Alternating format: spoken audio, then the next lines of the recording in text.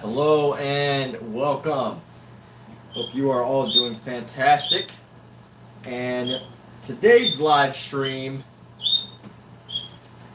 I was inspired by, this is a common source of inspiration, but I was inspired by a discussion that happened on a website called Reddit.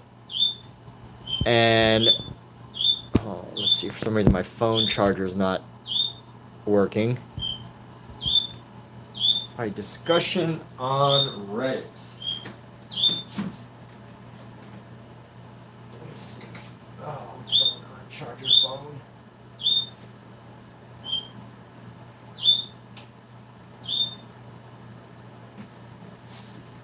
Does that work? Is that charger now working? No.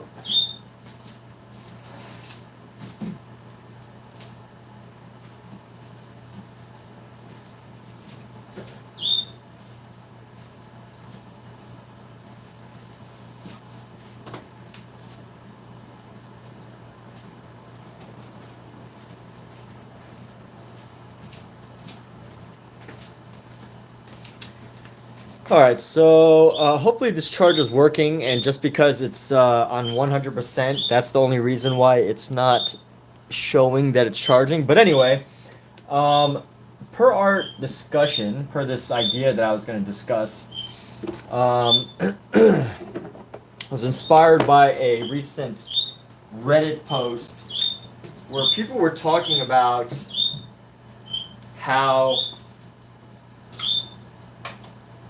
they didn't like when doing a live stream that someone would be in that stream and another visitor, another person in that stream would say, "Hey, I'm going to go check out a different channel right now." And I thought that was interesting. It felt so like such a limitation, or it just seemed like very anti-collaboration. And, it's like, why would you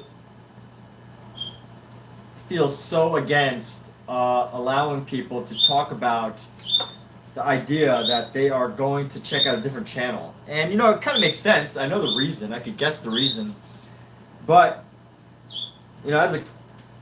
as someone who, has these live streams, it makes me think, like, am I against that? And no, I'm not. I'm totally open to other artists promoting their work, or even the work of others, like who you like, who other artists like, who other creators like. I'm totally open to like channel recommendations and things like that. And I can only imagine,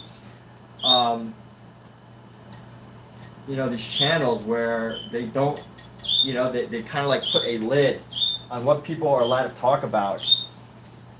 And it makes sense, but I'm totally pro self-promo, else promo, all these things.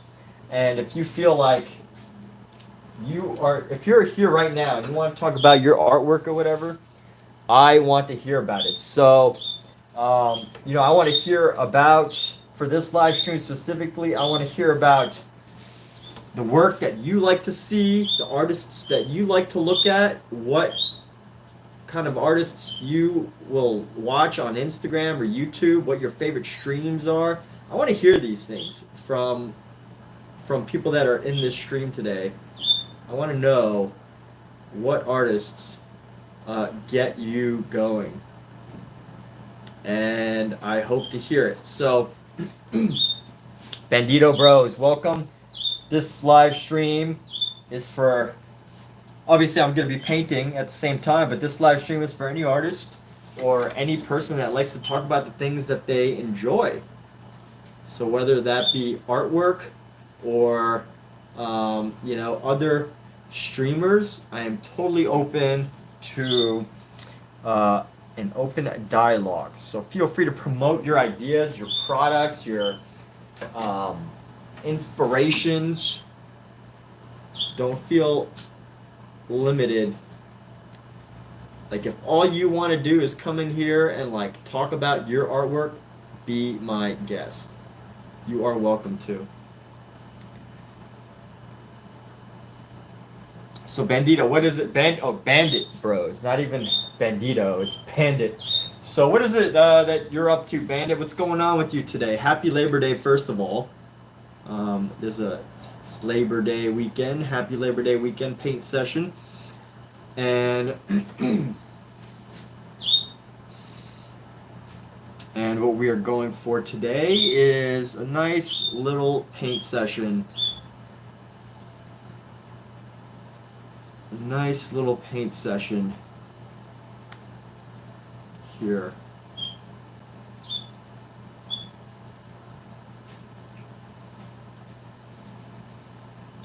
So we're gonna go through here, and some things I want to update about this pectoral muscle. Maybe lower the dimensions of it, reduce the amount of shadow in it, and I want to reduce these shadows just by a bit.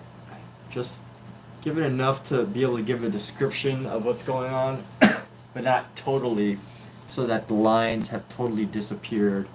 And I do like these lines, I just want more of a certain type of detail here. And let's see, how can we make this hair, or improve some of these minor shadows? So we got some lines here, some good lineage there. Got some good lines here, some good definitions. And I think maybe just a little bit of highlight into this section, just to reduce the overall density of this color out here. And I'm using a technique that I picked up from another Instagram channel. And that technique is, I'll actually credit the artist. So that technique is actually by an artist named Lo Chan Pang, and it's not his exact technique.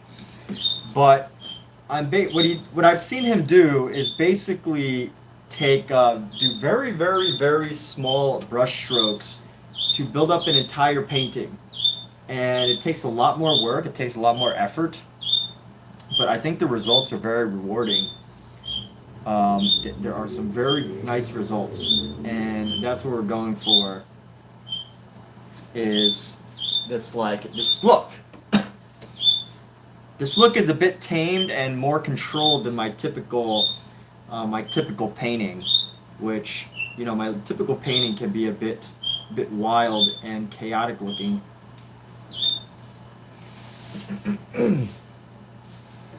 So really just looking to achieve something a little bit different.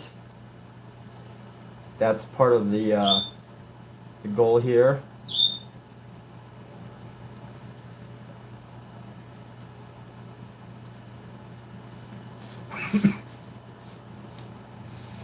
I think, you know, it is inevitable that with this painting style, some details will get lost, but I aim to have the majority of details stick around. So we're going to go with some of this darker shadow here. And we're using a really small brush to do so. And what I want is to have some of this detail. Let's see, let's go right here to get this nose.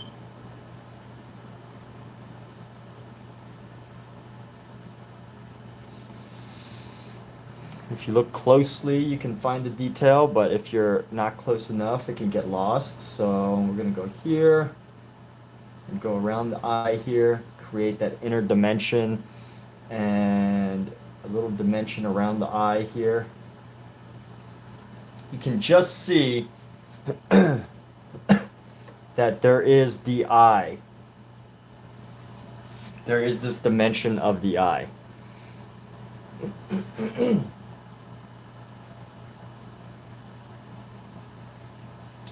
And we're going to go with that as we start to build into here. So let's build into here, get down and dirty right here.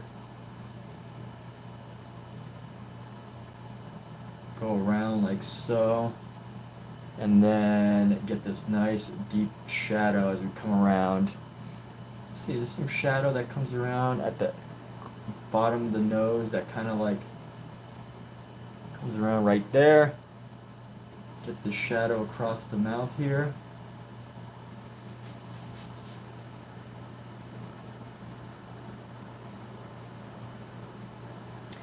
Grab some more of our color.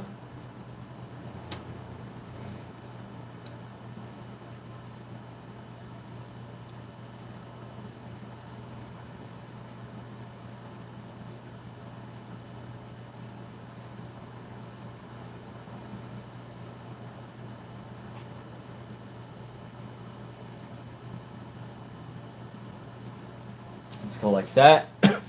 And yeah, okay, that creates a nice separation of color there.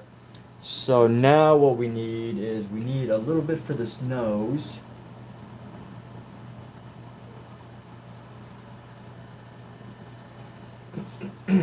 And it is okay if it loses a little bit of detail. I'm cool with that, so long as we're able to keep the eyes consistent and keep this like the separation between the eye and the rest of the painting. So what I gotta do right now is I'm gonna bring back a little bit of a different color for the eye highlight. I'm gonna go for the eyes here. And the eyes are gonna round the eye out a bit.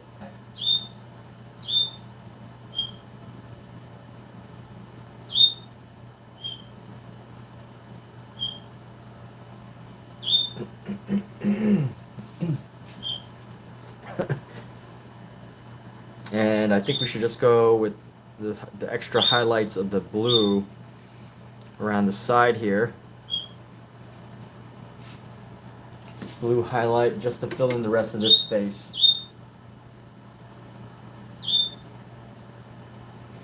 Yeah, if you're popping into this live stream,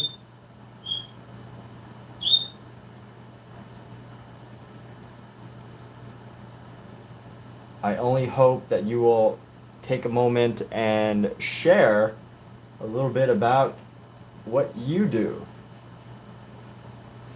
as that is what this specific stream is about today.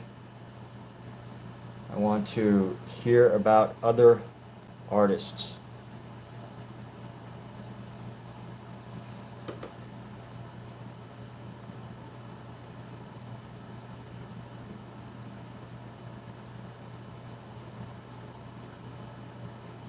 So here we go, something a little bit brighter.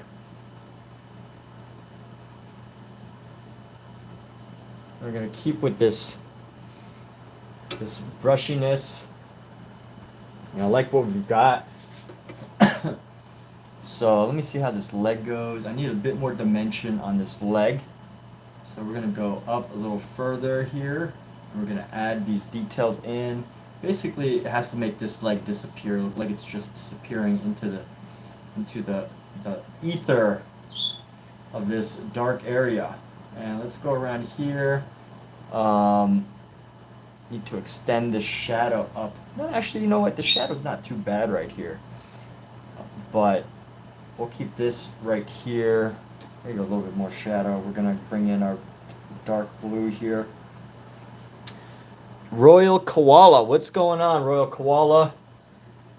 So tell us, do share. What is it that brings you here, and what is your art page about? If you even have an art page, I assume that that you possibly either enjoy art tremendously in some way, or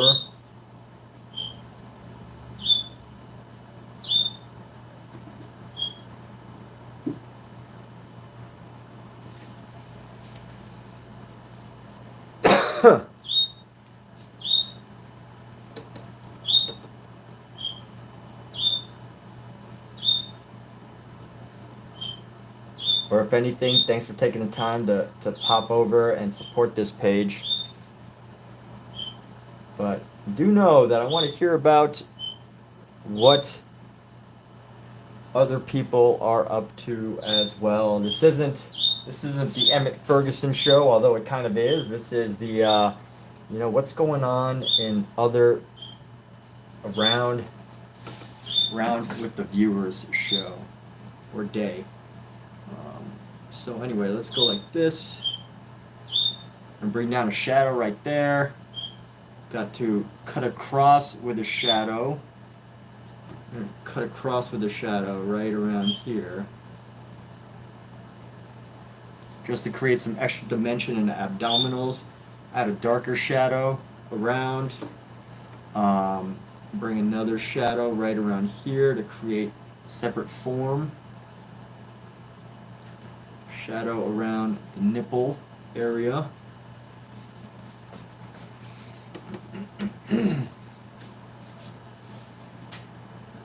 Let's bring in a darker blue, where we're going to do a better job of this section right here to create a roundness. And actually this even needs to have a bit more roundness here.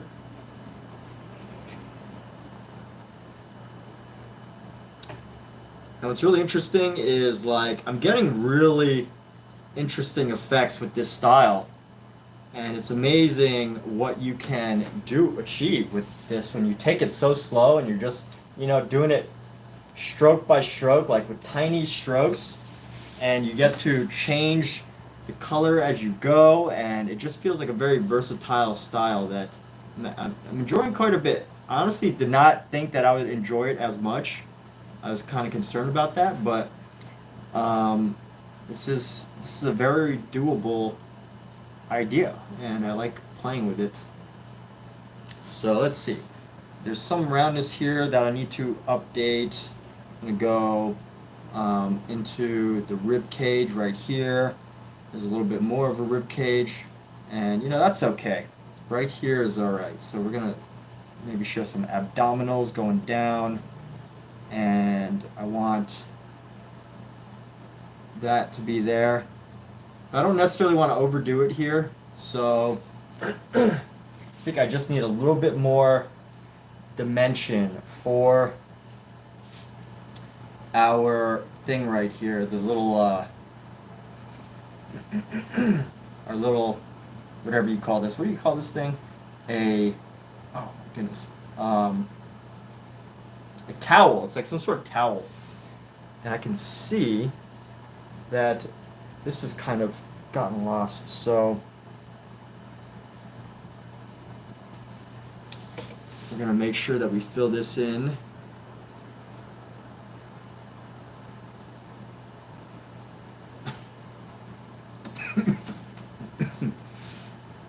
And there we go, some deep shadows along the left here. And I want to add a little bit more dimension just for this section here, just to add more to the elbow.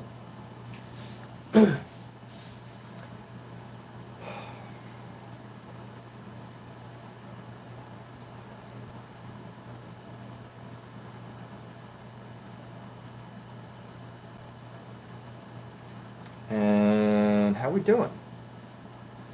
Yeah, this is okay. So let's bring this down a bit.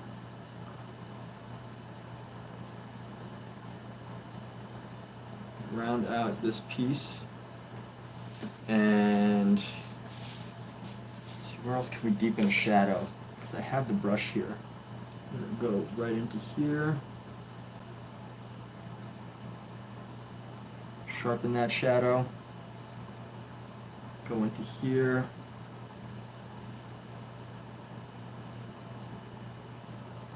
And this is one of those situations where it really helps to have good references, because when you have the good reference, you can just kind of work off it. I'm still making up my colors, but when you start to create the dimensions, it becomes much easier when you have a really good reference to work off of. And honestly, I don't always have a great reference to work off of.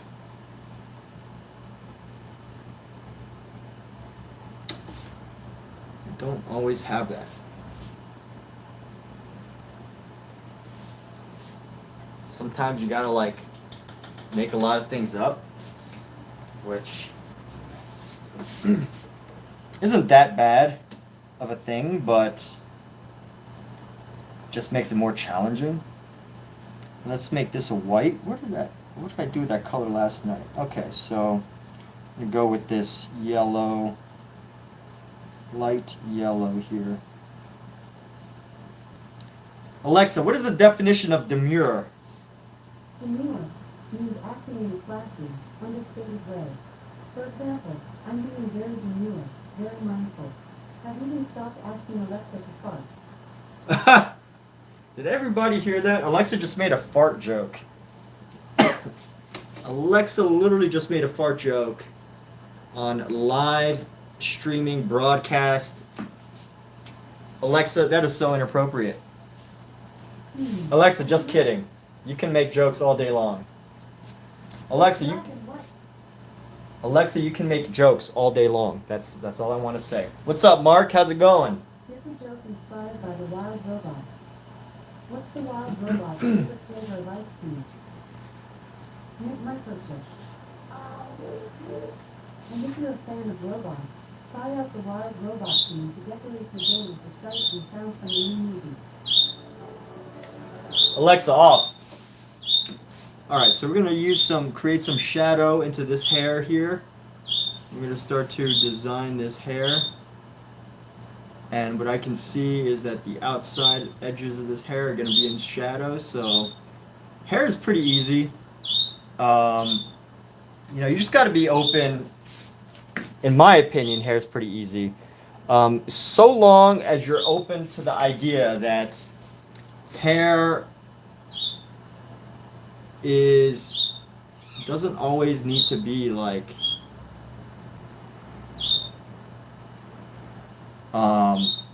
super finely detailed. If you can be open to that idea, then hair can be pretty simple, right? Like capturing the main ideas of hair through color and all that. That's the beauty of hair, is like, if you have black hair, when I see black hair, I can see like dozens of different colors on that black hair. It's rarely ever just black hair, in my view. Usually it's a lot more than that. Usually it's like, when I look at black hair, I see like hints of blue and sometimes red.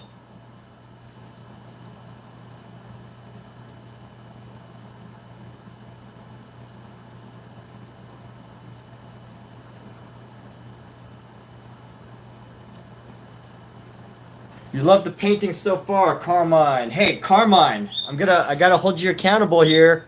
I've seen you a couple days here. Did you pick up painting yet? I know you said you were planning to paint, but you felt intimidated. I gotta hold a viewer accountable today. Can't let you just pop in here without me checking on that, If there's something that you want to do, I want to be able to help you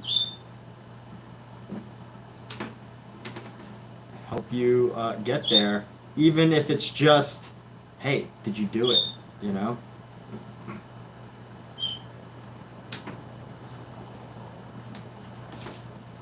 I say that to a lot of my younger visitors. Is the younger visitors, I don't know how old you are, you don't need to share your age, you can keep that private. But some people who have shared their age, who are younger, tend to like ask me a lot of like motivational stuff, like, dude, how do I like stay motivated, or how do you draw better hands? And to that I say stuff like, before I give you a review on the hands that you just drew, I want you to draw 10 more hands, and then come back when you've done 10 more hands, and then I'll give you a review. And I'll even say, like, the next time you come, you better have an answer ready next time you join in.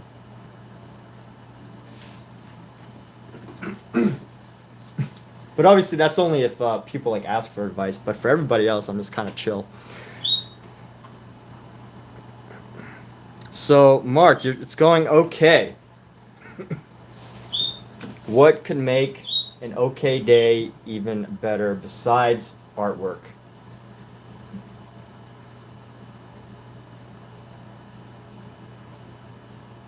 Do you need to pretend like you're 15 again and go to a rock concert?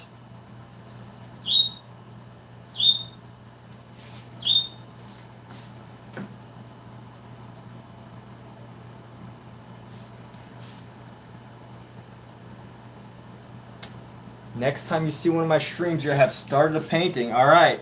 Well, hey, I will hold you to it. I will hold you to it now, so.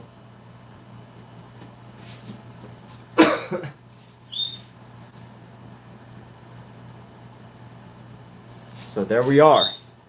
You are going to do it.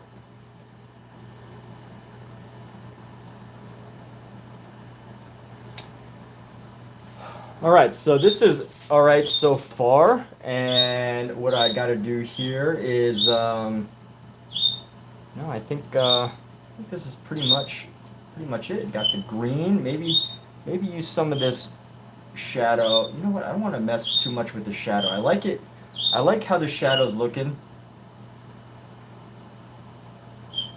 Maybe just add a couple different colors here, just so we have a bit more dimension and.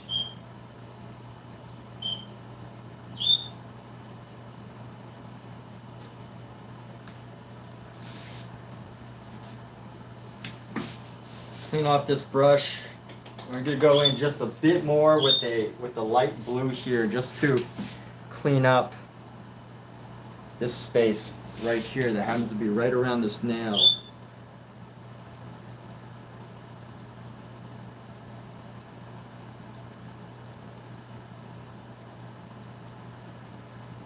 And there we go. So add in some of the blue.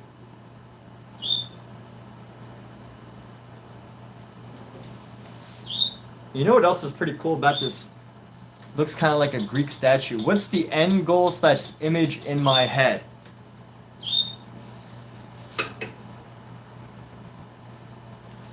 So do I have a specific image in my head of how this is going to look? No. I try to, well, not I try. I keep my, these types of paintings, this series specifically, a bit more spontaneous. So what I am going for is to collage all these pieces together that I'm working on. So the end goal is something similar to my last piece. So let me just share with you the last piece. So my end goal is something similar to this piece, but with a different painting style. With a totally different painting style. So just changing up the way I do things. It's a different painting style. And a lot of the things that I do aren't always like driven by a specific visual I have, at least recently. Usually it's driven by like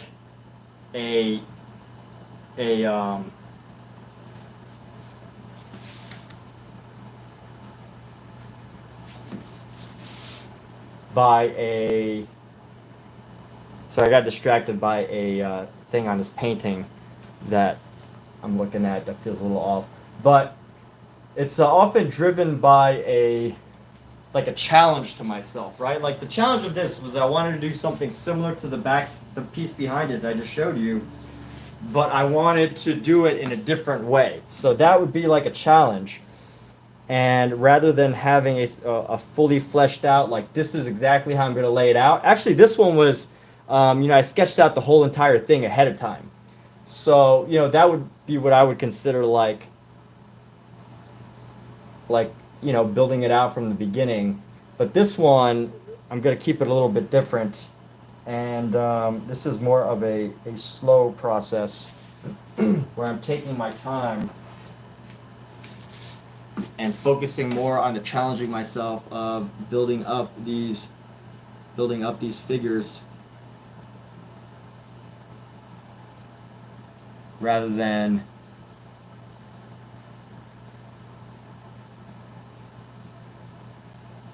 necessarily knowing exactly what I'm going to paint, where I'm going to paint it compared to the other ones.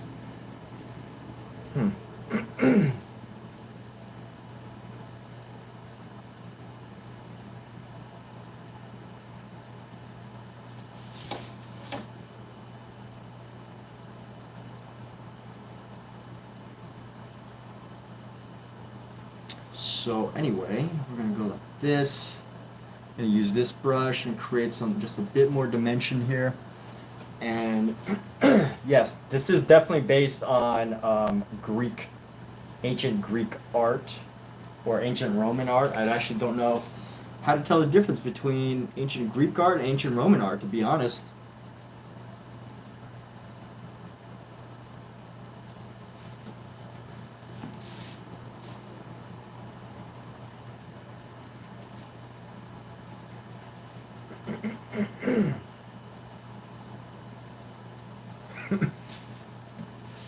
So there's some parts that are missing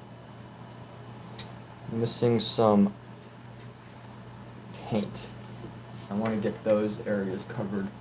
Right here around the nose, under the eye. And let's see, maybe a little right here. Yeah, right there needs a bit more paint. And here we go.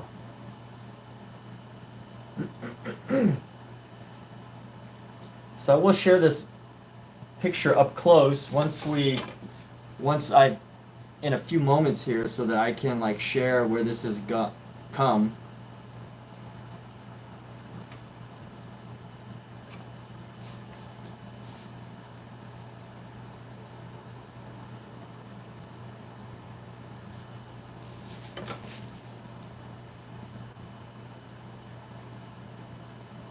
By the way, Mark Dietz, I don't know if you have, do you have an Instagram? Because I was looking for you. I was trying to find a way to, I was giving thanks on my Instagram post to the people that stop in here all the time, and I was looking for you, but I couldn't necessarily find your account on Instagram. And if you don't have it, I wouldn't have been able to tag you on anything, which means I simply wouldn't have been able to tag you to give any thank yous.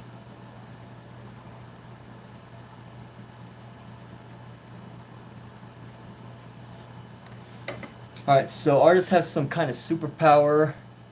ISTG, cooking something up like this with your hands is surreal. Oh.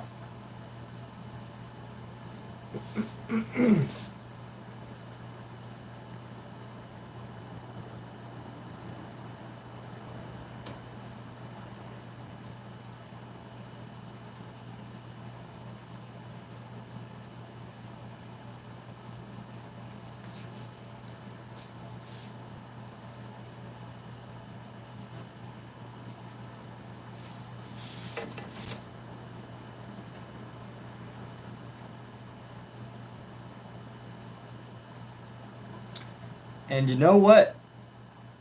Carmine, you too can come up with something surreal as well. You too will come up with something surreal, so long as you have the desire to. And that's why before the next time you stop by, you're gonna have a painting, or you're gonna have started a painting. Honestly, I almost want to just kind of leave this and just leave this as the only thing on here. But I don't really have the confidence to do that. And when I say confidence, I mean there's some artists that I use that loosely, the term confidence. There's artists who can just be like, all right, this is it. I'm gonna just lay this one brush stroke and call it an artwork.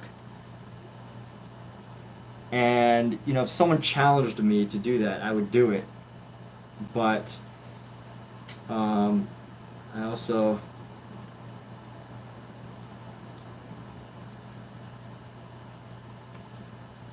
feel like I want to add more Anyway.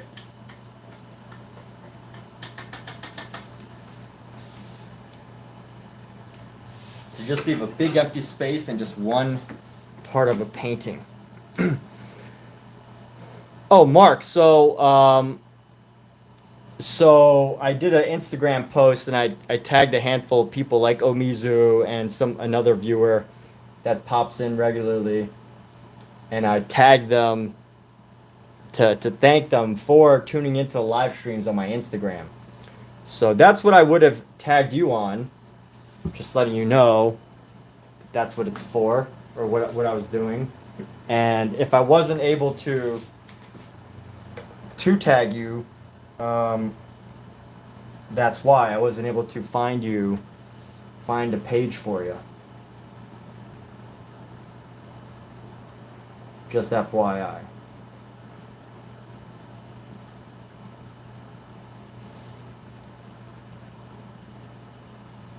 All right. So I'm moving into an overworking stage, which means I'm going to pull back and I'm going to start this next one here.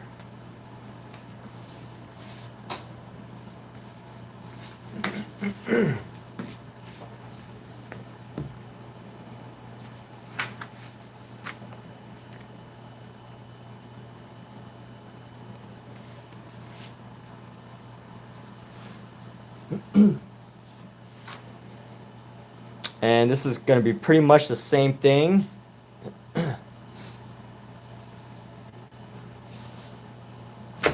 So we're going to start the next one, which is going to be pretty much the same thing, but I got to think about what color I feel like I want to use.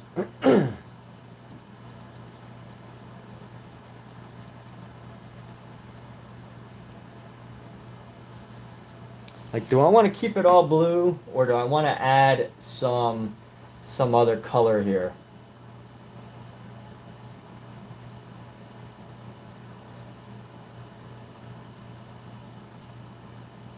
And how do I want to place our figure?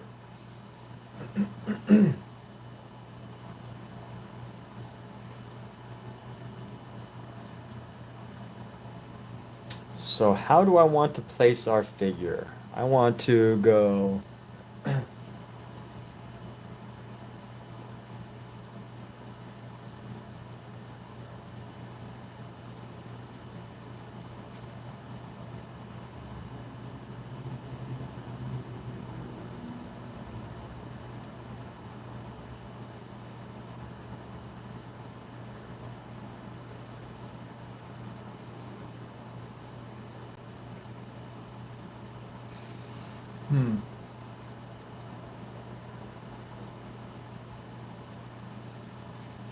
Actually, I should probably look into what other figures I'm going to have to put.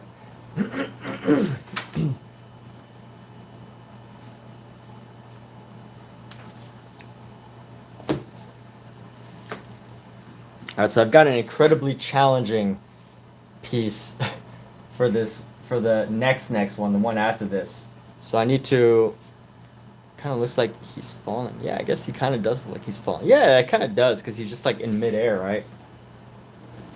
Like he's got his like hands tied behind his back and he's just falling through the air.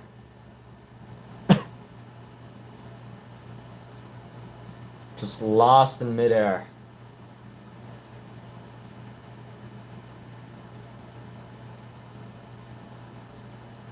Yep, that is true. All right, so we're gonna continue on and let's go to this next portion here. I'm gonna take this brush.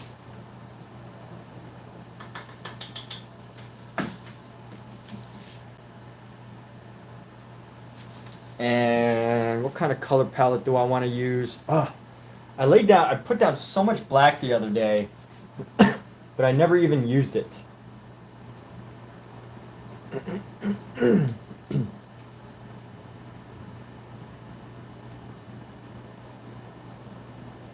So you know what we're gonna do?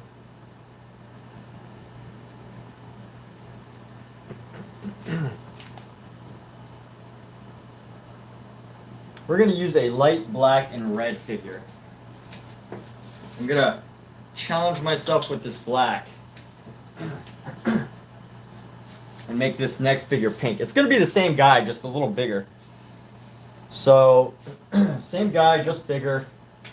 And I'm trying to think of where's a good place to put him. I don't want to lose too many details.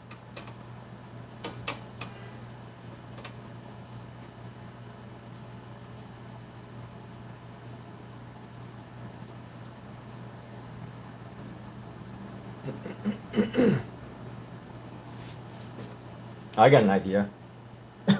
So,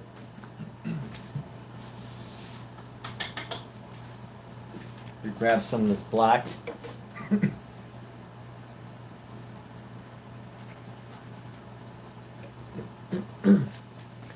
And we're gonna sketch out like this.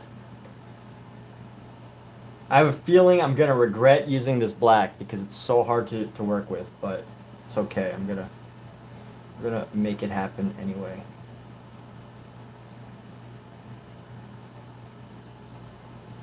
So we're gonna actually put this guy right here.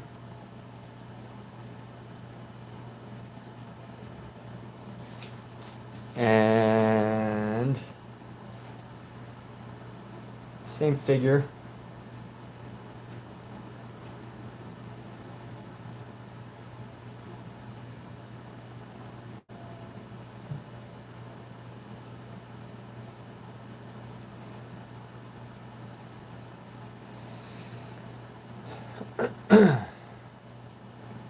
And then we're gonna go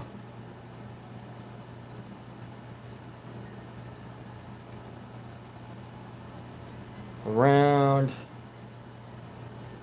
Let's find out where the head's gonna be. So wherever this is, we're gonna go around like so.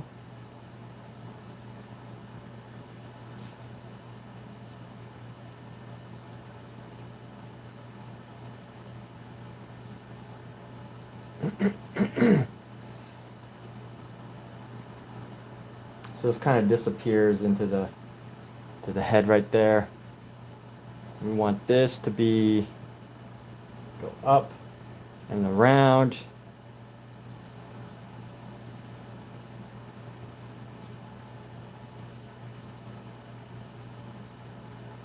And then like this, we're gonna have the hair going up.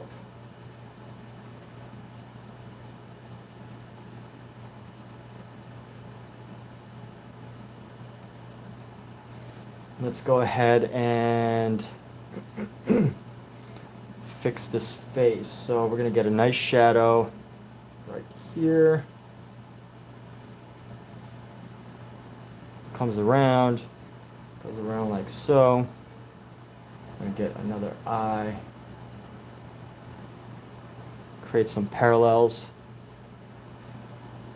Just gonna actually go past this corner. Create some parallels with the eye. Bring the nose down.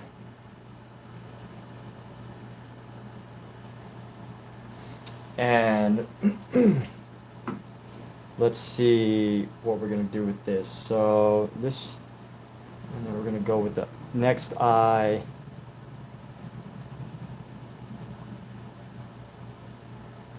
Right around here.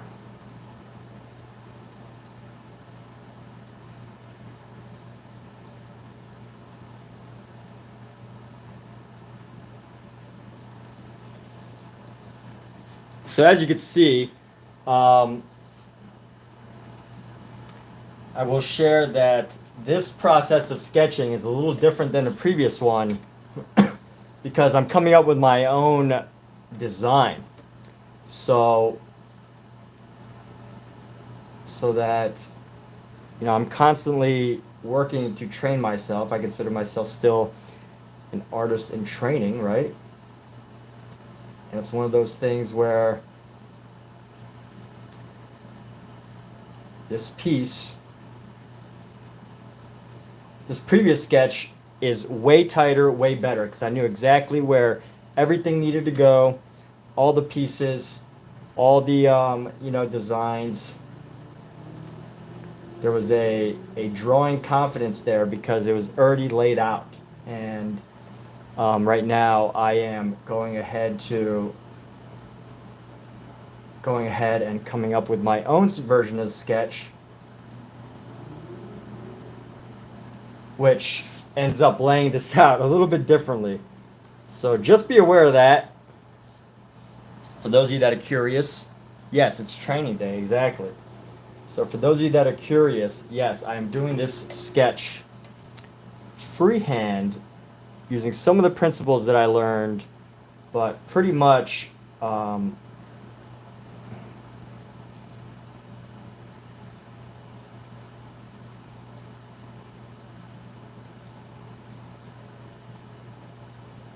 working through it. I don't remember exactly how the last one was kind of designed, but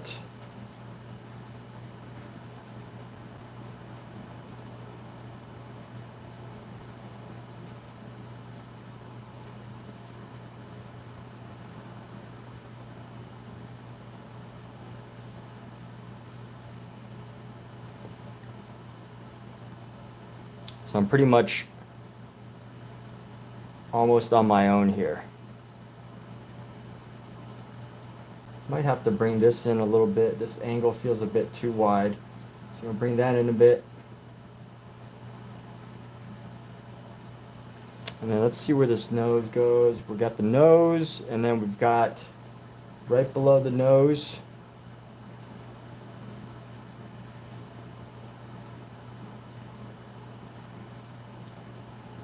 All these secrets are revealed. And we're going to go with the mouth right here.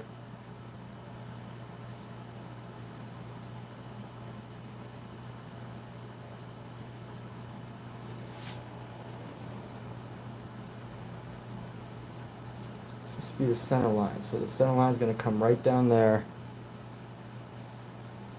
Just want to mark the mouth where for now.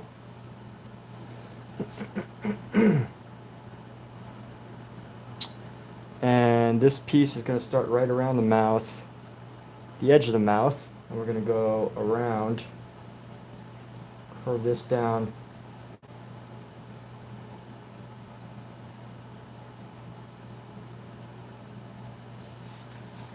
Put that at an angle.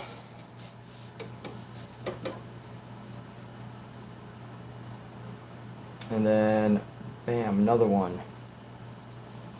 It's pretty much goes around like so.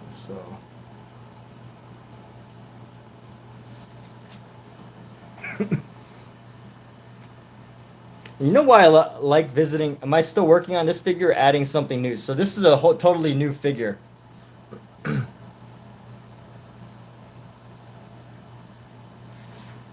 Oh yeah, hey, thanks for yeah, so that's exactly what I'm doing. I am doing a bigger version of this figure. And I'm going for just a different color of it. Yep, that's exactly what we're going for. So I hope that answers the question. So I need to figure out where this chin line is going to go. So that's the mouth. And we're going to go down from the mouth. A little bit of a chin right there. Not a little bit, it's definitely a chin. It's a lot of a chin. And here we go. We're going to go like this.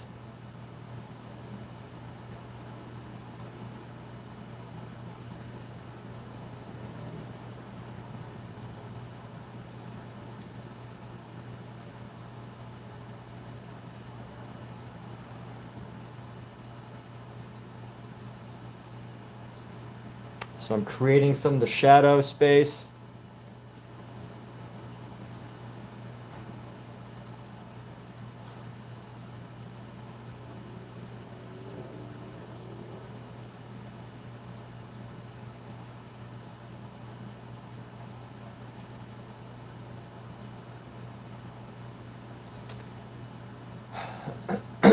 I'm going to leave this piece right up here for now.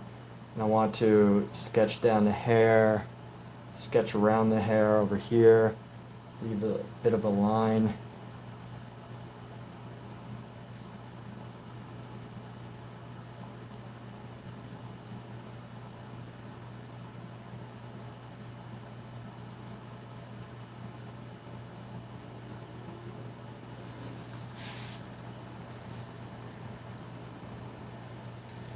And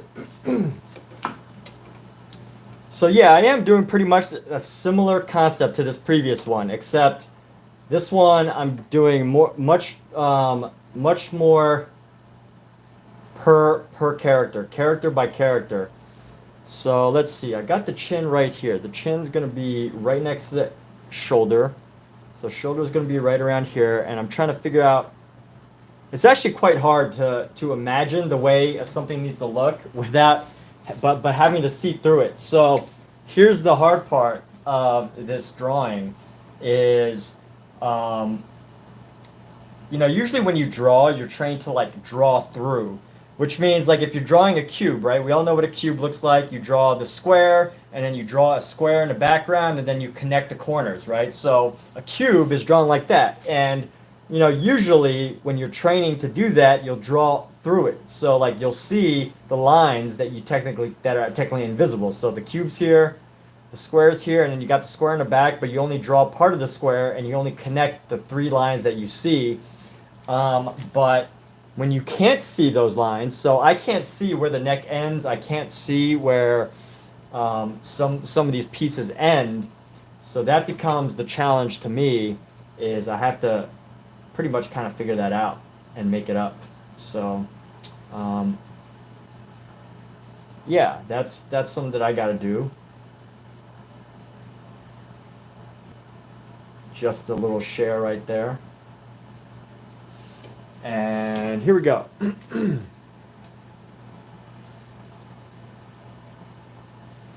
let's see how we're going to do this. I need to figure out a good spot for the shoulder. Now, you can use your powers, powers of imagination, but it can be a little bit challenging sometimes. So I'm trying to just find the right part of the shoulder and where I'm going to mark it down. So I'm kind of like, I'm estimating here that the shoulder is probably going to be right around where his neck is, honestly, which, is very lucky, because sometimes it could be much more complicated than that. And let's see, that the shoulder is going to end right about here, right here, start right here. I'm going to find a corner of the shoulder, which is right here. It's going to go like around, right there, and then around. So let's just say, let's mark it. I'm going to mark it right there. And I just want to kind of double check. So, it's important for me to get the proportions. I don't really care too much. I'm not too focused on like getting the perfect spot, but I am, at least aiming to get fairly accurate proportions as I do this. So marking that, luckily I have the head right around where the shoulder needs to go. So I can kind of mark it, and then this is where the bottom of the shoulder is probably going to end, like right here, not too far away from the head, right? And then as it starts to go down, I'm trying to think, I think it's a good area right here, and then it starts to go down about halfway. I would say this would probably be about the halfway point.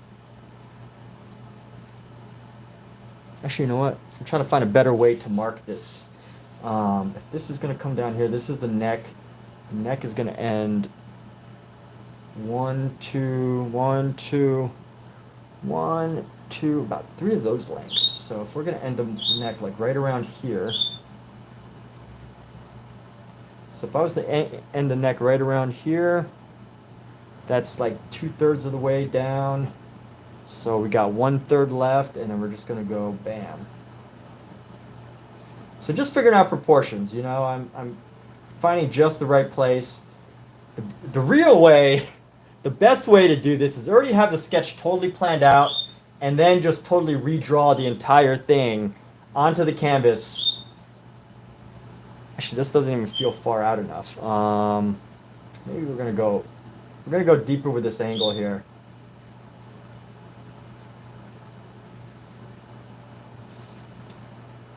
And we're going to go in.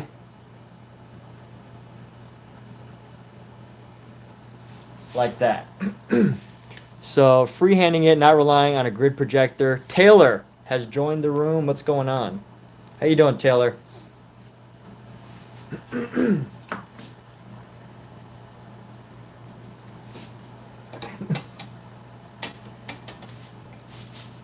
So yeah, I mean, you know, there's definitely people that use grid projectors, and I think muralists especially train with a grid projector.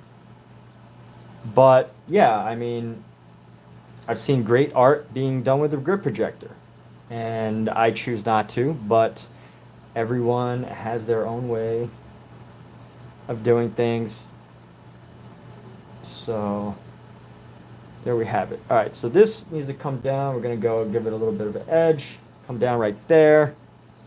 And then that's about there. And then I'm coming down just a bit further with the rest of this arm. So I'm trying to think, let me just double check how the length should be. So I'm gonna measure this, and I'm thinking, let's see, the head length is about, let's see, two shoulder lengths, pretty much. So if I'm gonna do this head right here, how did I measure that? So one, and then one, and then two. So I'm almost there. Let me just do that one more time. So what I'm doing is like an eye measuring method. I like to train with this, even though, you know, I'm not. It's mostly used for if you're painting outdoors, rather than if I'm in here, I could just use my ruler. But I like to train for like just practicing with visual cues. So, you know, what you do is you, of course, like use your thumb as a marking spot, right?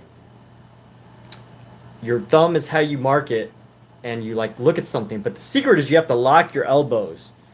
You have to pretty much lock your elbows so that the distance between your shoulder and your elbow and your finger stays the same, so that there's not too much of a discrepancy. And this, of course, this isn't the best way to measure what I'm doing right now, because I literally have the paper right in front of me. I could take this ruler and figure that out exactly. But, you know, I like to do these things just to train my body and eyes for whatever reason. So top of the head to the chin is one head, shoulder to that, so one, and of course when you turn your elbow, that's going to change it, but one, and then two, one, just above. So let me see, this is almost fairly accurate. Let me see, one, yeah. So we're pretty close. So one more time, one, and then two, just a little bit further down, and we should be good. Give it like another little dab down.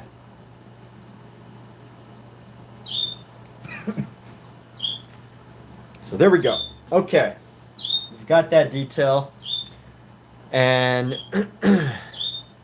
yes. So Carmine, what's going on? You know, what ideas? Hey, so since I've held you accountable, and you've accepted the accountability that you're going to get into painting, what are some ideas, unless you feel uncomfortable sharing your ideas, what are some ideas that you have going on in your mind? What are some thoughts of what you're going to paint? Let's use this time to, help you figure some of those things out, so that rather than being in a situation where like you have these paints and now you're just feeling intimidated of what to paint. So then you got to think of the ideas. That's one thing about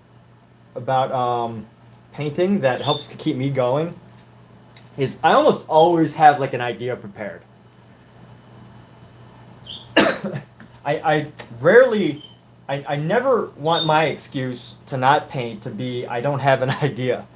I feel like that would be, and by the way, everyone has their own things of what they consider good or bad. So, I would consider that a personal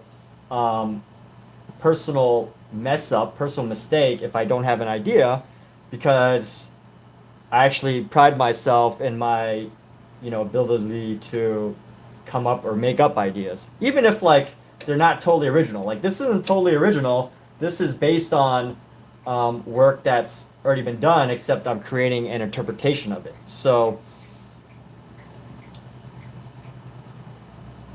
so the actual methods may be original, but the content itself has some historical, is historically known. So bringing this down a little bit, and then we're going to bring the shoulder, forearms. Let's see. So this shoulder is going to go right here, and then we're going to create this triangle of a figure. Let's create a shoulder right now. Where should this arm go? So this needs to come right up by there. This pretty much points down at it. So let's create a triangle right around here. So just estimating where the elbow crease is going to go, right there. Right there. Bring this forward, and then we're going to go up. And then I'm going to figure out where this needs to stop. So this pretty much needs to stop right past right past here. So just match it just before it hits. So this is pretty much where, is that about, yeah, that's pretty much fairly accurate. Yeah, there we go. All right, so that's fairly accurate about where the chest needs to go, where we're going to start our chest. And let's go right here. We're going to mark our chest lightly. We're going to mark our chest like a triangle here. Start with a triangle. Go down just past this piece right here. And then go past right here. Mark a nipple. This nipple should go right under the eye pretty much. And then we're going to go mark this line. Mark this line.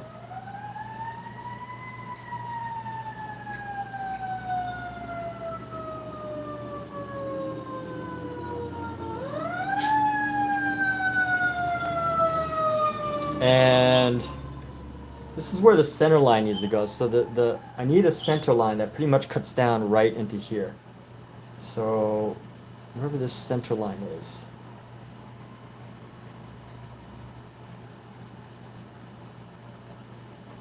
It's going to go bam. Bam.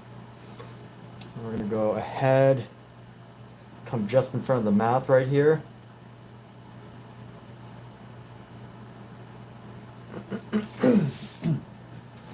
We've got the first peck. You're huge on literature, so you think most of your ideas would be interpretation of quotes. The first one you do in reference to one of your favorite books would be a boy. Okay. Accuracy in anatomy is tickling the right parts. All right, awesome. So you got your idea. That's fantastic. And you know what? Like sometimes ideas take a little while to brew. They definitely do. And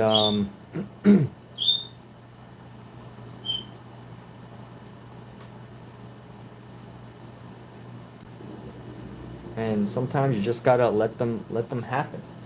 Let those ideas brew. So here we go. Actually, if I'm gonna mark this from the top of the shoulder here, I need to go down and then a little bit around the shoulder.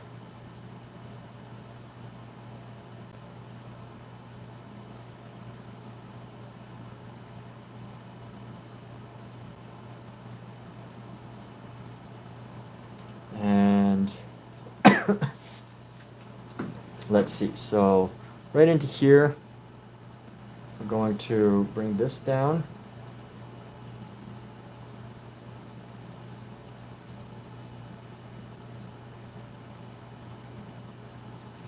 And we're going to bring this shoulder down.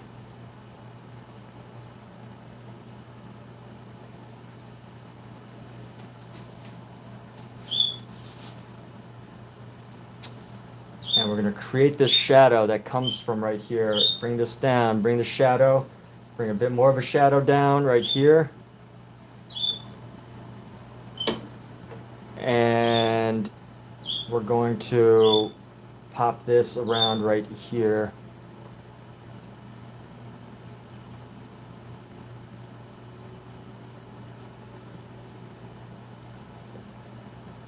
And let's see, so this is going to come down like so.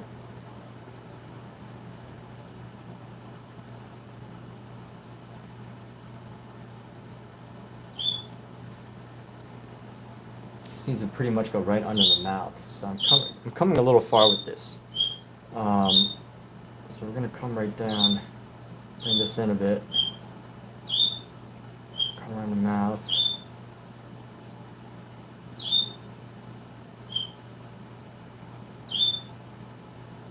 Should come just below the angled line right there around the shoulder, or the elbow. And this is going to come into this angle, come down with the shadow here, go up with it. Let's create a new shadow like so. Oh yeah, so this is what they did the last time. It was a roundness. So just to follow the roundness of the cage here.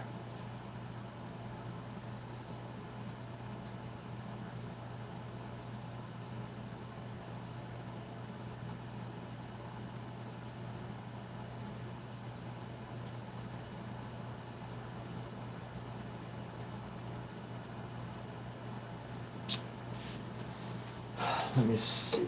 Let's go right like that.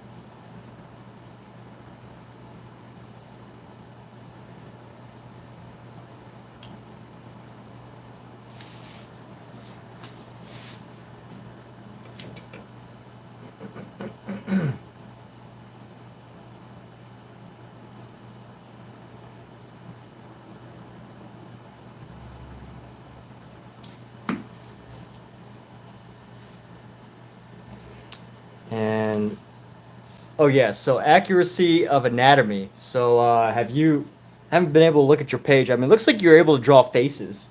Is that something you drew, or what is that? What's the story behind your default photo?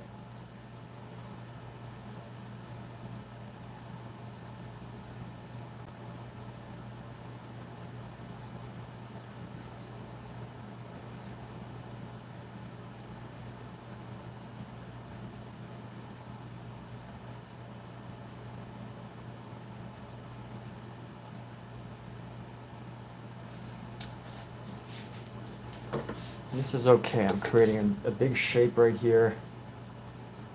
Nice big shape. Comes down around. Pectorals are ending right there. We're going. Pectoral muscles will end right there. Come up and around. It's going to bring some more up there. And we're going to have a little bit.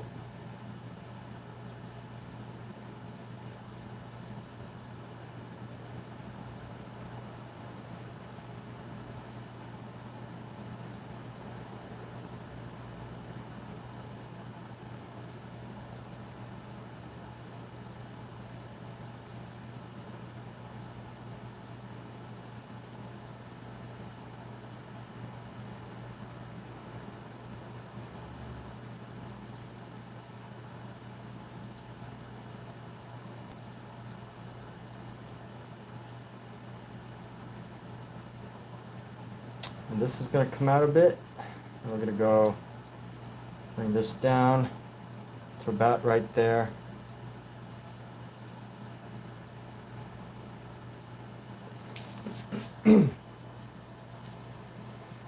And here we go.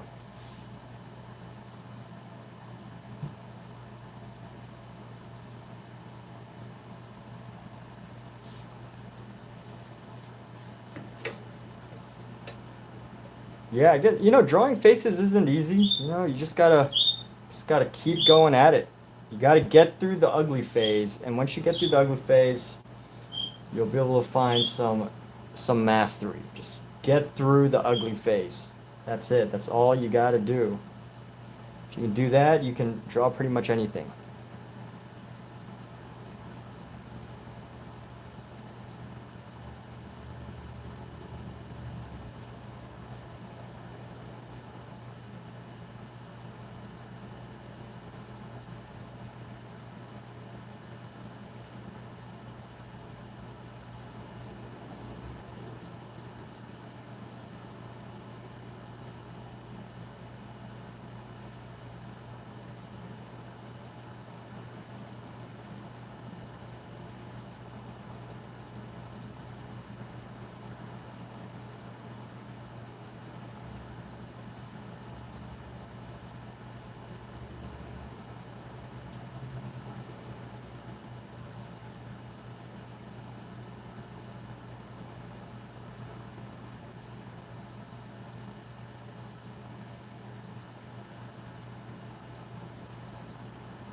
let's see how we can modify this. So we got this, and if we're gonna come around, you pretty much need this to be at an angle.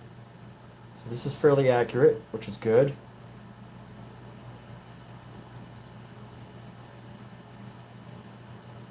This will be coming down like so. Keep coming down to the belly button, like right there.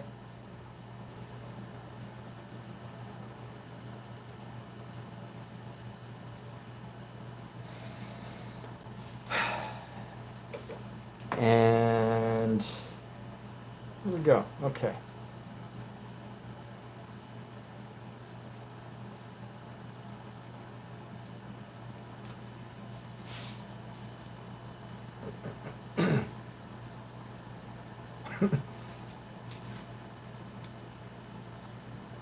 So the key to this is going to be who can tell whether I drew this, which one I drew based on my own interpretation of what I was looking at, and which one was previously already planned out super well,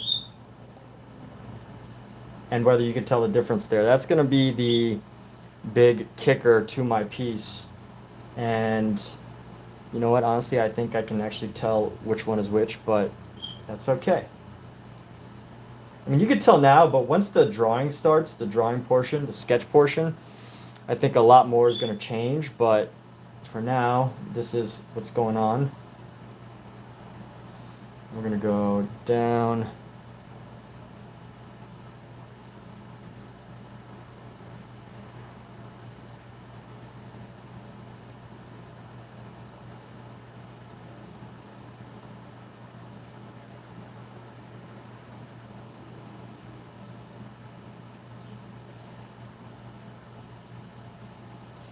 And here we go.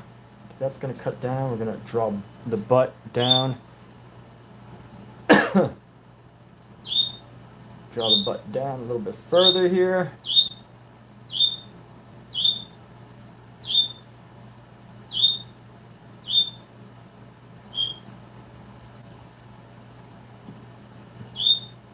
And then we're going to go around, curve that in.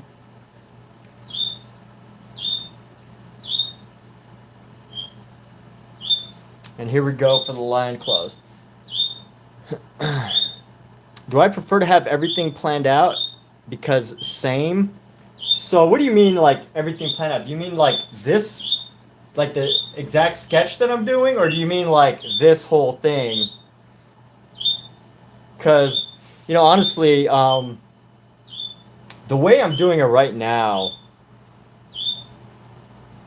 with everything basically sketched out, is a little different than how I would actually prefer to normally do it, because I wanted to force myself to, when I started painting, I always wanted to, I love the idea of alla prima, which is basically in one sitting. And, you know, I think my paintings that I like to, the way I really enjoy working is more like this.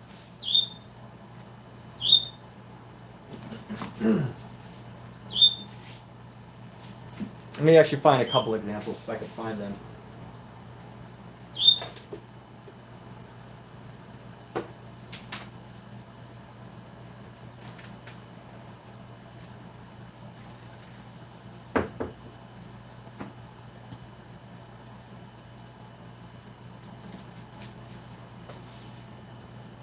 The way I really enjoy working is more like this. You know, it's a bit more freestyle. You like, you know, you move really quickly. And, you know, this is all done really quickly. You know, I was just start off with this like really quick sketch, just laying it out. And honestly, at the beginning, I didn't have it mostly sketched out. So it was done really quickly. That's how I prefer to work. But because I like to push myself to do things that make me uncomfortable, one of those things is painting a lot tighter. So one of those things is getting a lot tighter by pulling out a much much much more advanced sketch.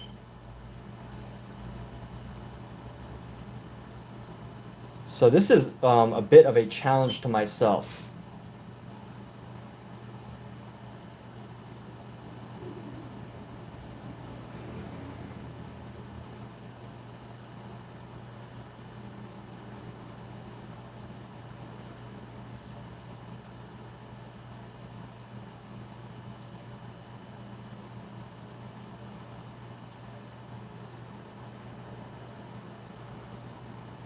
To get in and do more detail. And thanks, yeah. So I actually am doing this series as a personal commitment to trying to make sure that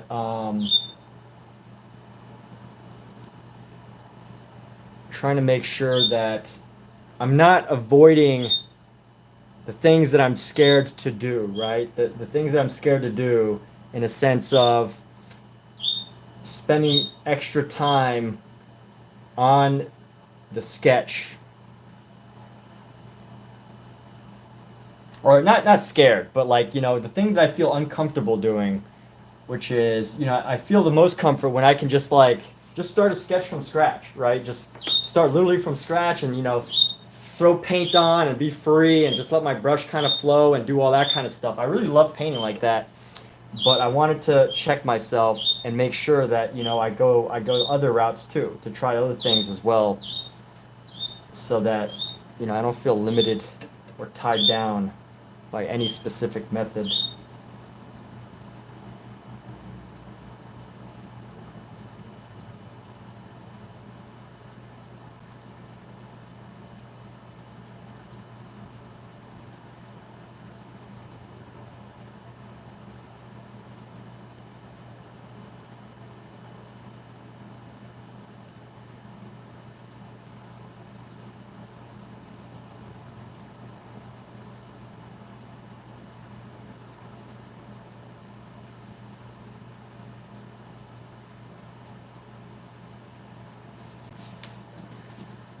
And here we go. So the thing that I feel most uncomfortable doing, I will push myself to do.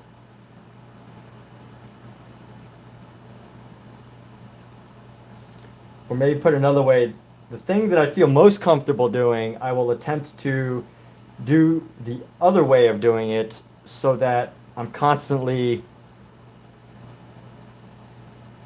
you know, getting myself outside of my comfort zone.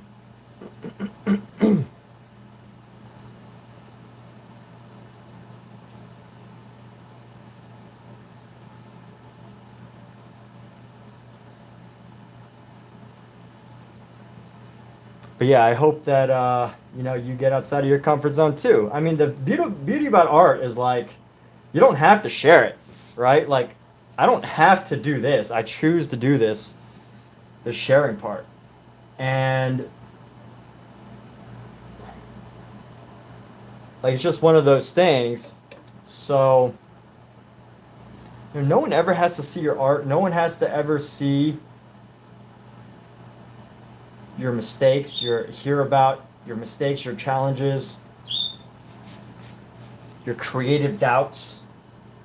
I just chose to make that as part of like my thing, you know, my brand.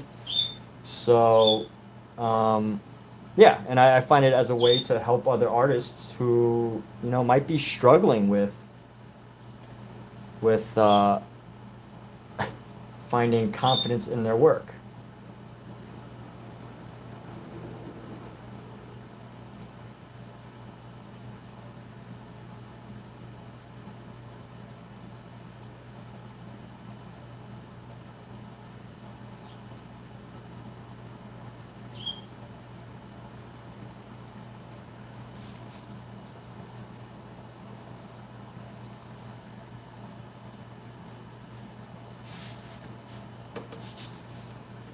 Thanks.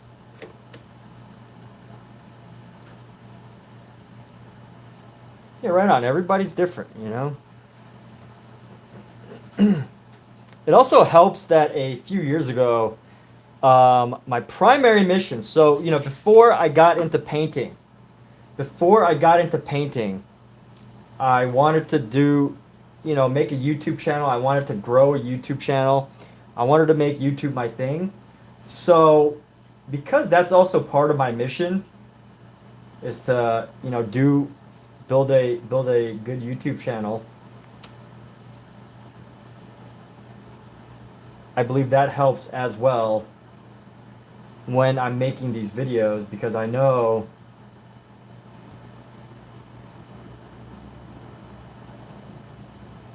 that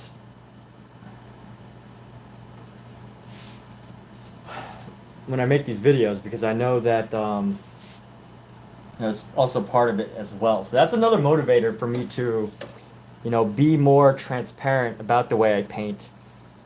It's part of the art, part of the brand. But it's not for everybody, right? It's not for everybody who it's not for people who don't want it.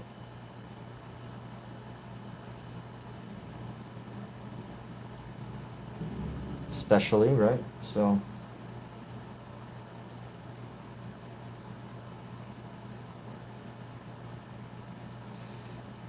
anyway, here we go. We're gonna go like this with this claw, and then we're gonna come down with this claw.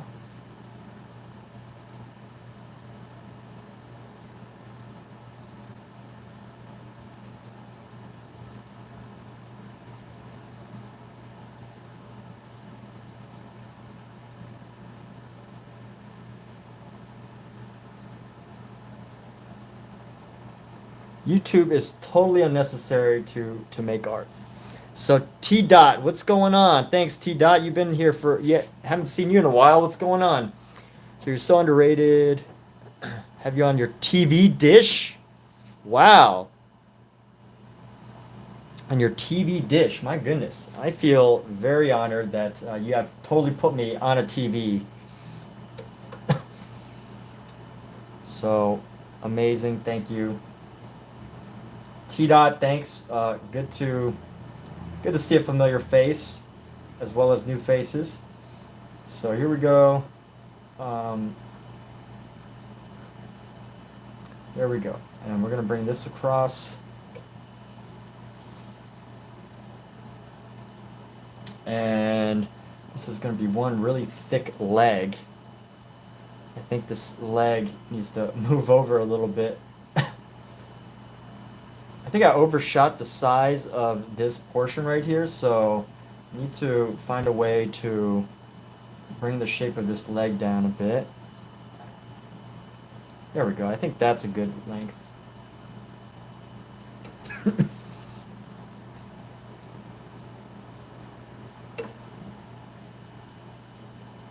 Just a little bit behind the belly button, which is okay. And yeah, this leg is thick. This dude has one thick leg. So we're gonna get the shadow right there. Maybe even, I think I could bring this in even a bit more. This is, there we go.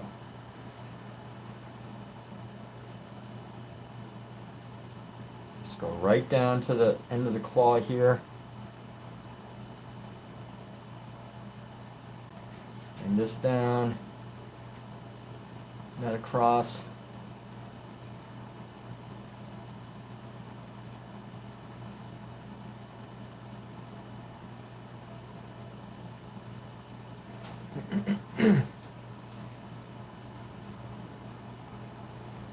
This is going to go around like so.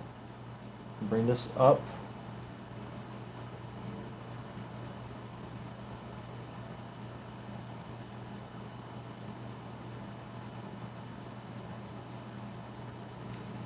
And then bring this up, carve it around. And then this leg is pretty much just going to end. Right, let's see.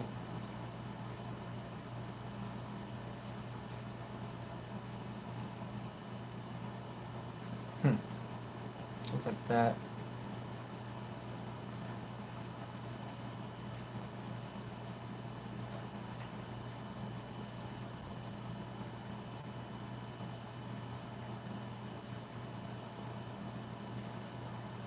And there we have it. You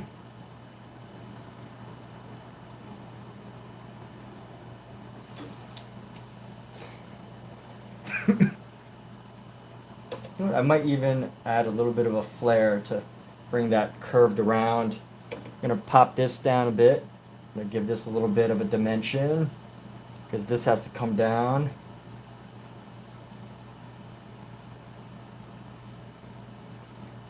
And there we go. So Mizu, I'm on the big screen. Yeah. One day you'll get that confidence, but you'll settle. Watch it. Oh, come on.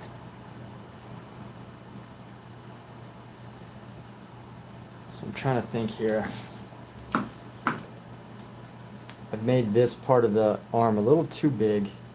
So I need to curve this in to make it like disappear right around there. There we go. Actually, that looks way more proportional. So when I'm working, constantly looking to match proportions, because this is a sketch phase, so, the better you can do on this phase, the much easier the rest is going to be. And the more better the overall design is going to look. So basically with this piece, in a way, I'm kind of hiding this, the other part of the chest. And I'm not hiding it like on purpose. I didn't plan that part of the chest was going to be the one that's not showing, as much as it is about just that's how it worked out. So there's that. And here we go. I come up.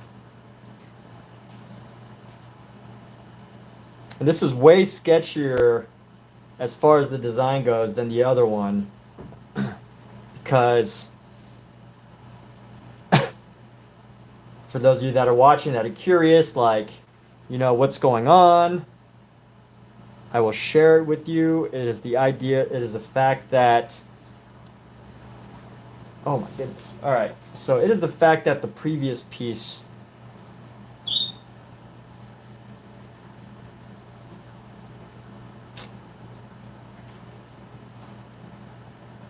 I think this needs to be higher.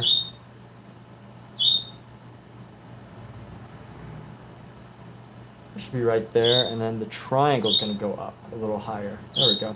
So the previous piece was literally, I had it all sketched out, the exact idea, and it was already pre-planned, every single line that needs to be made. But with this piece, I had to pretty much redesign it, and now we're working from there. So we're done with the sketch, and it looks acceptable. So we're going to go ahead and start painting. So one day, do I ever try to block in shapes versus sketching? Can I see a close-up real quick? Yeah, sure.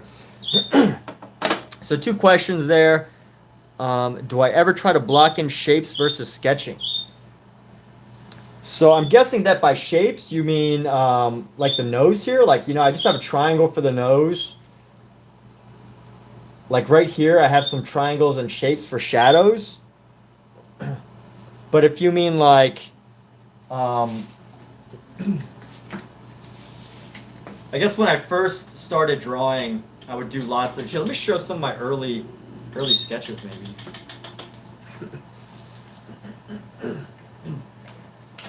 Before I grab my early sketches, here's a close-up for T-Dot.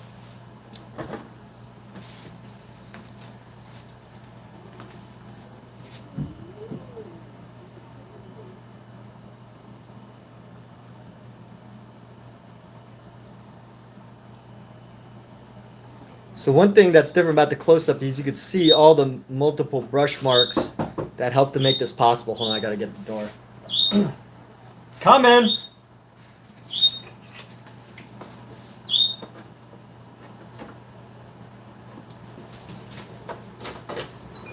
I'm streaming, you okay?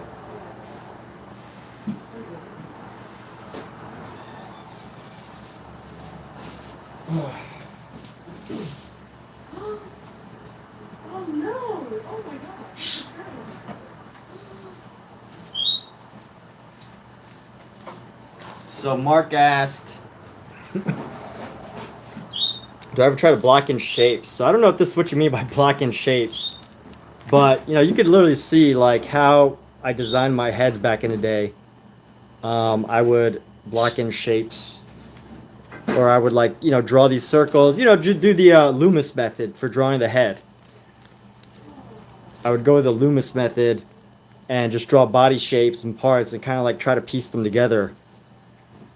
Like piece them together. Just cylinder attached to a sphere, attached to whatever, you know, animals.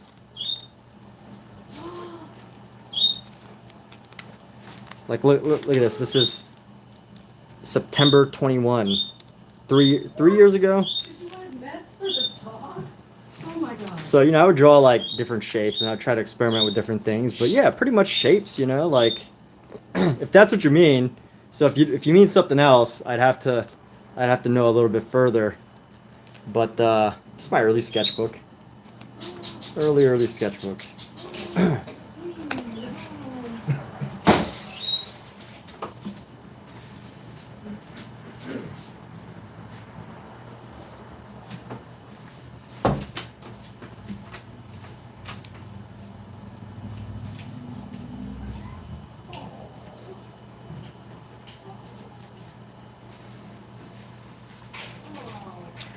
Oh yeah, so using a bigger brush like flat and fill. Yeah, so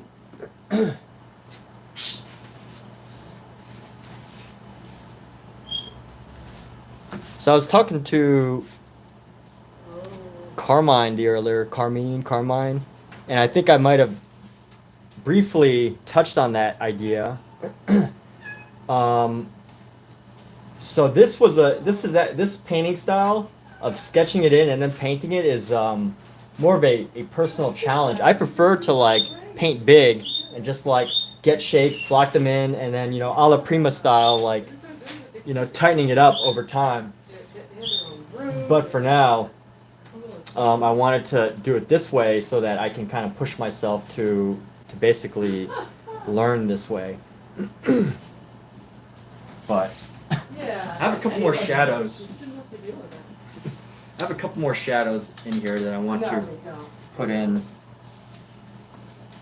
Let's see. I have a shadow line like right here, and then we're gonna go like that. Is that what you mean, Mark?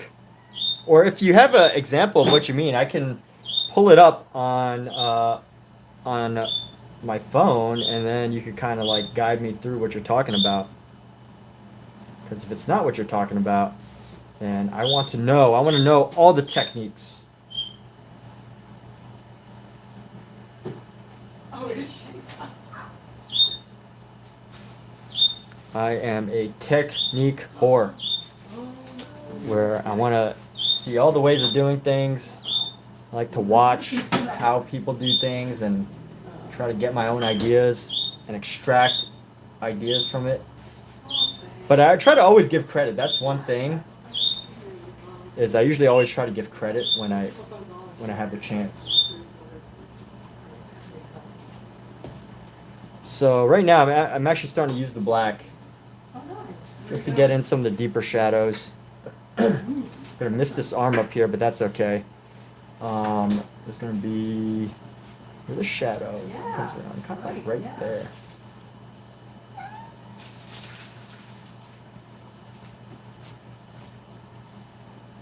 Right. It's nice to have that for you.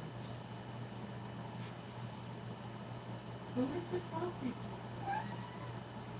Okay, I will. Make sure your legs, thank you. Go back. Okay. Yo, what's up? You okay? How you doing? Huh? I'm fine. I went to Walmart, got all these craziness. Always an adventure, right? Yes. So we're gonna go. No, I'm not sure if I necessarily want to go with black all the way.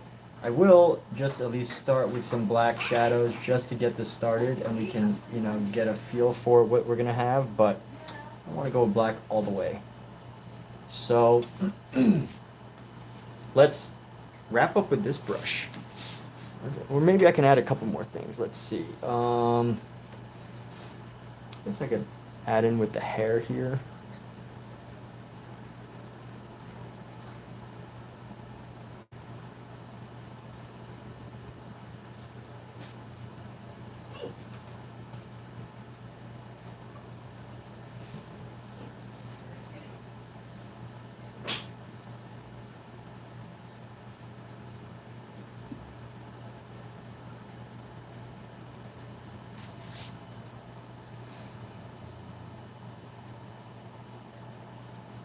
All right, T Dot, you take care. Thanks so much. It is good to see some familiar faces for real. So look forward to hearing from you again later on when you're taking care of some other stuff.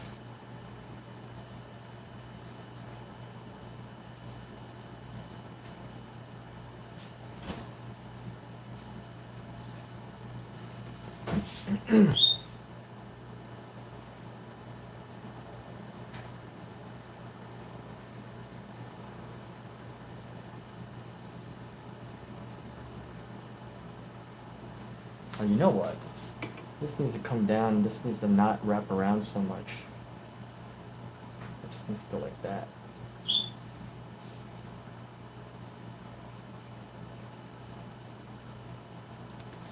All right, let's clean this brush off.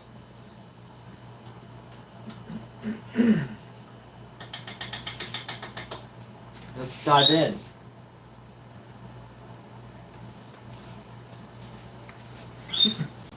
So since this is a bigger painting, we're going to use a slightly bigger brush to get more of the detail.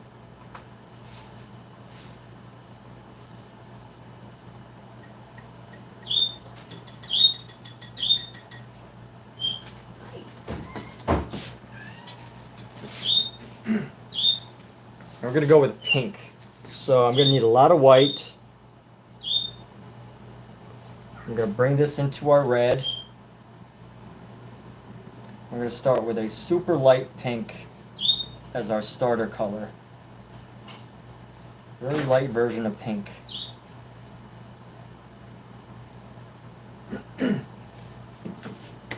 And let's get started. The way I'm painting now is kind of how you start, except you would sketch with a pencil and then paint it in, and then you realize you could just sketch it in with paint to save time. Yeah. That's also part of it, is part of why I do this is to save time. Although I will say, like, I think drawing with a pencil, you could get better detail. I think you can get finer details because you're not constantly worried about like which edge to push a painting along to. So this technique, I'm using a very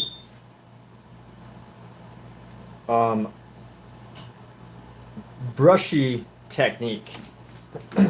And by brushy, I mean like lots of little brush strokes. And I really think that what that does for me personally, as far as what I'm making right now, is it gives me a lot of opportunity to play with texture.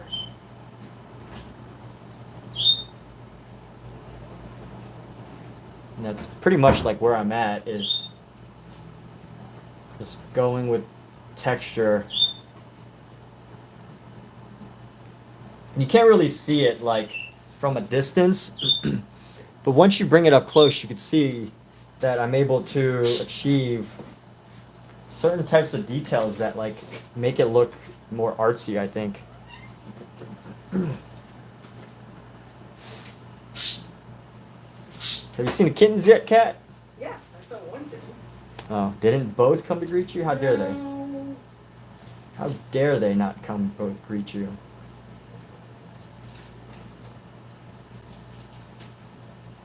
Alright, so here we go. And the problem with this brush, so if you look at this brush is all splayed out.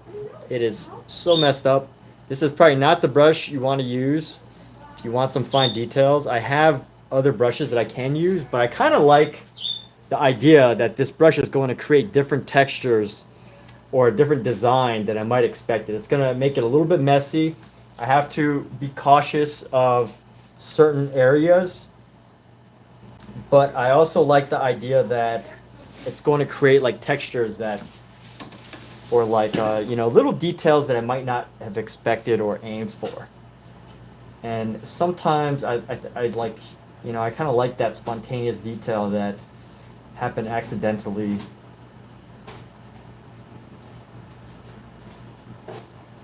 If I was going for super accurate work, this probably would be one of the worst brushes, because what's going to happen is it's going to smudge into, inadvertently you're going to be smudging into some of the other regions, the black, and it's just not always a great look. But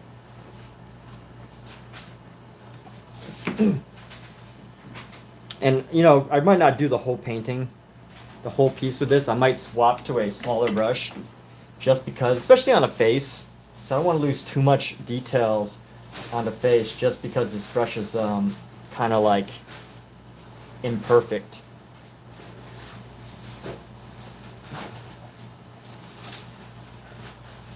It's not kind of, every brush is perfect, right? Every brush deserves a chance. Every brush has its use.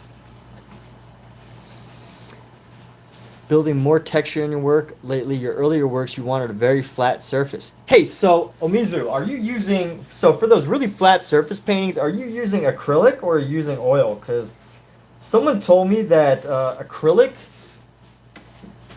is a very flat medium. Like if you want to use acrylic, or if you want to paint the very flat stuff, you really have to use like acrylic, because it's really hard. Well, like if the oil is really good for texture. Whereas I think that's harder to achieve with a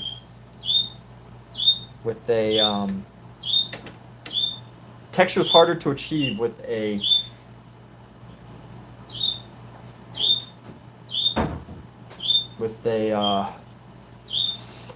acrylic medium.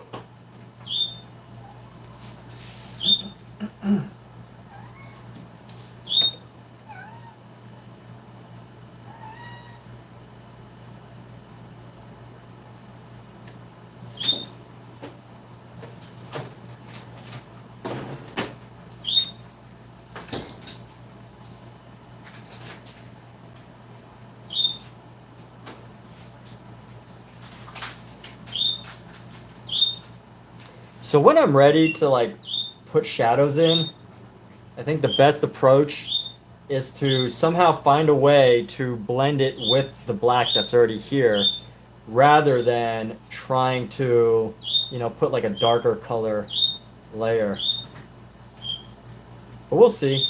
We'll progress along, and we'll make some decisions as to how we want to move forward. But for now, just laying down some of these details, blocking in some of the areas.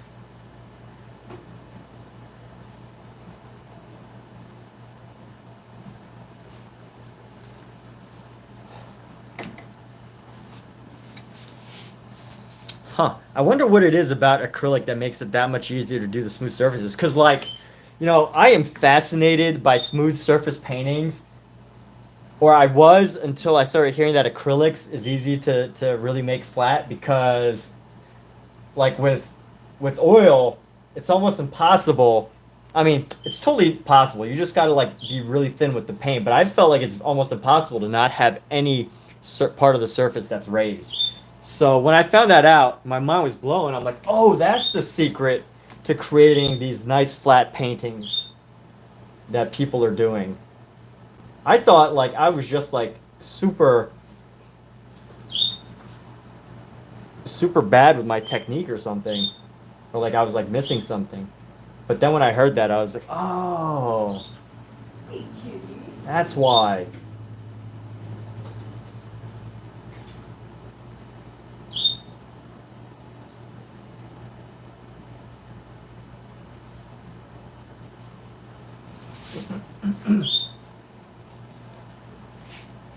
Okay, so continuing on with this white, or this pink, what am I saying? White.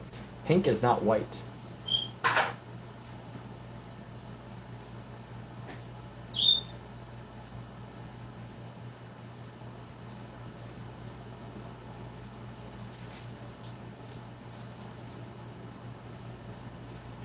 See, I've already gotten some blue into this. That's okay.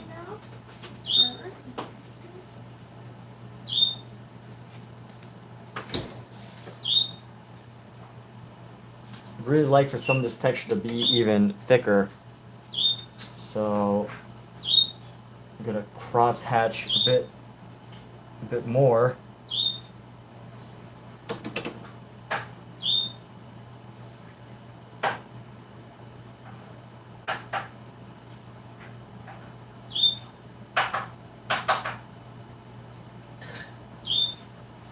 Going into the bedroom. Tiny cats. Tiny cats in the bedroom. Tiny cats. Bedroom. Yes. A lot of blending. Yes, lots of blending in oil. A lot of blending. All right. Let's do this. Here we go. We're gonna go into here. Create a. You ready to?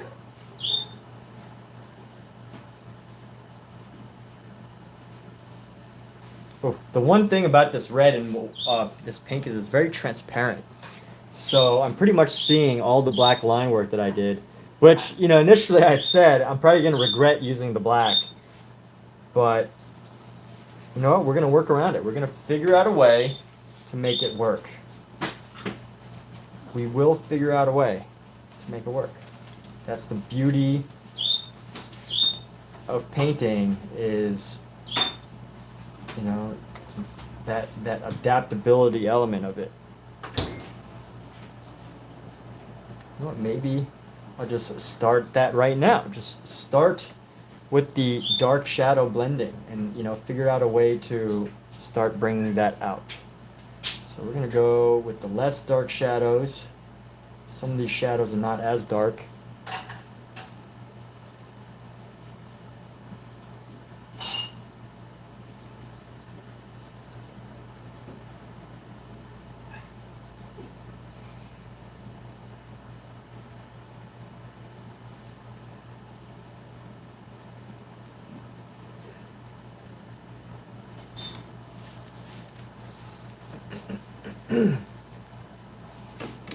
And I am finding that I can just push this black around, this color that's in here already, and use it to create some of these less intense shadow spaces.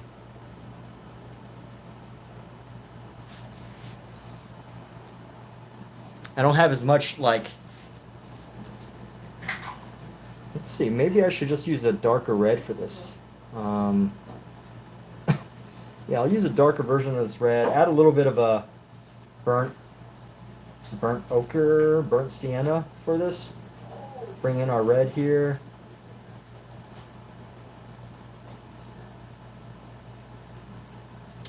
And let's actually use this for our shadows. I want to keep this. Oops, that's such a look at it, how thick that paint is. My goodness. I don't think you can actually see it, but we're gonna go.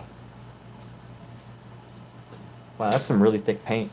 I might have to keep it. I don't know. Accidents. So if anyone ever asks, this was not an accident. I purposely used a bold stroke of red here to separate my figure.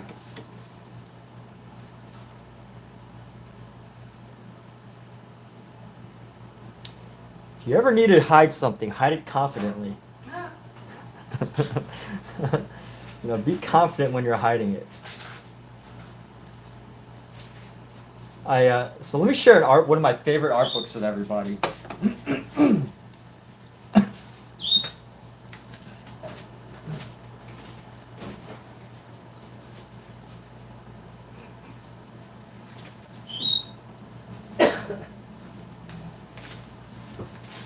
Something really disturbing. I said I heard something really disturbing, but I'll have to tell you when you're done. Disturbing. Do you want to whisper it in my ear? No. Is it like urgent? No, it's not urgent. Is it related to It's us? related to kittens. And Aw. cats and dogs.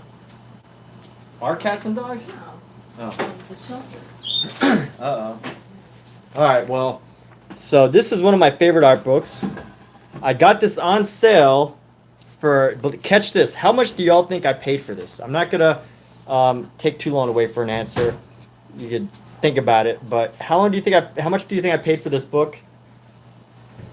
The Techniques of the Great Masters of Art from the Old Masters in 1300 to 1860 to 1860 1905 to 1905 1980. I paid $9 for this book. It was in Vermont. I was visiting Vermont, and I found this in a library for sale. My goodness, I was so excited. Yeah, that's 100. Yeah, this is easily like $100 book. But thank you to the family. So this was actually given as a gift to somebody in 1993 from someone's mom and dad. So I find this quite a special book, and I've gotten a lot out of it. So whoever donated this book to whatever book sales source, thank you very much. You'll probably never watch this, but anyway, let's dig into this book and look at all these like cool little things. So it kind of goes into, it talks about this and how like this book, different techniques were used. So technique resembling that of a watercolorist, Gainsborough achieved enhanced luminosity and flesh tones by painting thinly and allowing pale color of the ground to shine through. So stuff like that is just so interesting. I can't even figure out a specific artist. I mean, I can figure out lots of specific artists, but I don't know the exact ideas that I want to look for. Like it talks about Rembrandt, and there's this other artist. Let me see, not Peter Paul Rubens, but it goes through like all these details about how artists like make these little mistakes and they cover it up. And there's this one artist that I was talking about, how the artist would never like they always left oil or paint. They didn't like to waste paint. So you could find like areas where they took the paint and just kind of like brushed it randomly onto the canvas. And I kind of related to that because I like doing that, I like to put my paint on a canvas and not somewhere else. But such a great book. So many details, like how these artists did it. And you could just go on and on from the 1300s all the way to like modern time, Morris Louis. And it gives like these introductions. Pollock, Pete Mondrian, Duchamp, Braque. Let's see who else. Lautrec, Gauguin, like all the Impressionists, of course, Pissarro, Degas, Manet. Like, this is such a fantastic resource. And what I think is so helpful about it, what I think is absolutely amazing. Yeah, and what I think is absolutely amazing about the book is it's like,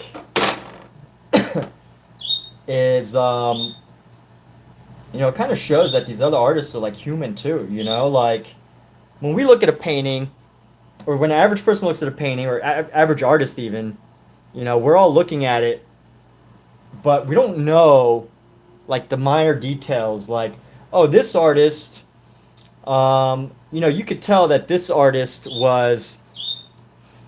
would like use paint on a brush, and after he was done with it, he would like wipe it off on the canvas, right? You don't really know those things about artists unless you really dig in. But I think ideas like that are incredibly powerful for an artist to know, because it's like, oh, that's allowed, It's I know it sounds like a weird thing, and sometimes you need to hear what another artist did in order to feel like what you're doing isn't totally nuts. And thank goodness there are those artists that came before us that have made those things possible. So in here, edits, what's going on? It's been a minute. Haven't seen you around. I guess you just started school, right? How's the first couple weeks of school going? Eating the big cat's food, and I just fed you. Hey. We're gonna go into here with this color. What I should be doing is using a tri-color. I should be using a slightly lighter color for the lighter shades of this. So that's what I'm gonna do. I'm gonna grab some more white, and I'm gonna drag some of this color out a bit so that I still have the saturation of the red, but I want it to just be a little bit of a darker shade so that this isn't so overpowering. I want just a little bit of a difference. Officer. But because I've already like kind of messed up by leaving this huge stroke of red, we're just gonna leave it. We're just gonna call it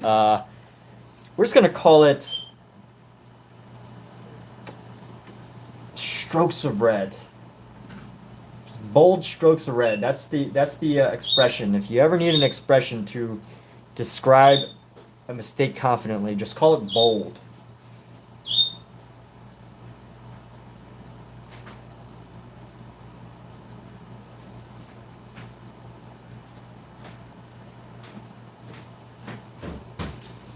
I love reading that word in this book because, you know, it's interesting how like anything that a known artist does, like a successful artist who everybody considers one of the masters, anything that they do is considered bold or, you know, masterful. And I think that should be a thing that doesn't just, I mean, obviously they're masters for a reason, so maybe it should only relate to masters, but at the same time, I feel that the everyday artist should have more confidence in what they do, and you know, own their mistakes, own their challenges, just like Bob Ross had tried to help many people with. You know, if anything, I think you know, of course, Bob Ross got a lot of us into painting, but at the same time, I think Bob Ross also helped to help people overcome self-doubts.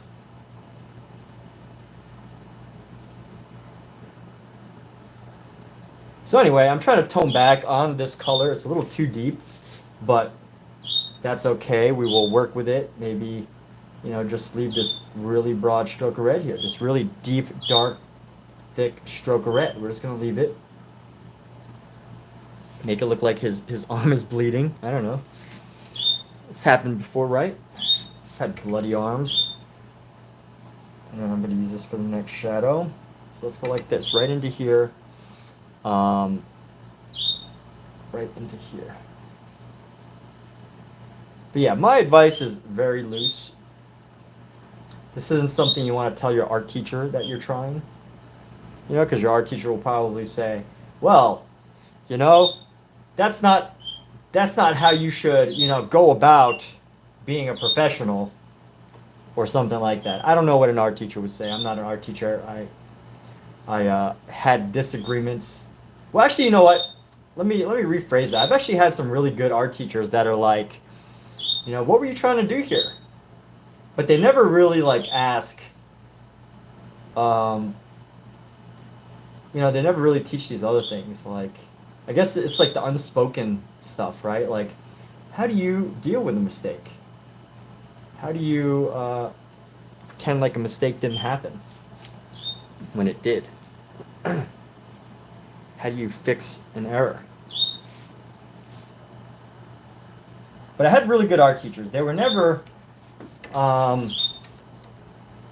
yeah, my art teachers were great. At least the ones that I had, the art mentors that I had through my online. So I did an online art program that was geared for concept artists. And I have to say, I really enjoyed watching my mentors work. So the program was basically, you had like this course, this training each week. And you would watch like a video, and then you would kind of like make up your own work and basically go from there. And then you would watch your mentor work, and your mentor would have their own ideas that they could like help you implement, and then you really just got to watch them piece together a painting, which I thought was really neat. So there was that, and let's see. So I'm gonna go down in here. We're gonna try to go like this. How do I know if what I did was a mistake just because another told you it was? Right, exactly. Like, how do you know if it was a mistake, right?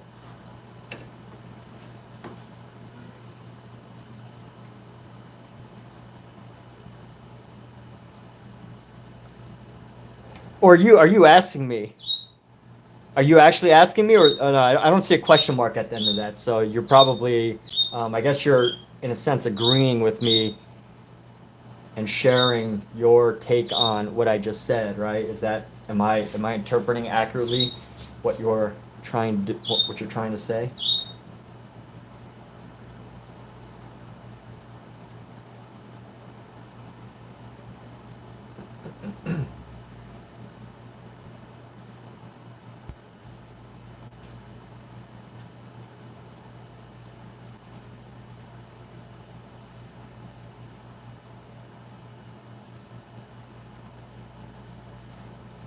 Am I deducing correctly?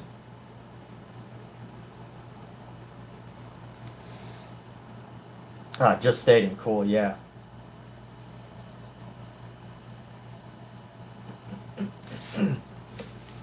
But hey, I have heard of some people who have had like absolutely terrible art teachers. So I don't know what that experience was like. I can say that I am very grateful that I had some really professional art teachers who were doing amazing work that I was like, whoa, these people are cool. These people are awesome.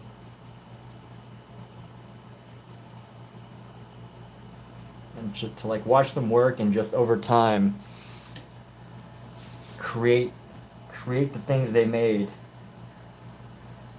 was just impressive to me. So yeah, I guess I could say I'm lucky because not everyone can say they've had a good art teacher or a good art mentor.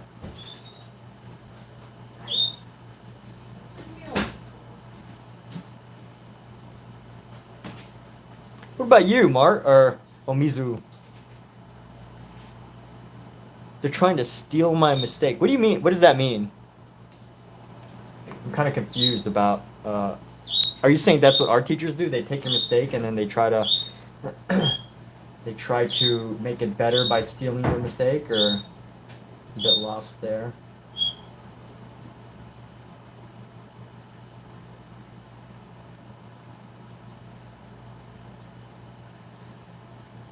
So this one, I'm gonna see if I can.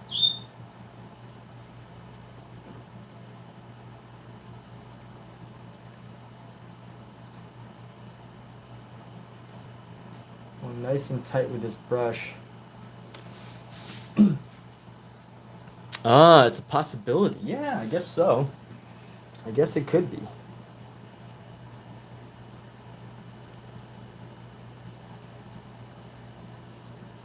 There are definitely a lot of art thieves.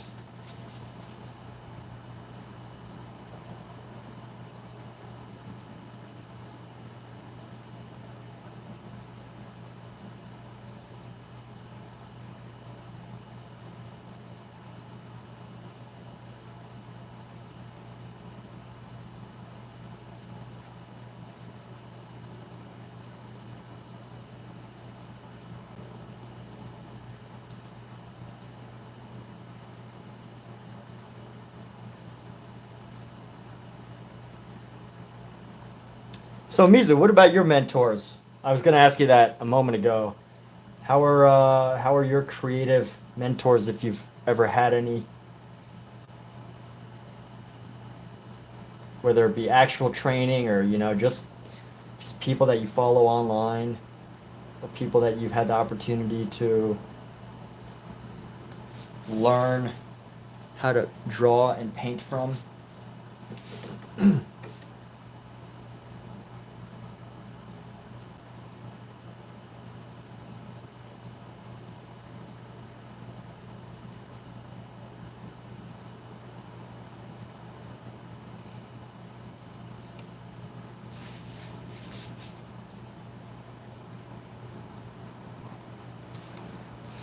So we're going to go into the head right here.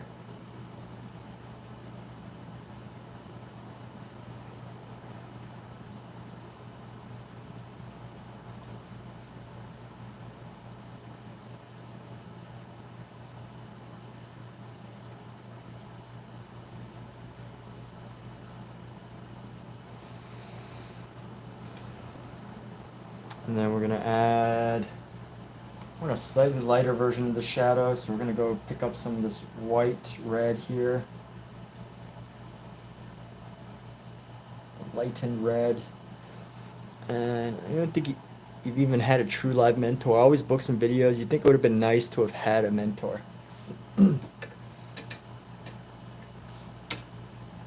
Yeah. No, it is, you know, it is great to have a mentor. But at the end of the day, mentors can be very expensive. I mean, I guess Bob Ross is in the sense a mentor to every artist. I consider, you know, even in person, even non-in-person people to be possible mentors. But at the same time, there's some value in, like, you know, having a mentor that you could go directly to with specific issues and challenges that you're having as far as creative efforts go.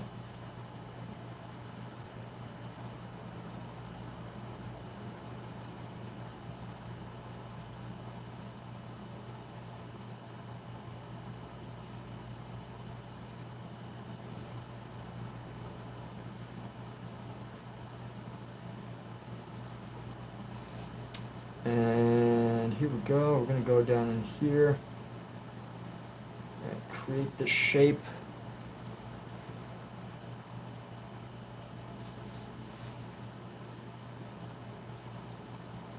Around the chin, the chinny chin chin.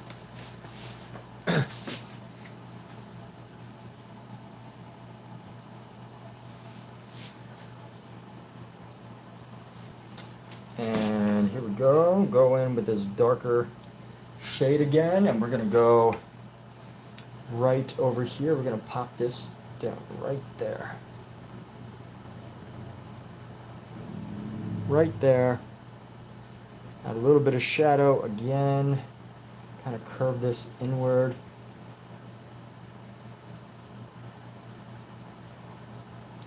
And then have a little bit of a shadow coming around.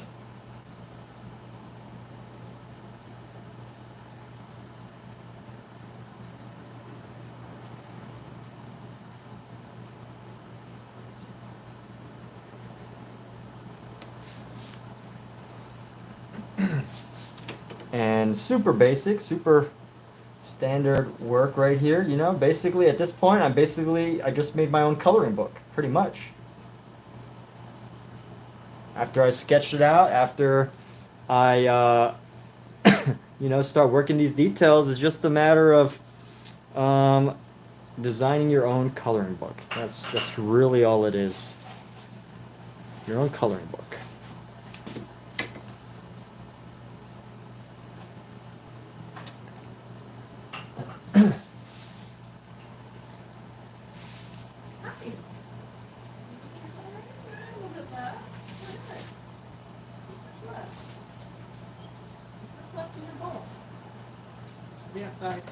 You're going outside? Yes. Kat, that's dangerous. I know.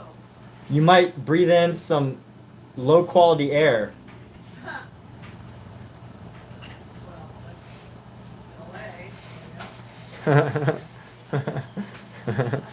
LA.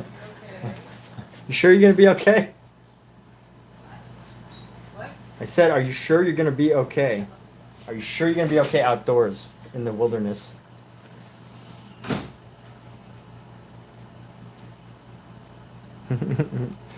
All right, so here we go. Let's go like this. Paint this lesser shadow. We're gonna go down into this lesser shadow.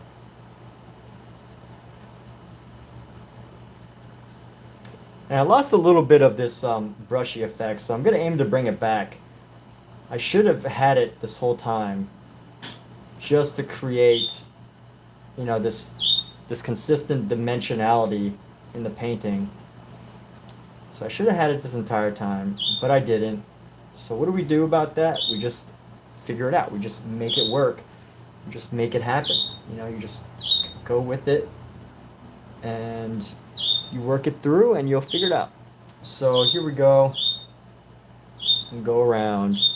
We go up here and around. And we're just gonna go around. Do this brushy brush effect. Brushy brush effect. I like that word. Brushy brush. And eventually, you know, we might go in with some pink just to kind of lighten this, create some more dimension here.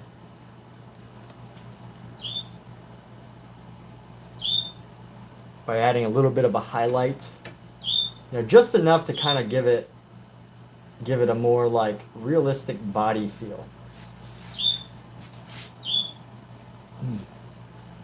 But it's great because we can see how it all works. I'm gonna go like this.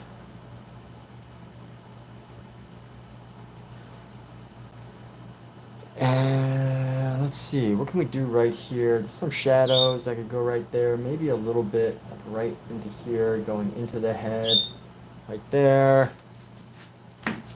I will be able to adjust these shadows later, but for now, just want to get them in.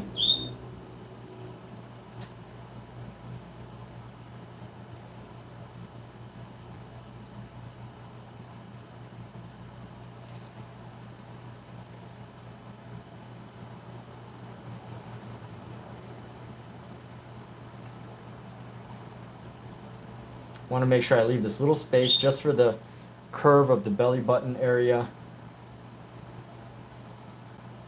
And this is one of my favorite things that my mentors, that I picked up from my mentors, is when I watch them work, you know, I wouldn't watch them just like be this brilliant artist, right? I wouldn't just see them laying down like, you know, perfect line here, and then this next stroke of the brush is perfect, and then this next stroke is absolutely perfect. And by the way, this is all digital, so this is probably a bad example of me using an actual brush. I would just watch them work digitally. But, you know, it wasn't ever just like this thing that they would draw a line, and it was just perfect. You know, it wasn't like, I wasn't like feeling like I was watching this unattainable master at work, which, you know, I guess could be a plus or could be a minus. I don't know. It depends on how you feel, what you feel you need to expect from the people that you learn from. But what I really got the value out of was seeing them work and not just make mistakes, but to be able to take an area and to just like keep working it over and over and over again until they got it to either just right or whenever they were happy. And I thought that was amazing. And you know what? Every mentor or every artist is going to do it differently, but it kind of gave me this sense that, you know, art was this fluid thing. Like, you know, when you watch Bob Ross, it's like, hey, make these trees and it's perfect. And then you do this, you take this like white color and you put it on the right side of the tree and then the right side of this tree, and somehow you just come up with these beautiful trees. Like, you know, Bob Ross was just like, it felt like everything that Bob Ross laid down was like masterful. And you know, I felt like when I was watching the artists that I learned from at work, I felt like I was working with some very amazing, talented people that have dedicated thousands and thousands of hours to what they did, but they also gave themselves permission to not mess up, but to build up on top of an area until it made them happy, until they were happy with it. Which, if we're gonna ignore euphemisms, if I'm not gonna tie a euphemism to it, then yes, they allowed themselves the opportunity to kind of make mistakes, and then over time correct them bit by bit.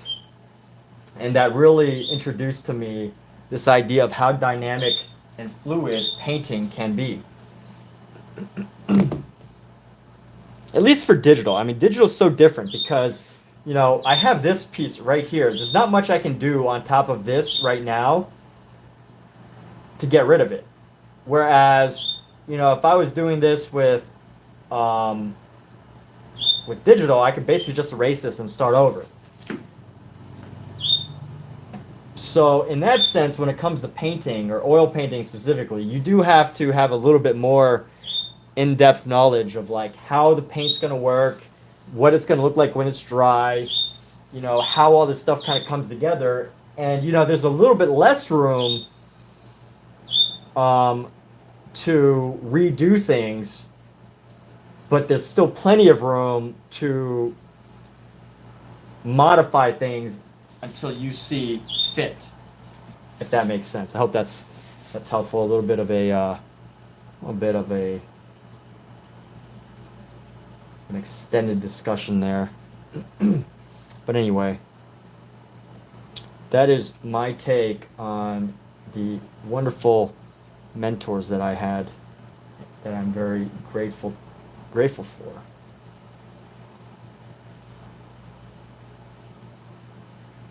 One of the digital art courses that I learned from a guy named Hardy Fowler. He's actually quite amazing. And I had to do a live session with him to learn from him. But he has these great pieces online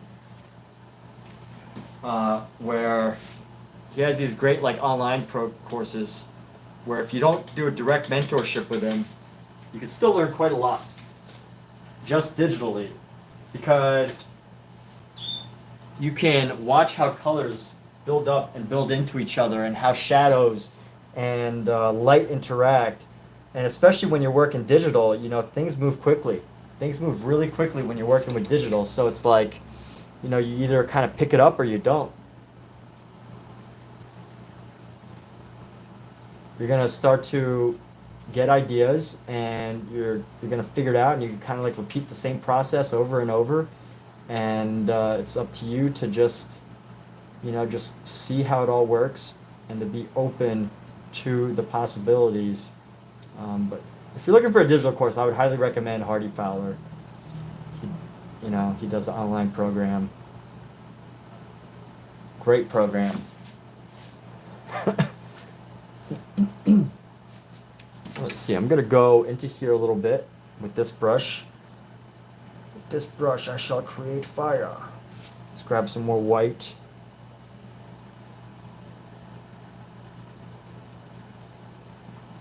I'm going to grab more white because this part is very saturated with a dark color.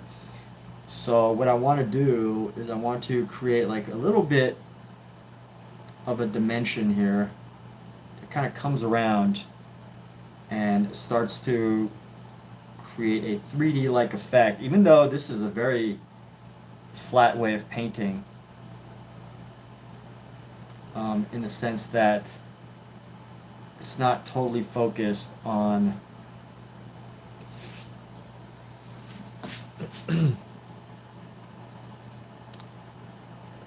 painting in a traditional realist way.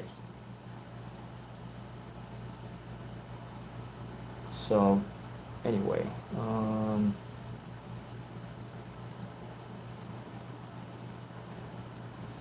here we go. So I'm gonna go into here. Actually, let's pick up some more of this pink so that I can start to mold into, push into this area.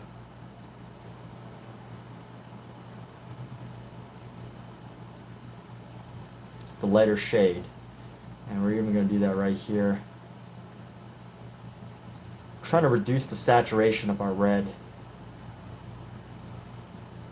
because I think it kind of pulls away.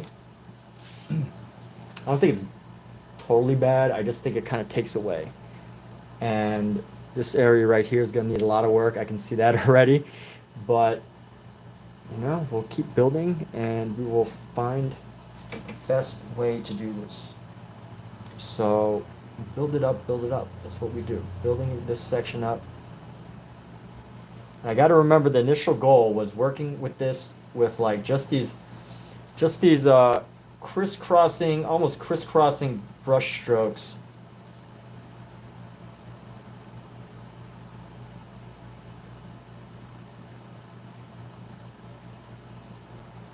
To help to build this design.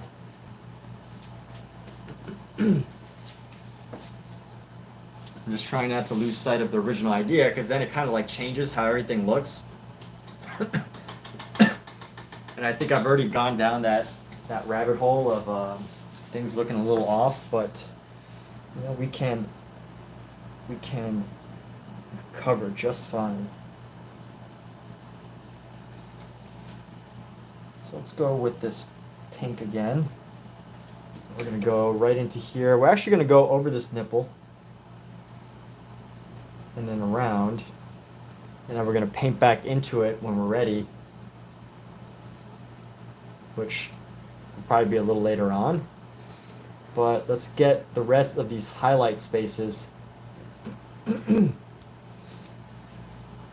looking to stick with this crisscross, or not even like crisscross, like I don't even know how to describe it. How would people describe it? Just like this, just being brushy, but doing small areas with a really small brush, keeping it nice and brushy.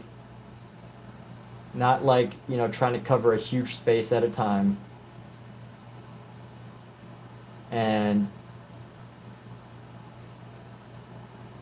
like this chest looks kind of weird. It's kind of like overly round, but we'll adjust that.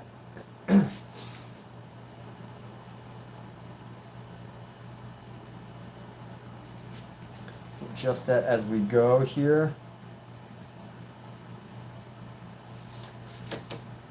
So let's see, how can we adjust this? We're going to go right into here, and then we're going to bring this up, kind of try to carve it out, and then just sharpen some of the edges.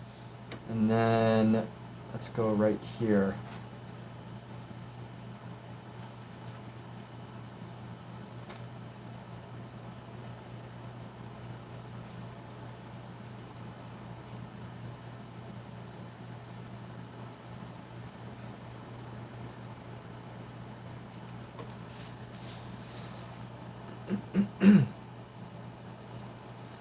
And you know what? I think we're coming along.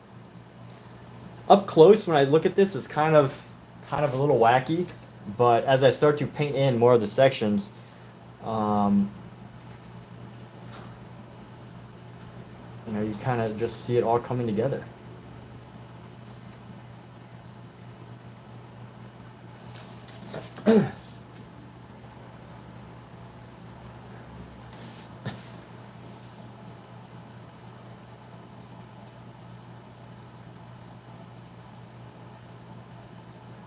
And here we go. So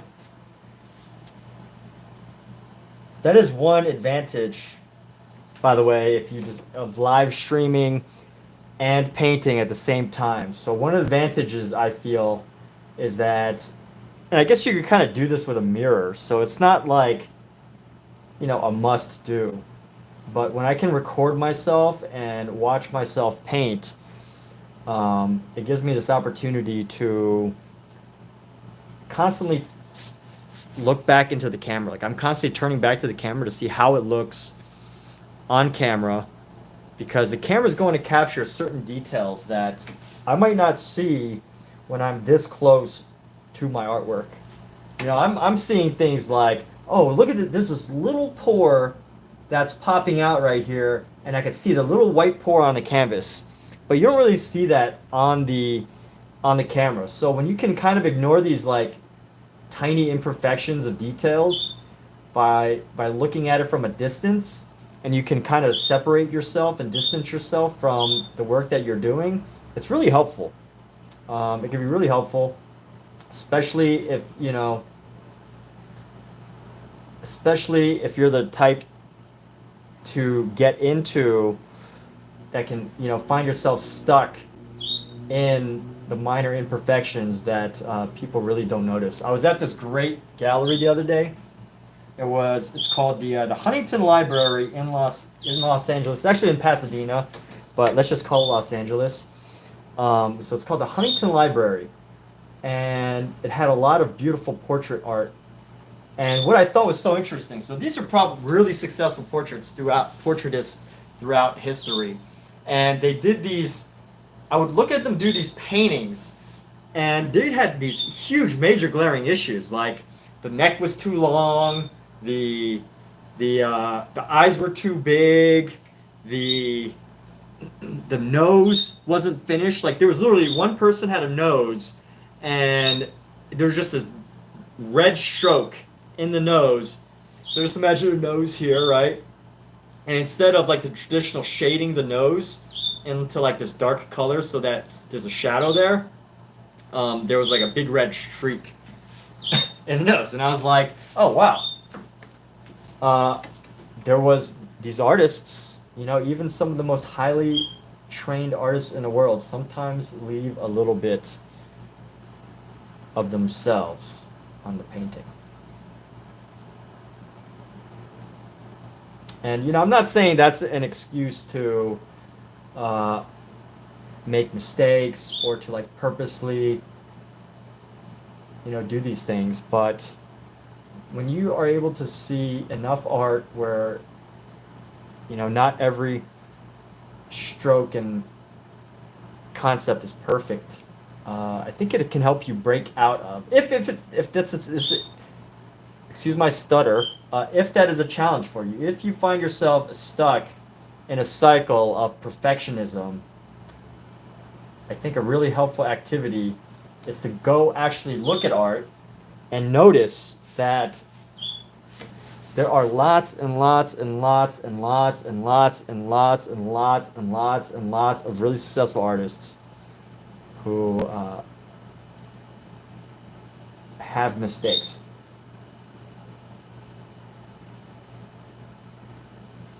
And when you can see that, when you can see that other artists are human too, that they're not machines, that, you know, there was no AI back then to make art or whatever, you know, it's pretty eye-opening.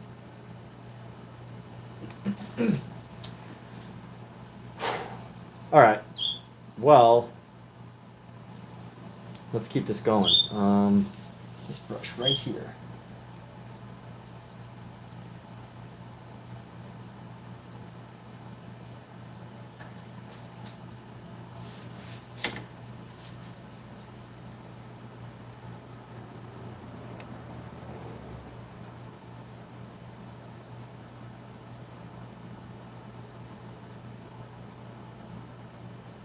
Let's fill in this space with our pink detail.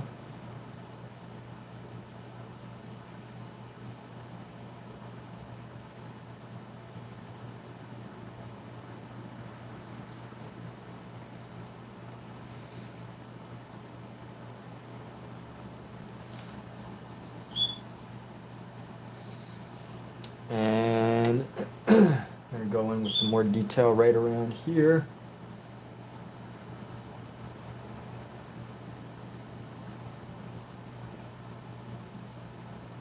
But I think that's a great cure for perfectionism. You know, now that I'm talking about it, that I'll probably make as a point of one of my next videos. You know, I try to title these some theme or inspirational word of wisdom or whatever. And it's this idea: how to beat perfectionism. And you know, maybe there's a lot of artists that never beat it, and they make amazing work too. It's not this isn't anti-perfectionism, but to know that there are artists out there who are highly trained that leave a tiny detail unfinished, or a tiny detail that is unusual. Kind of boosts your spirit a little bit.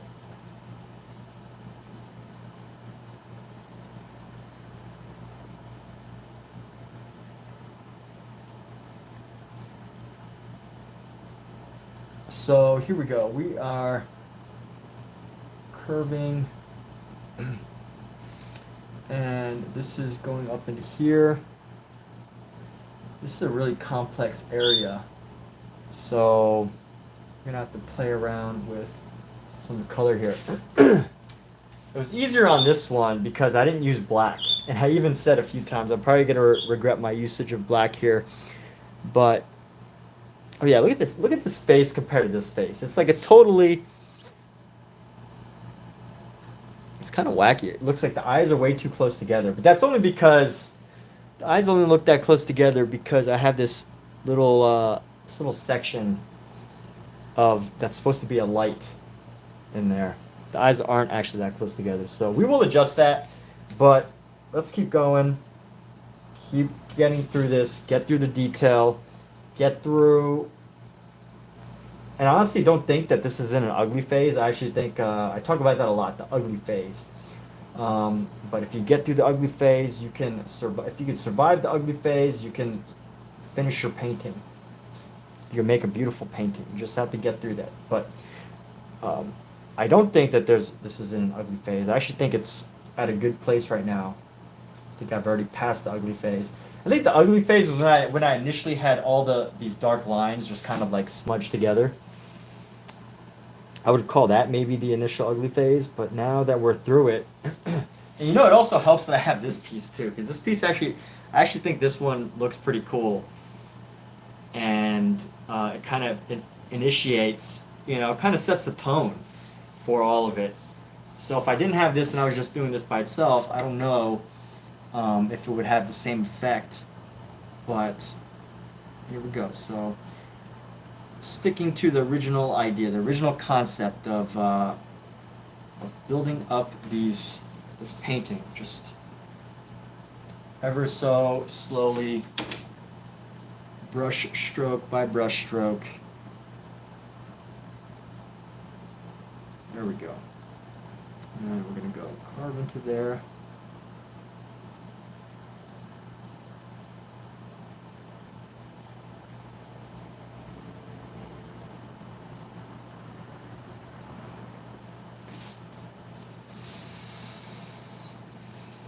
And let's see what's going on.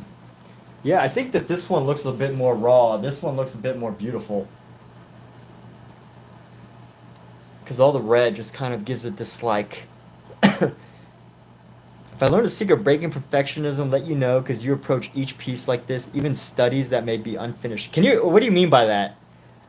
You approach each piece with perfectionism? Is that what you mean? And, you know, by the way, when I say perfectionism, you know, there's like perfectionism that's a form of procrastination. And then there's a perfectionism that requires therapy because it's like, you know, deep-rooted OCD. So, you know, when I talk about the idea of perfectionism, I'm talking about like the perfectionism that's more of like, you know, a minor inconvenience, right? Like, you can overcome it sometimes, but it's not like it doesn't totally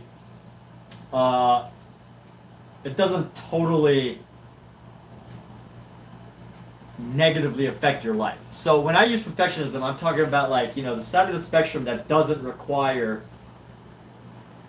deep therapeutic work, right? With a professional therapist. Because that's a whole different type of perfectionism. So,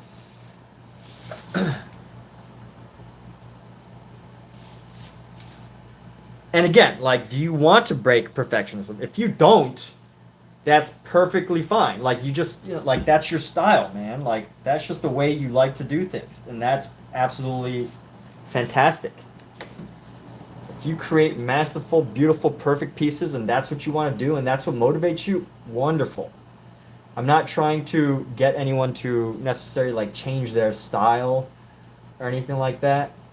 But if it is something that you feel is a challenge for you that has been limiting your creative efforts, and it's not like, you know, some sort of OCD that requires therapy, and I'm not trying to, you know, diagnose anything or anyone, but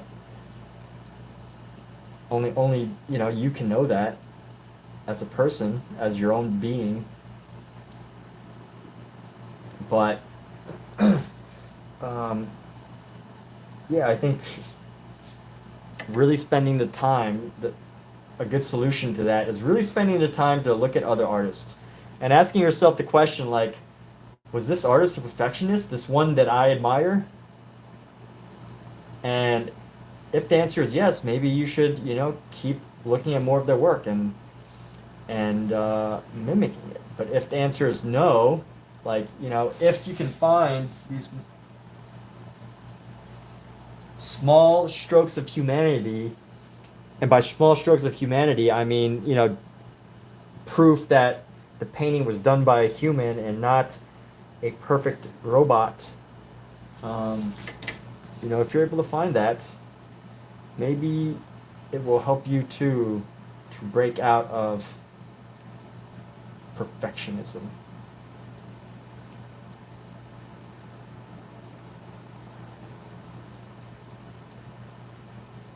But again, you gotta want it, right? Like, it's not affecting your life, and you know, you're still able to make cool art, and you don't have to worry about it, and that's great. But if you feel like it's affecting you negatively, then there's something that must be done.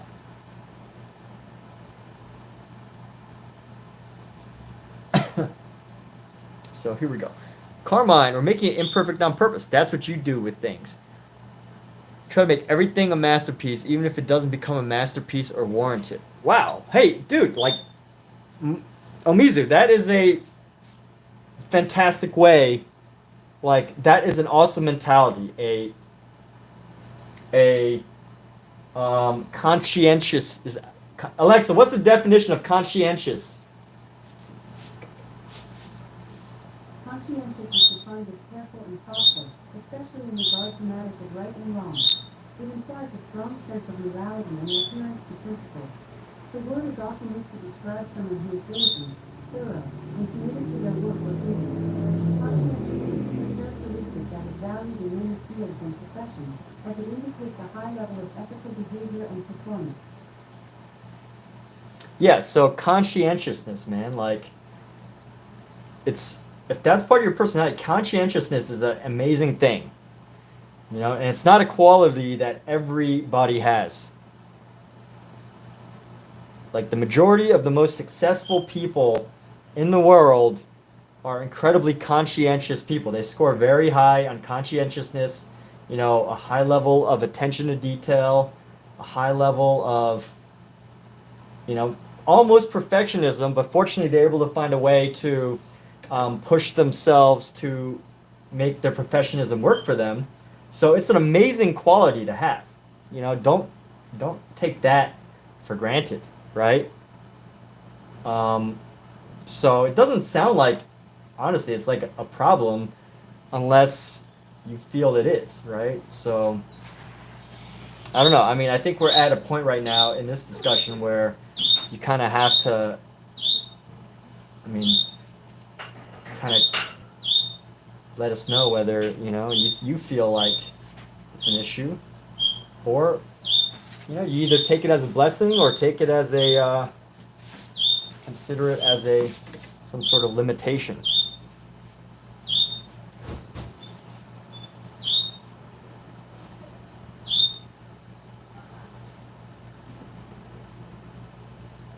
But if it's preventing you from making the amount of work that you really want to make, I mean, that's when you got to feel like you overcome it. But making imperfect on purpose, yes. Making imperfect on purpose. Like, try abstract art, honestly. If you want to do a physical activity that helps you to overcome imperfection, I think making abstract work is a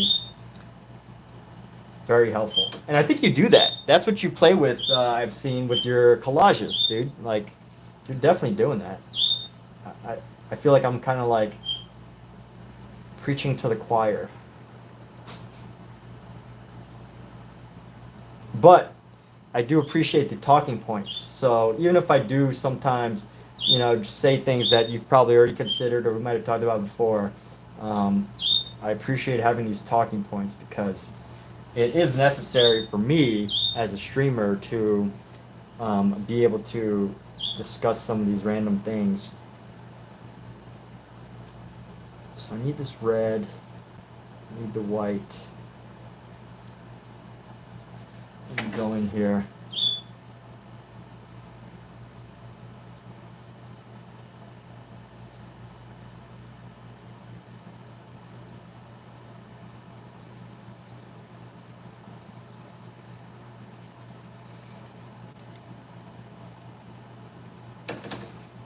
But anyway,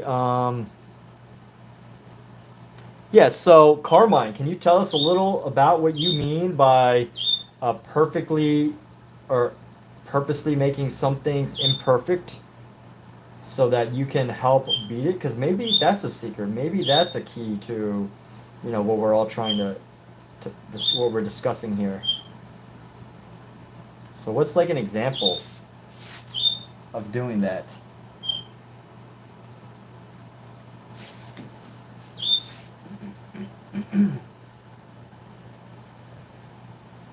What is an example of applying this strategy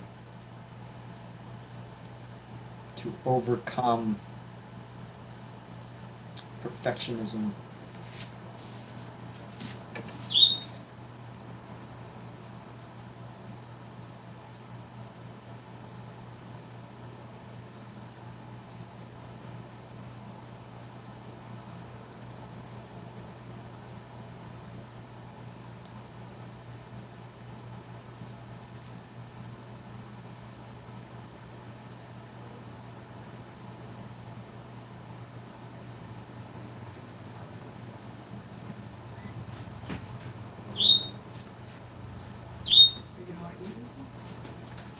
Oh, I forgot to tell you, there's some food for you in the microwave. Oh, so I don't need to worry about that. Oh. Okay, cool. Thanks. Yeah. I don't know if it'll fill you up, but go check it out. Go check it out, and then we'll figure it out after you're after you're done eating.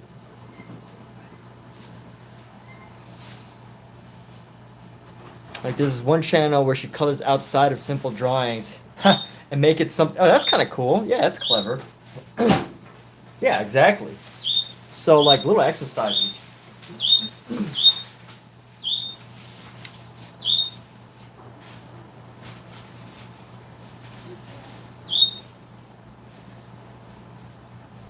I have this exercise where so it's actually by Cy Twombly. I give credit to Cy Twombly. That's CYTWOMBLY. If you don't know the name, Cy Twombly. And he's a very well-known abstract artist. And he had this exercise where he would go at night. It would be in the evening, so either before he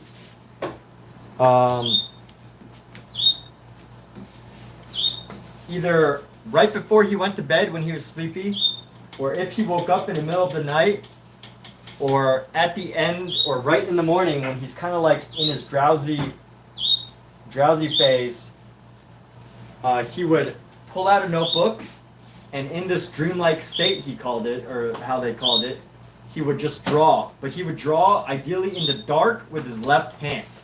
So there was really no intention to come up with something totally legible.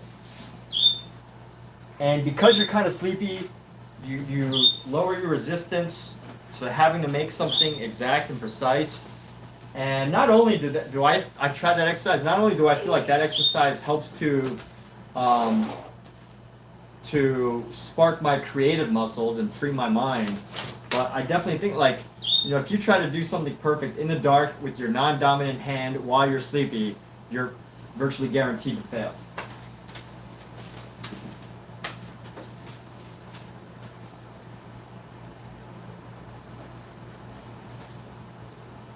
Ready?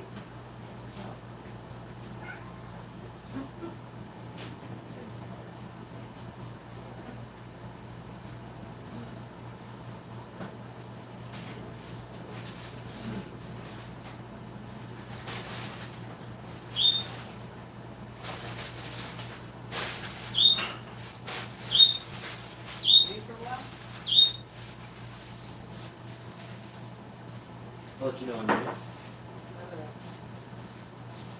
I'm painting for going on 2 hours 47 minutes. Is that a scratch on your stomach? What's on my stomach? Mark. Where? Your stomach. It's hard to see.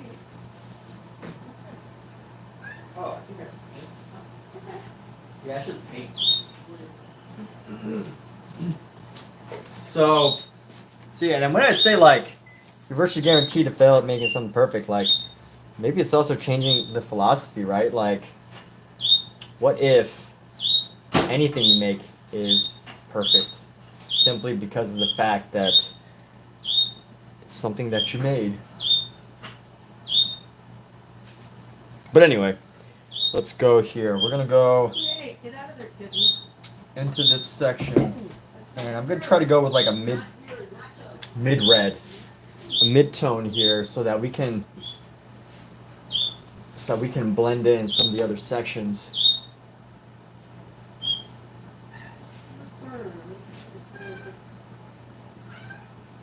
Sorry, get it quicker. Get it quicker. Yeah, you gotta be quicker. And here we go.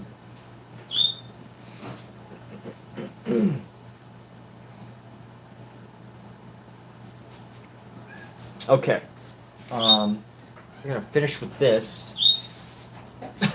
Let me think. So the other leg had blue, yellow, orange, red. So blue is the opposite of orange, which is right next to yellow. So red is the opposite of green, Hey, which is red, orange, yellow, green, blue, which is right next to blue. So if I think colors, I'm gonna try to like use the same color pattern here. So here, let me actually pull out something that's better than just trying to make it up on yourself, so that you can see with physical proof.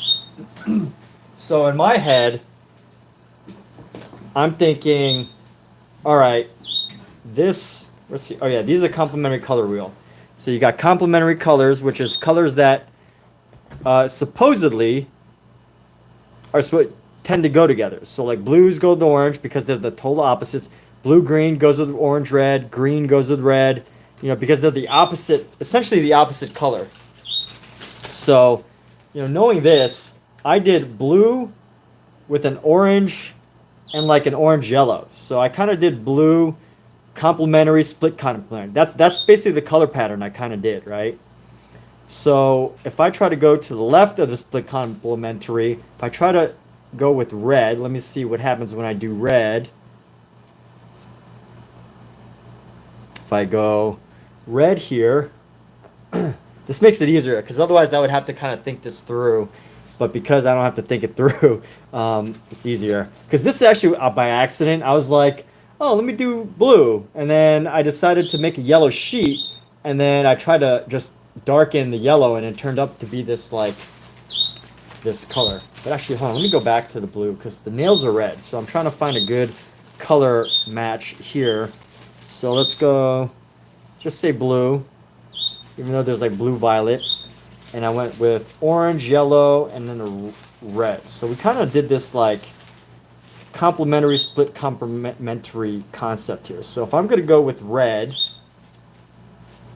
and I want to try the same thing, I'm going to go red, and then I guess what would happen is I'm going to go, oh, shoot, what was it just? So yellow is to the left. So yellow would have been to the left of, what the heck? Blue, orange, yellow, blue, yellow. So orange and then yellow. So blue, red, green. So I could go with a blue green. I would go with like a blue green, and then a green hand. So blue green, green hand, and then like a very deep yellow. Let's just check that one more time. I usually don't spend this much time trying to match the exact colors because it's actually pretty off. But so I did here. So blue to yellow, orange, orange, red, orange, yellow, orange, red, orange, and then red nails. Yellow, orange, red, nails. Yellow, orange, red nails. That was all by accident. So if we go red here, with the pure color. We're gonna go blue green,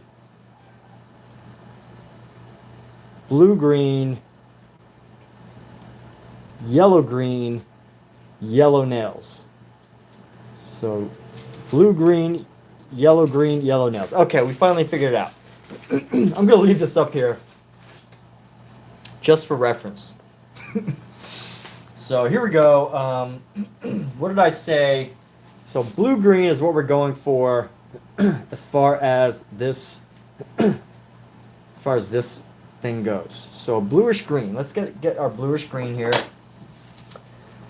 Fortunately, we already have that color kind of because we were messing with this color palette already with phthalo green. So we got this like blue green already. So I get to play with this, and I'm just gonna lay this in here. Yeah, look at that. It's already maybe a little lighter. I want to add some white into it. It's a little bit too phthalo. And here we go. So brightening that up, going with the same. You know what? I just love how like this has this texture that I'm not quite getting with this. And it might just be because of the brush. I don't know. Maybe it's my technique or maybe it's the brush.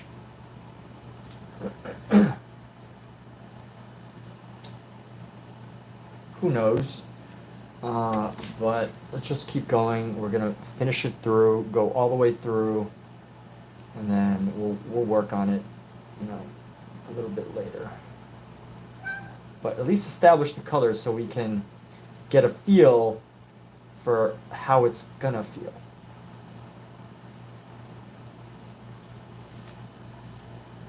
So grab some more of this.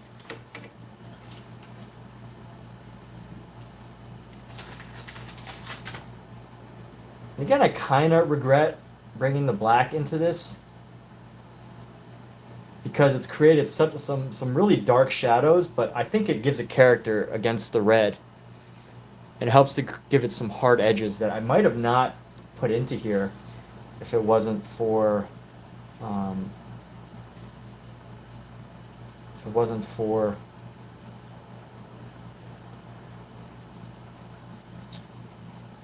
the black. So, you know, happy accidents. Happy accidents, new directions, as Bob Ross might have said. Happy accidents, new directions. You know, maybe I will, not just maybe, I will bring in a different tone shade of this. Here's how we did it, I think. I would bring in like blue and white, and then this would help to create the differentiation in some of the color values here. Here we go.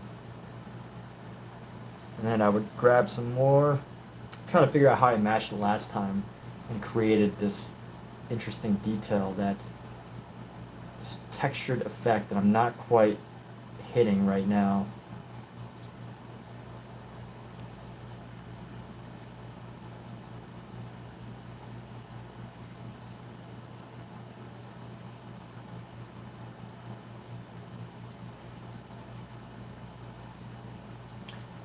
And here we go. So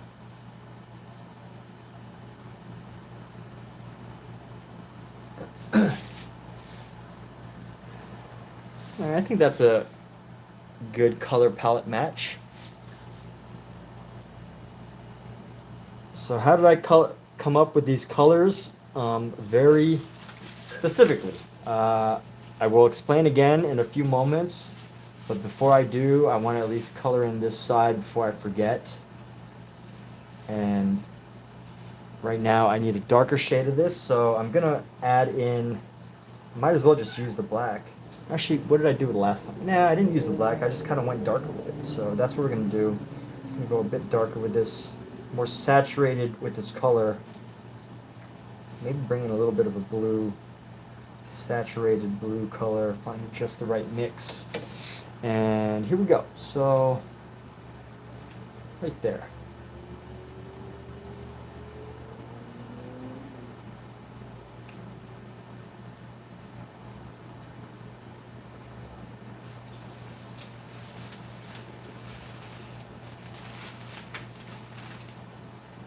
You know what? It kind of feels a little unnatural compared to this other one. So I want to what do I want to do? Maybe, yeah, no, we're gonna leave that. That's okay. We're gonna add a shadow into here, and then we're gonna go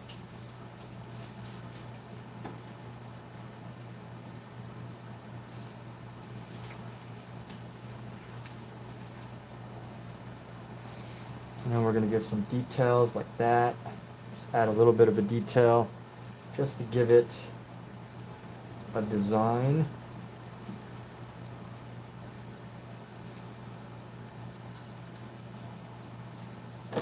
And you know what? Because it's bigger, I have the opportunity to play a bit more with some of the design here. So, you know, I can go ahead and do something like that and make it look like there's some more stuff going on here.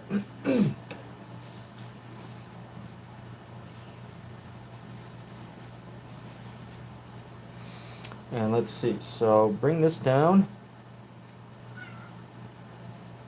bring that down, add another design element right here and bring that down, and then like so. So adding just a bit of detail, and here we go, we're going to bring this up.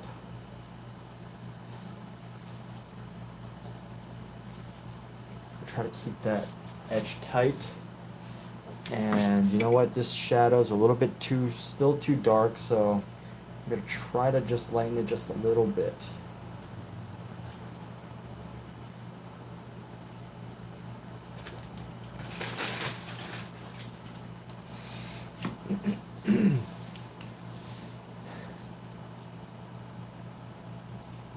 That's neat. I like that. All right, cool. So now that I have this brush, let me see. I want to still add a bit more into here because there's so much paint left here. Let me see.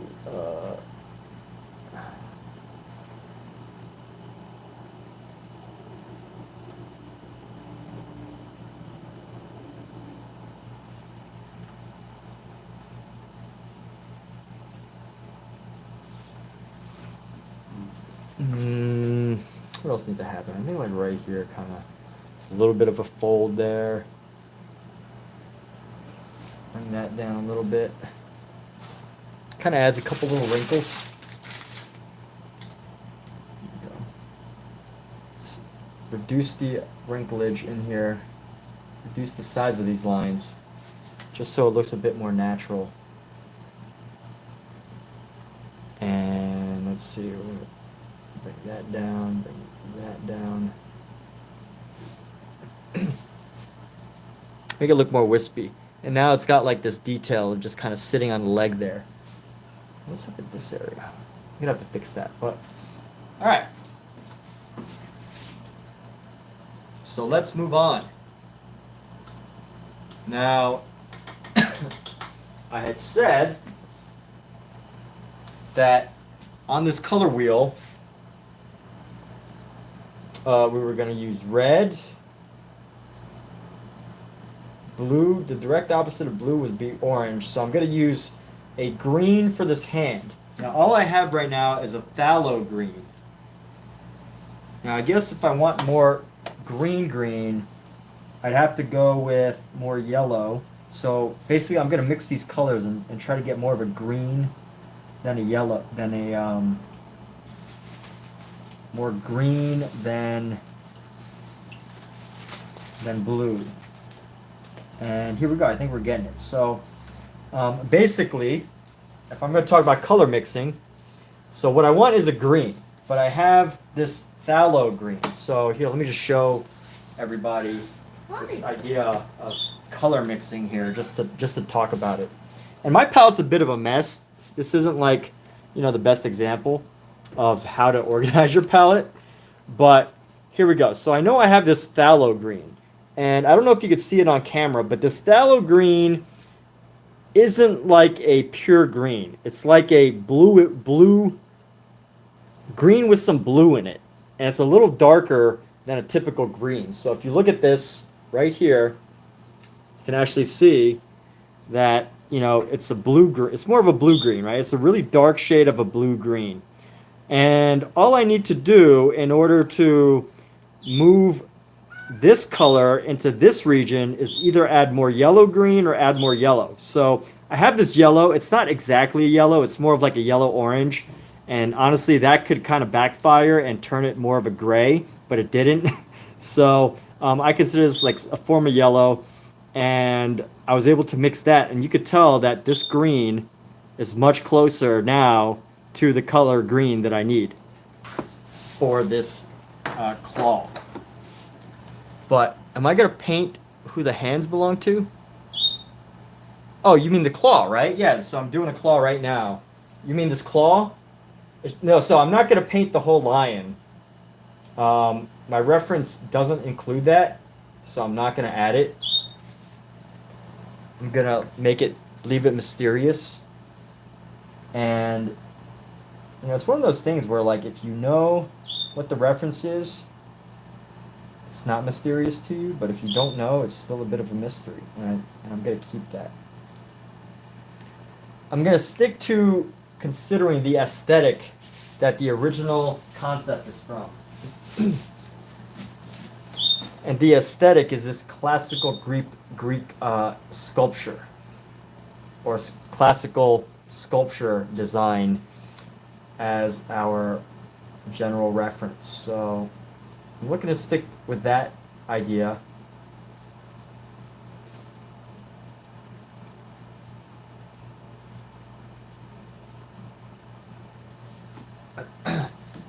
You know what? I leave. That's what I think the Greeks would do. You know, they would leave some elements for the mind to kind of fill in the blanks itself. So I don't know if you were here for my Gestalt discussion, Carmine. Are you familiar with what Gestalt is? I don't know if you are.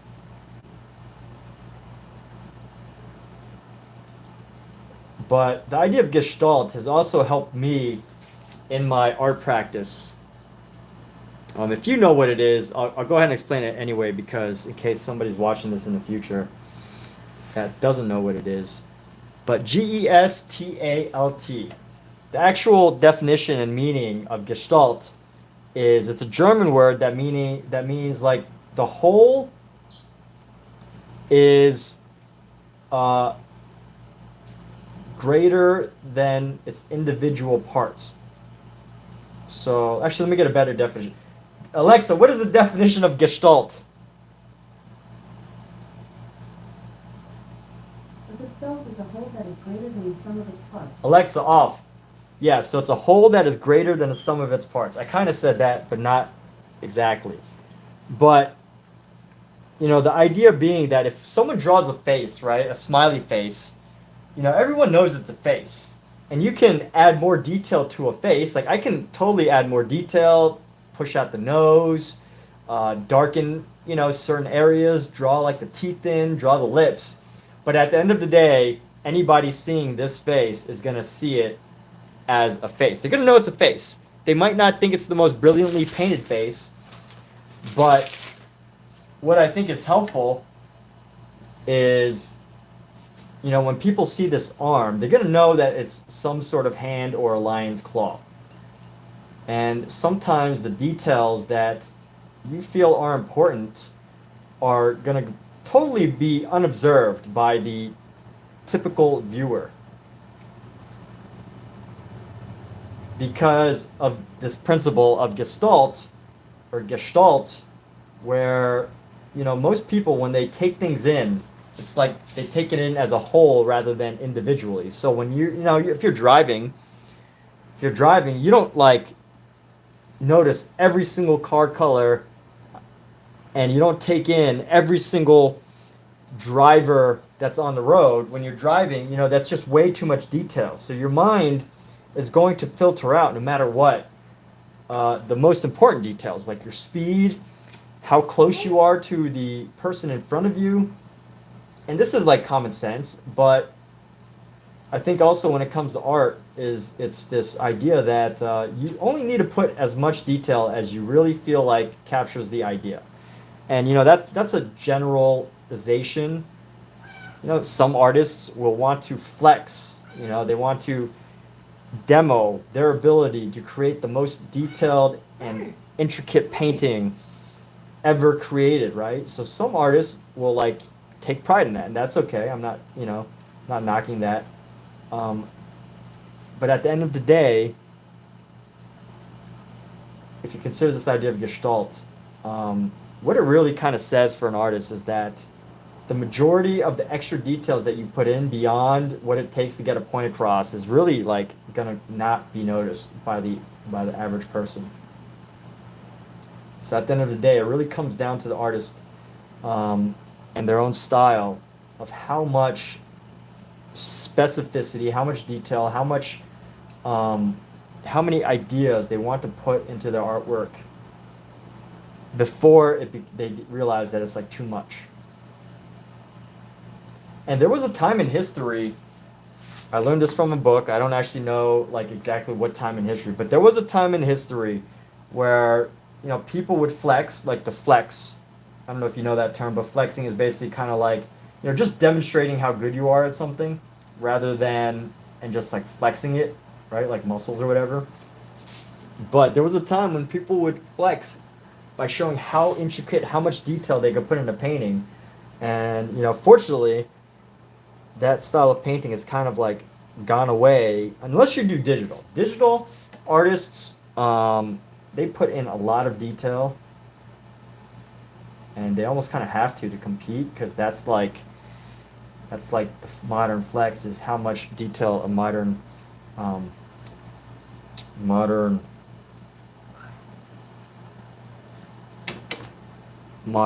digital artist can do. But that's the idea of Gestalt. I hope that made sense. I know that was kind of a very wordy explanation, but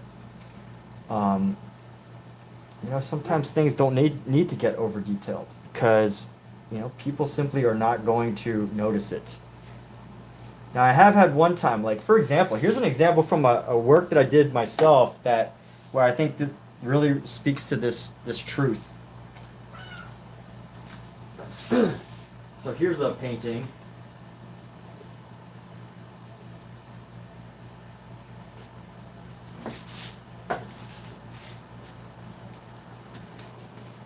So here's a painting that I did. Let's put it vertically right here. Actually, I'm going to put it this way for demonstration's sake.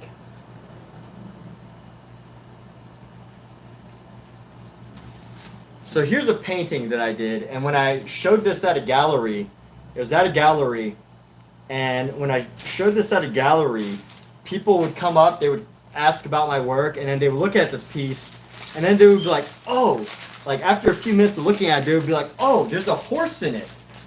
Like they would just see all the heads, and then it wasn't until like, a few minutes of just observing and looking at this painting and me talking about it that they actually saw this horse's head. So this is a head of a horse right here with a cherry in its mouth. There's some cherry-like thing. So, I think this is explaining that concept, that this helps to demonstrate the idea that, not just an illusion. Like, I didn't try to create an illusion, right? That wasn't my purpose. But this idea that, people look at it, they'll see all the heads, and then it's not until they really dig closer and kind of like, spend a lot of time to look at it that they finally notice the horse. But of course, you have to get people to a point where they're interested enough to look long enough and to see these kind of details. But that's a long-winded answer for explaining what I believe Gestalt means for an artist. But I think it's really relevant, though, because there are a lot of artists that I think can get bogged down in the details. And if that's your style, again, great. But if it's not your style, if that's not how you want to, that's not how you create your best work, then there's all these ideas that can, help you thrive better. So anyway, that is Gestalt.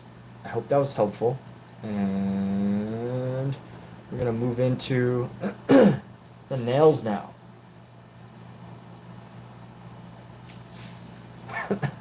So we got this claw, we used the black.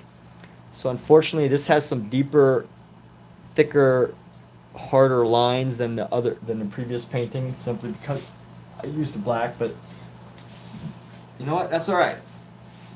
And what I do need now is, so I actually don't have any colors here that would turn this orange. Actually, you know what, let me think.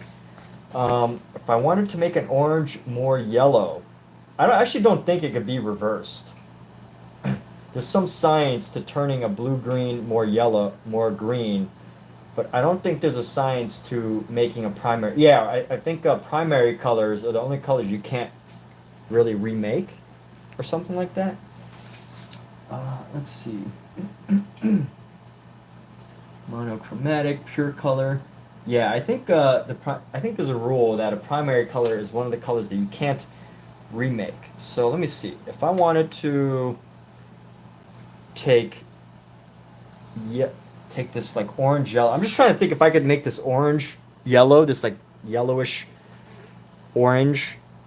If I was to add, if there was possible to add anything to make it more yellow. I would have to add yellow to make it more yellow. There's no other color that would actually, I mean, I guess I could totally make it white. And then after I made it white, add like a green. Yeah, no, I don't think, red, yellow, and blue are the basic colors and cannot be, see, so red, yellow, and blue are the basic colors and cannot be made from mixing other color. Oh wait, you can't see that. So red and yellow are the basic colors and cannot be made. Hey, Mark, you've been, wow. Hey, Mark, good to chat with you, dude. Have a good night, man. So primary colors, red, yellow, and blue are the basic colors and cannot be made from mixing other colors. I should have known that. I feel like that should be not the most basic knowledge. For whatever reason, it slipped my mind. So basically what that means is if I'm going to use a yellow, I have to have yellow.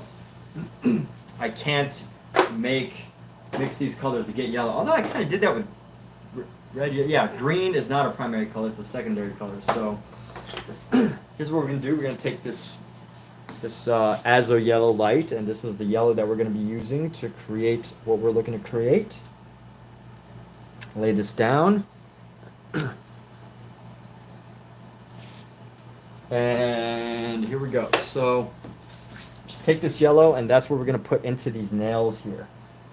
So these nails are going to be made with the yellow, but I think I need to add some white into this. Maybe let's give a hint of this yellow here.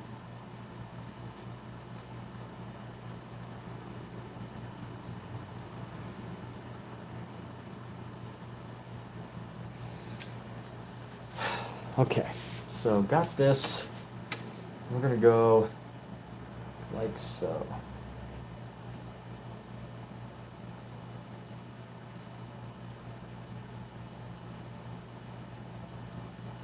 We've got that nail right there. And then we're gonna do this next nail right here. Gotta try to clear out, again, I used black, which means that anytime, and since it's still wet, anytime I'm going to try to paint into the black, it's going to create some residue.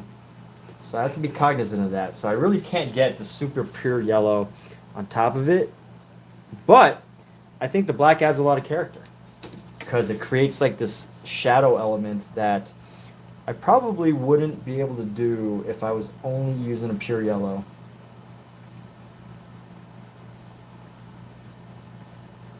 So that's neat. I like that. So this is coming around like so, and then we're going to bring this around. This is the longest nail.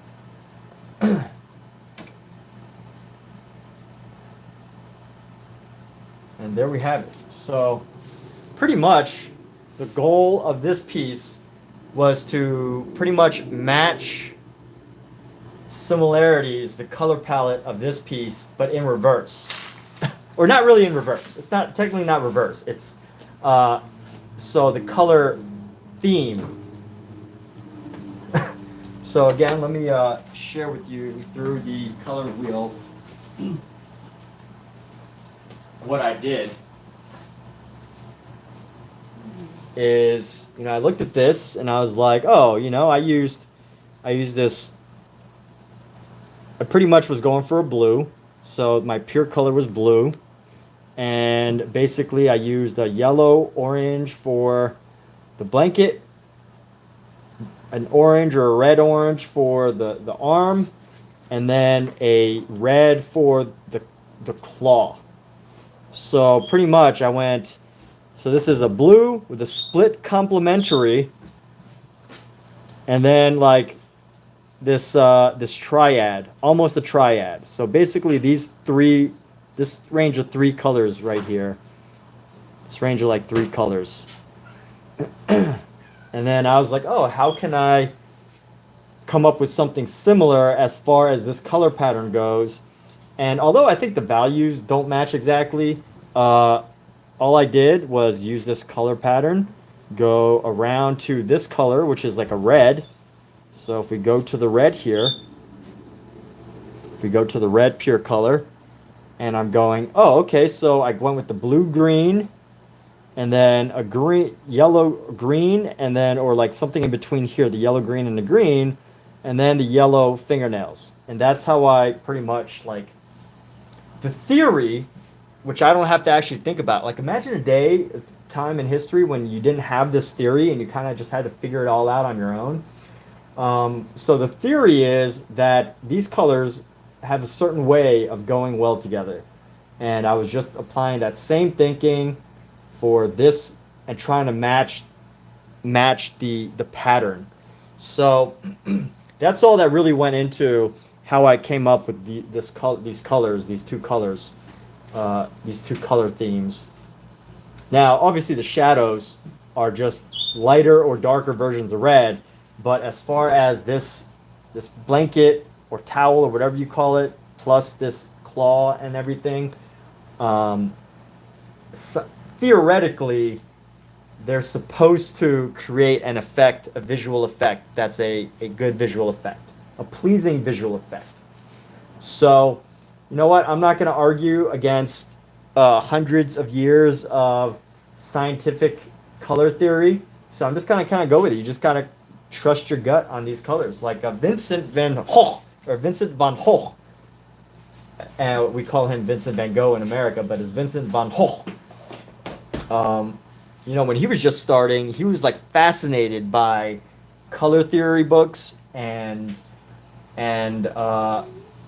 perspective books. And I think it's interesting because, you know, pretty much today we take all that for granted. We're just like, oh, color theory, yeah, purple, blue, yellow, blue, red, and yellow, primary colors. Yeah, sure, whatever, that's cool. But you know, back in the day when it was first like really being studied by artists, I mean, this was fascinating stuff. You know, like whoever even came up with a way to put these all together, just it's mind blowing. So, anyway, color wheel. You get these. All you need to do, find one of these. I mean, it's pretty easy. There's different types of color wheels. I found this one to be very, very good because you could do all sorts of stuff with it, right? So you could check the values. I don't actually know how to use this. Oh, you do? Yeah. So honestly, I don't actually know how to use this section of the grayscale. Yeah, I don't know. How do you use this? So you use black and gray or white.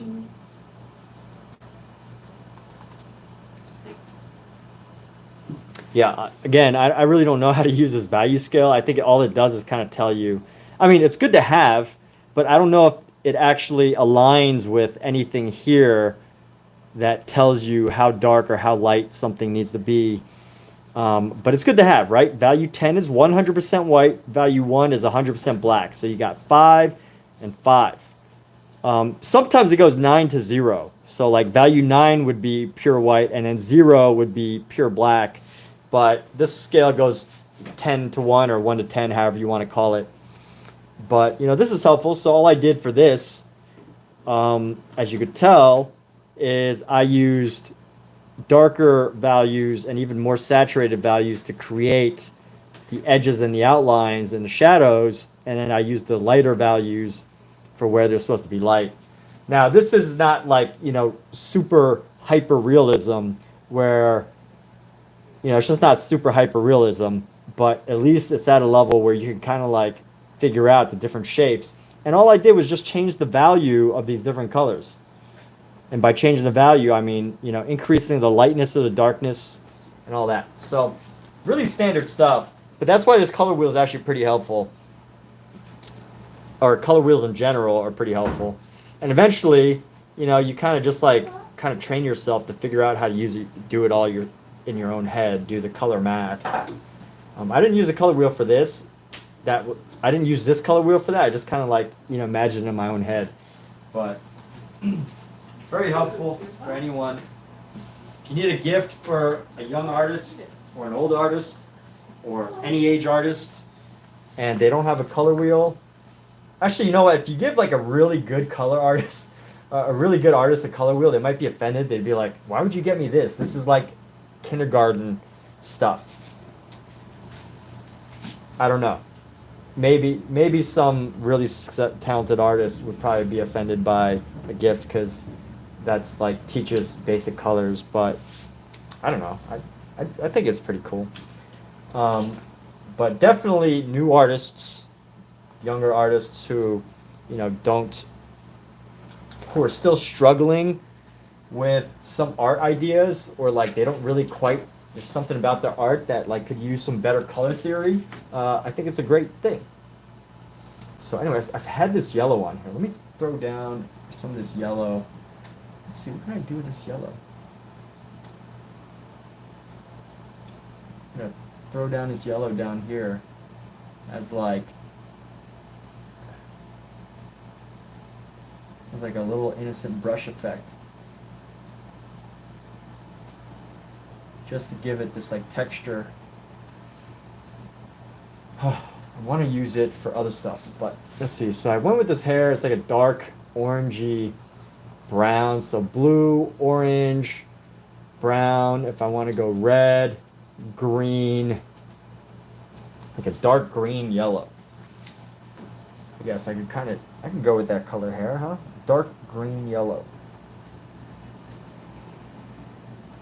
Let's see. Let's play with that color.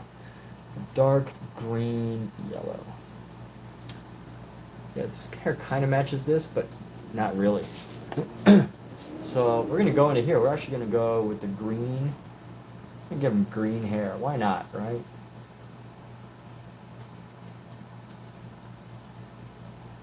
So once we're done with this, one thing that I picked up from oil pastel work is how to not be scared of colors. Or how to overcome my attachment or fear. Well, how to overcome my attachment to picking the correct color. How to overcome my attachment to picking the correct color as far as like matching color, but also how to get more comfortable with a variety of colors. So I guess fear is not the right word to use, but prior to using oil pastels, I think it was easy for me to get stuck and be like, I can't possibly paint somebody's face green, or I can't possibly, put red here or yellow because I don't necessarily see it on the face. And where oil pastels are really helpful is with oil pastels, it actually takes a lot of effort to blend an oil pastel. I don't know if anyone's ever used an oil pastel. Let me grab my oil pastels just so I can give a visual example. I think it's interesting when you can talk about art. For anyone who tries to talk about art, a visual medium without explaining visually. Do you ever think about that? Like, people who try to explain music, you can't really. It's hard to explain music with just like pictures, or it's hard to explain pictures with just words, or it's hard to explain a smell. You know, you can't. It's really hard to explain a smell. It's better to explain a smell if you can actually give someone the exact smell. But you know, with like oil pastels, what I found was a challenge was like I had all these colors, but unlike oil paint, right? Oil paint I could mix any single color that I could possibly want, and it only takes a few seconds.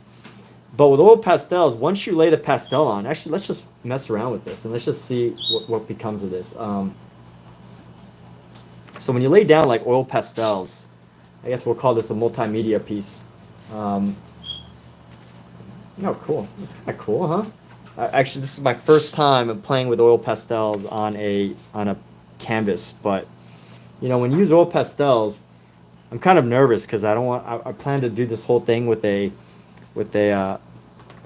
brush, and I'm kind of like concerned about how this is going to affect the final piece because I didn't have a plan. But you know what? Let's break out of our comfort zone and just see what happens if we start to, play with these. But as you could tell, right, like here, these colors aren't really blending together, right? Like they are a little bit, but it doesn't. You can't really blend it the same way that you blend an oil painting. It's still not blending, and it picks up a lot of the previous color and kind of creates this messiness. So when you work with oil pastels, you have to train yourself to be comfortable using just a pure color by itself, rather than trying to create the perfect color. And that's something that was worthwhile from oil pastels that helped me break out of a cycle of trying to get something so precise, and to experiment like this with different colors.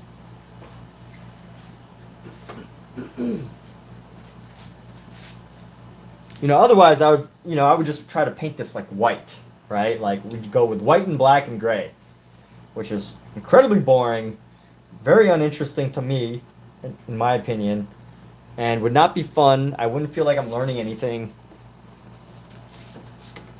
I would totally just feel like, oh, okay, well, I can make something in black, white, and gray, but I wouldn't feel like I was challenging myself enough, and, constantly just playing, experimenting with different color varieties, color themes, color concepts, color ideas, and, that's how you come up with some cool ideas. So,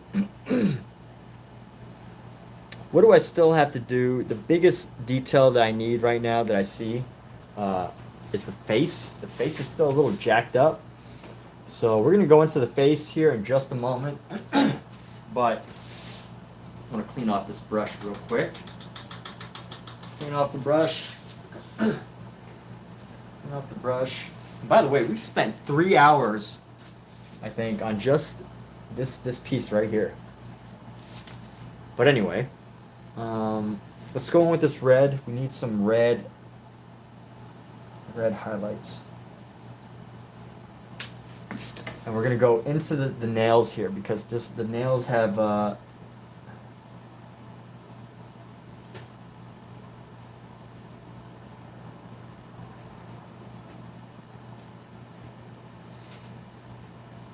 okay, so here we go, forming the nails. And this is a slightly bigger brush and it's kind of splayed out. So I have to be aware of that when I'm doing this. I think most artists would try to find a brush that allows them to find the perfect detail, but for this method, I actually like these little imperfections that come out, and I think as you were saying, Carmine, I think this is a thing that helps me overcome perfection. Is literally using something that prevents perfection. Maybe is this brush right here is literally anti-perfection because the brush has these little bristles that are sticking out, you're virtually guaranteed to have a section of your paint that is slightly less than perfect, that is slightly messed up simply because of the brush that has made its way to scrape another area. But you know, I do that to like keep myself. I think that's a way to train yourself from being overly perfect, right? So here we go. I can see that the leg is not supposed to have like this super sharp angle here, so I need to bring it up like that. All right, there we go. That's good. Whew. All right, a good 3 hour, 3 hours just for this part alone. I will go into a smaller brush. Actually, do I really want to do that? Let me see if I can push myself to use an imperfect brush and to create something interesting.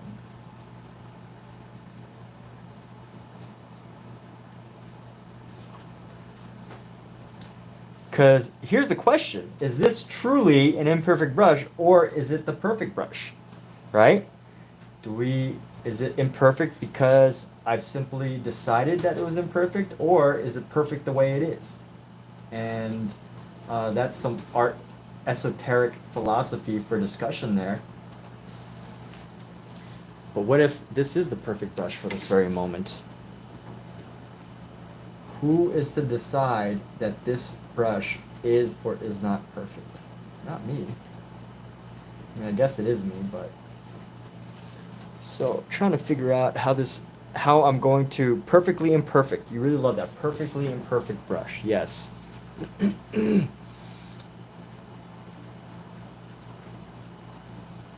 I will say, I will switch the brush, but I at least got this detail right here to work out.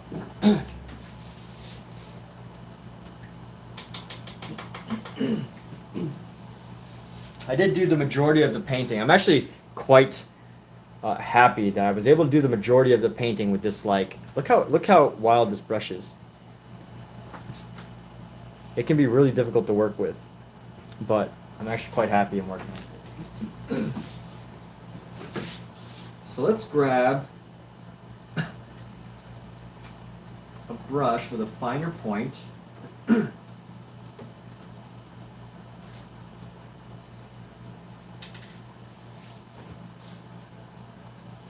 And I'm going to season it, so dipping it in my oils, dipping it in oil to prepare it for oil paint.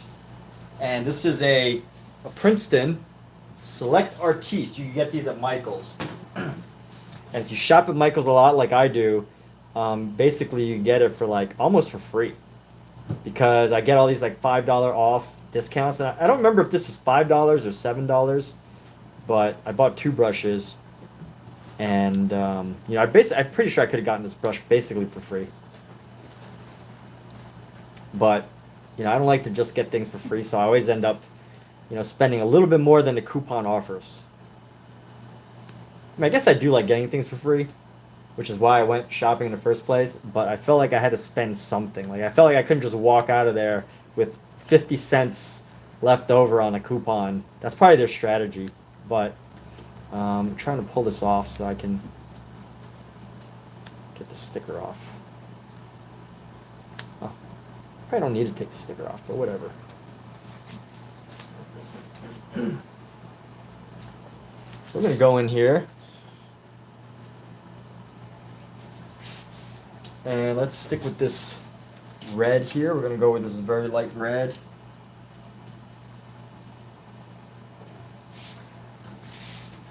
And we're going to pop this into the mouth. We're going to pop it into his mouth. And let's go with a little bit into the shadow right here.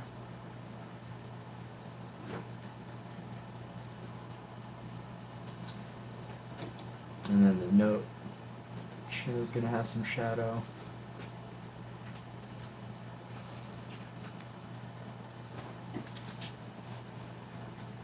you know what, this all is kind of blending together. So we have to find a way to create more separation. So let's go ahead and do that. Let's start separating some of these pieces here. Let's do that by adding a nice little shadow right into the nose right here to create the nostril.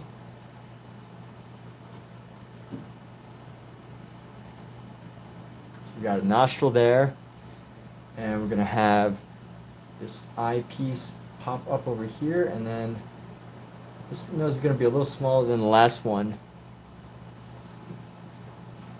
And then we're gonna go around the mouth. Nose is gonna have a little bit of separation there. We're gonna bring this down. I'm going through the extra trouble of adding more detail on this face because I feel like there's it's a little bigger. So I have the opportunity to play around more, and I'm going to take that chance. Take that opportunity.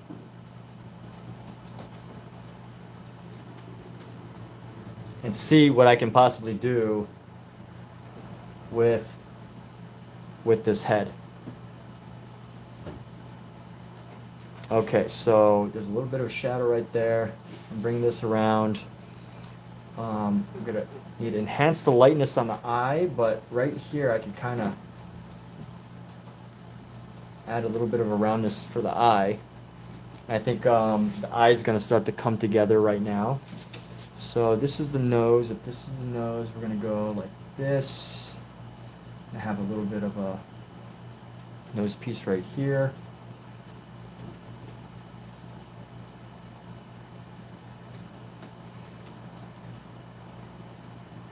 And it's kind of looking pretty funky right now. So, trying to think of how I can keep it with like just this subtle description of a face.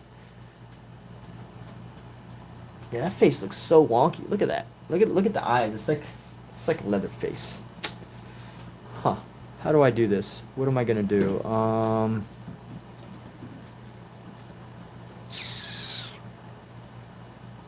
So I think this eye needs to be cut up a bit more.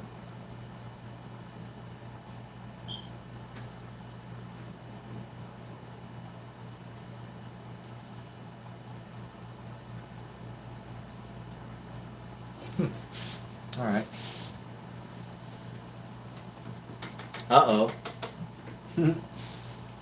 Nobody likes those words, right? So let's see where we're at. Got to do some troubleshooting now. I'm gonna bring back our white. The white and our pink. And let's try to establish this color zone again.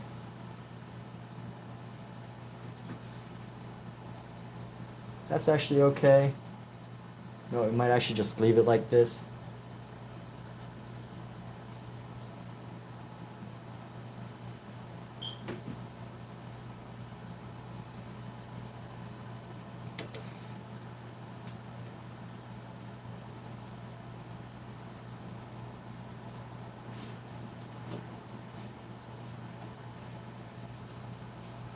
Let's start to just add some more shadows along the face, which is what I think really added to the character of our last piece. So nice little shadow right here. And then tighten up this shadow right along that side of the face. Bring this shadow up around the eye. You know, if it looks a little twisted and unusual, that's okay. So bring this shadow up. Bring this shadow down. Around the nose, other side of the nose.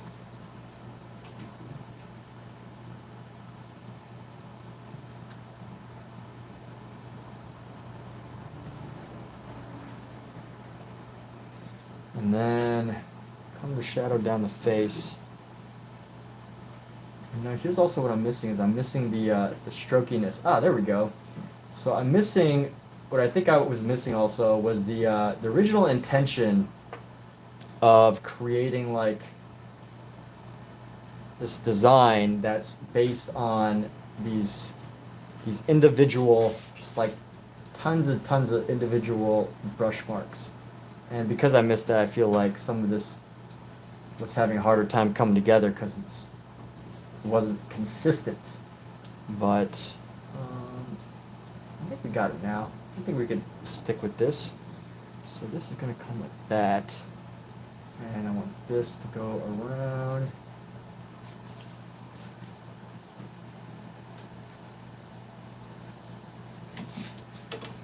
And then let's see, so down like so.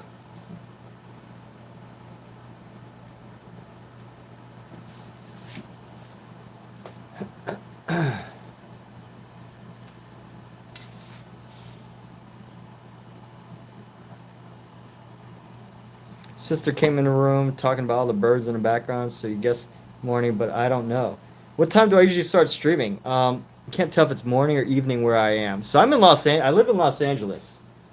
So right now it is evening time in Los Angeles.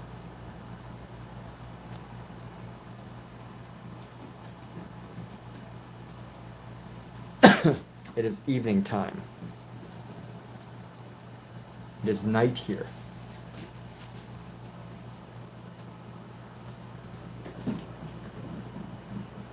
Or sorry, it's not night here, it's evening. So it's like late evening. We're going into like, Alexa, what time is it? The time is 7:28 p.m. Yeah, we're going into 7:28 p.m. That's any revelation of, I know there's like some cities where 7:28 doesn't really mean anything because it could be dark, it could be light. You know what? I'm starting to feel like I'm overpainting this face. And when I feel like that, I think it's a good cue to just kind of stop and just let it be. Let it have this like twisted look.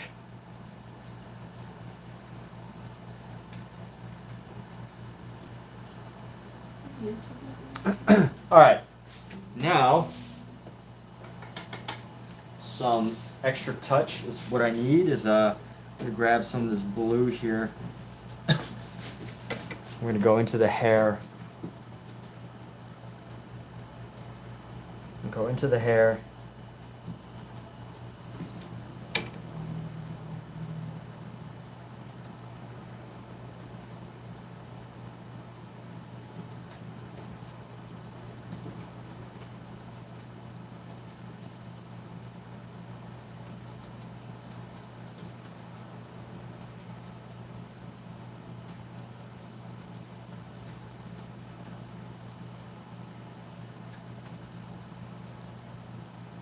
So I'm kind of using this to curl away some of the face. I could kind of push the face, the edge of the face in more to make it less, to make it the shape better. But I feel like the face is very Munchian, Edvard Munchian. And that's it. So we're done with this body. Actually, you know what? Let's not call it done yet. There's a couple things I still want to touch up. I shouldn't just call it quits right away. We're going to bring this up. And then I like how this is. You know, it's not taking away from the other one. I want to keep them pretty similar. I like where the shadow kind of rests right here. It's a nice little shadow. Oh yeah, so some of the finer details of this piece, of this area of our belly here. That's what I wanted to work on earlier.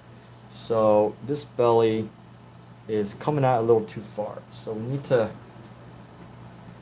bring this in a bit and bring the shadow down. Soften it. Soften it by adding some white into it.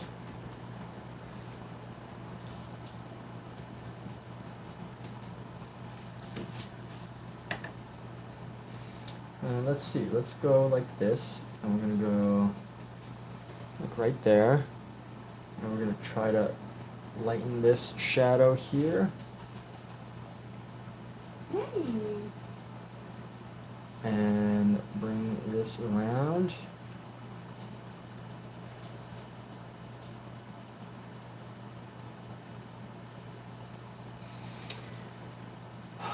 And let's see, we're gonna go bring this down a little bit. Try to blend this into that part of the stomach. Let's add a little bit of this right here to create some more shape for this abdominal piece. Yeah, so Carmine, you just been up, huh? Well, I don't know, you don't like to sleep? I love sleep. Sleep is really good for you.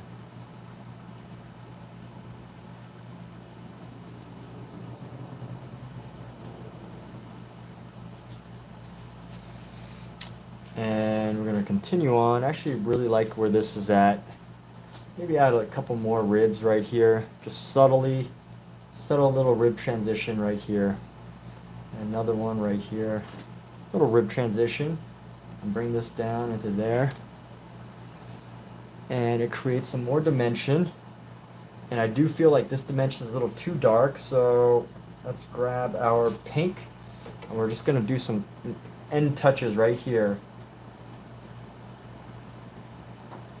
Kind of soften the impact of this area. Oops. And some more white here. And we're gonna go like that. We're gonna go like this.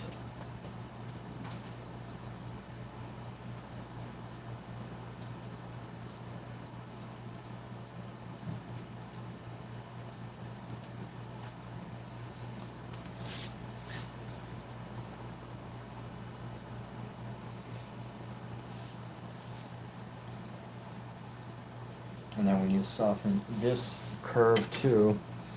So let's go into here.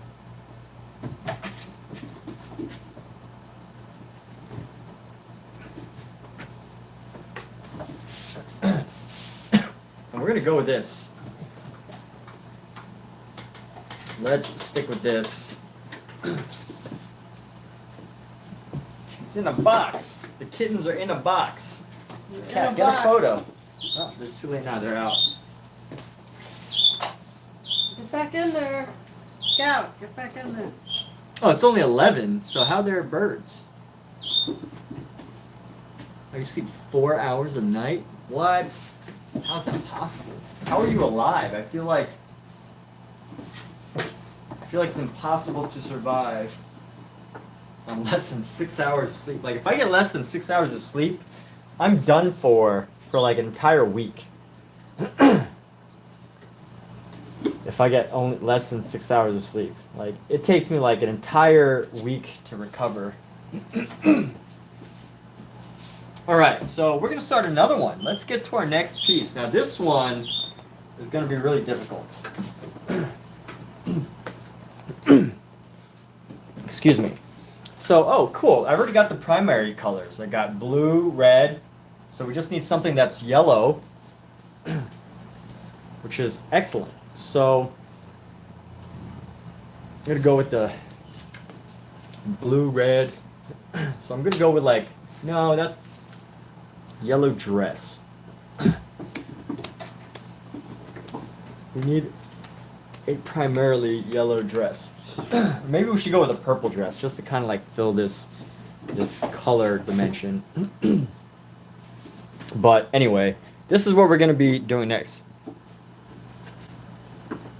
Birds. Oh, she thought I was a... Oh, my bird. My bird is chirping like crazy back there. I see what you're saying. Yes, she chirps like crazy. So let's see what we're going to do next. So those of you that are just here, this is our reference.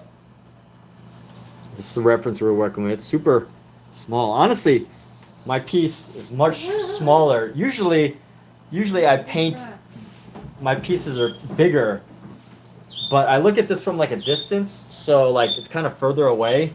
So it's almost a little bit accurate, but you know, I think my character is a little thinner. But those of you that can, that are curious, this is my reference. So I think the head's a little bit, whatever. Anyway, what's done is done. You must move on. And this was the idea. This was the concept. Now the next concept is this piece. And I'm basically going through this book in order, but look at this dress. I gotta do this dress, and I'm really not looking forward to it. But honestly, I feel like it's gonna be easier than I actually think. Because you can let like these things intimidate you, but all it really is a separation of lines, just lines. That's all you really need to create good folds is lines. And I'm kind of like psyching myself up by telling myself that's all it is. That's a way to make myself tackle a difficult subject, is by making it sound less complex than it really is. Hey. Which, anybody may or may not disagree that it's hard or easy, but I have to tell myself things. All right. So, how do I want to go about this? Where do I want to put this?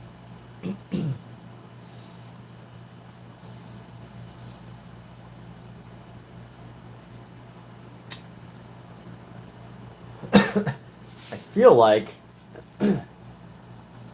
what I'd like to do is I'd like to pretty much just stick it like right here to create like this triangle effect.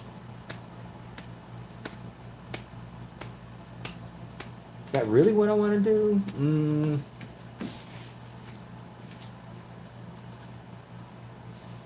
Hey, Fern. Let's go.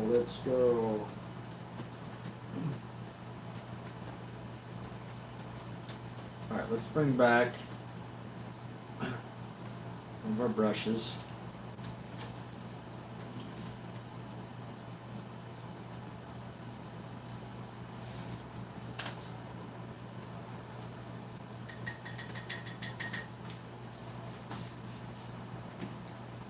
And we're going to sketch this piece out. I just got to figure out a nice spot for it. Either right here. I mean, this is kind of going by the rule of thirds. You got third here, third here, third here, third here.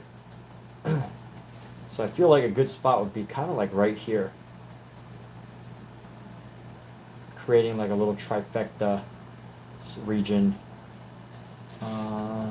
Rule of thirds. So rule of thirds would basically be around right here. Rule of thirds horizontally. So if you don't know what rule of thirds are, rule of thirds is basically a compositional technique.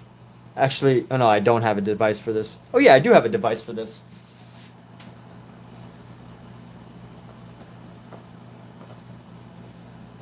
So I will say I'm actually not going to recommend this specific brand of device because I think it's inaccurate.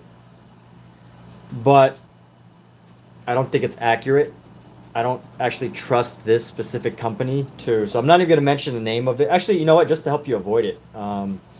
This was made by nycphotosafari.com. I bought a different version of this, and I don't know how accurate it is. I'm not. I don't totally trust the brand because it's a tourism company. This was made by a tourism company or some tourism company that's like, I don't know. I'm not trying to. I think this one might be accurate. I'm not sure, but it almost looks like one part's a little longer than that part, like the design. And I bought a different version of this that's supposed to be like the golden ratio, but the golden ratio is off too because it has like these weird sections. Anyway, I don't want to criticize a company too much, but basically, if you want to get the idea of what rule of thirds is, it's a compositional technique where if you look at something, and this could be a square, like this could be a square, this could be a rectangle, but essentially what you want to do is get the elements. Let me just put the camera. You want to put the elements that matter the most that you want people to see. So if you're drawing a face,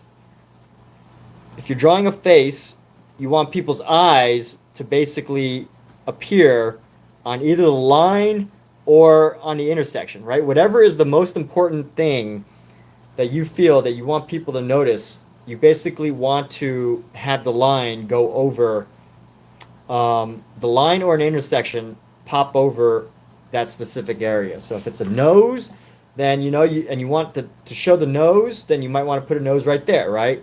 If you want to show like, and again, if this is a square, this the lines of thirds would be different, right? They would be all equal rather than rectangular because it's separating a thing into thirds. So thirds and then thirds down. So again, a square will look different. It would have 9 squares rather than 9 rectangles. But back to the point, essentially what you're aiming for is to get the elements that you want to be seen, that you want to be noticed, in on either the line or even the intersection's the ideal spot. So I pretty much eyed this. I was pretty much eyeing this. So I pretty much guesstimated this and try to put these figures right on the line of thirds. And, ideally, that will give you something interesting compositionally.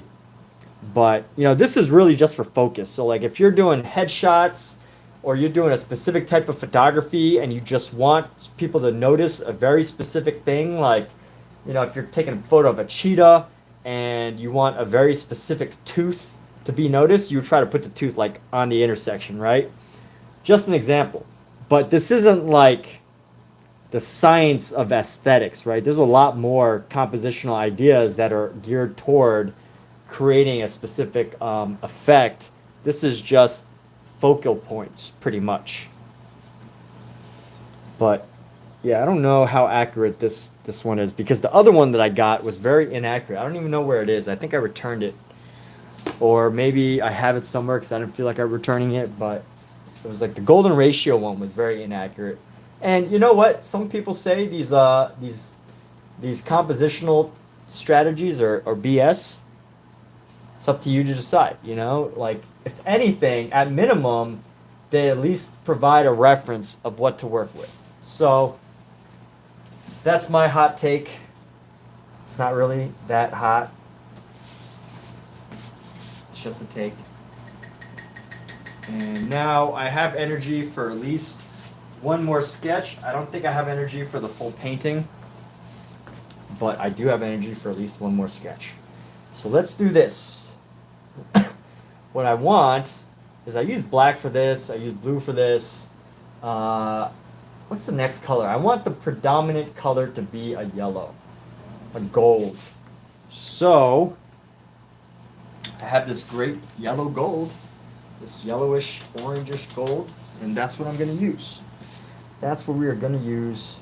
And I have so much paint that I'm afraid that will just dry up soon because this painting isn't like a painting style that uses up a lot of paint. It's really economical. When I say economical, like, because I use the small brushes, it's not really thick layers of paint. And I feel like I have so much paint that I need to use, and I'm afraid that at some point they're just going to dry up and I've wasted all this paint. So there must be another painting I can do right now.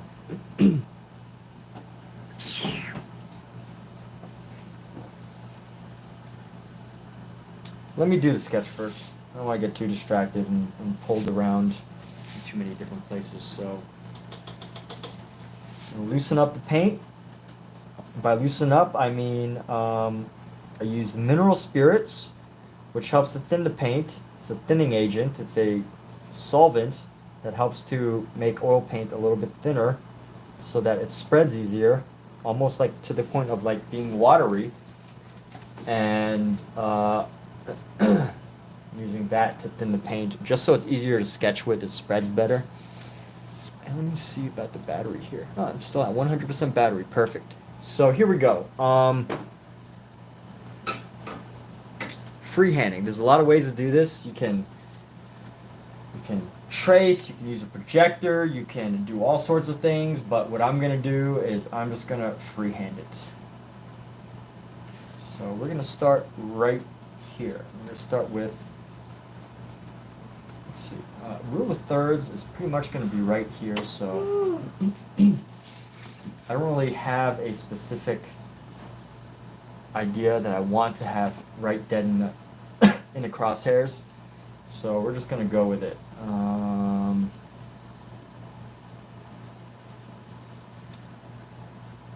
So I'm not sketching loosely. If I was sketching loosely, I might hold my brush like this. If I was really painting really loose and fast, but I'm not, so I need a bit more, my hand-eye coordination is more geared towards this. So let's see, rule of thirds. Rule of thirds is going to be guesstimating it. You can just kind of eye it. This is a rule I use a lot because it's just so easy, so simple. It's a very easy rule to use. And just estimating here where the pieces need to go.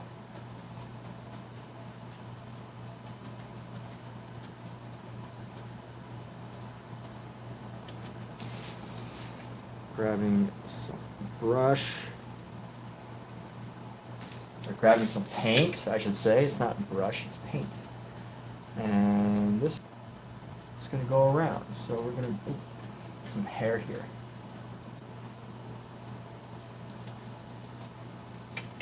I'm going to bring this down and then around just a little bit. And here we go. So bring a piece. Okay, so this is going to come around like so.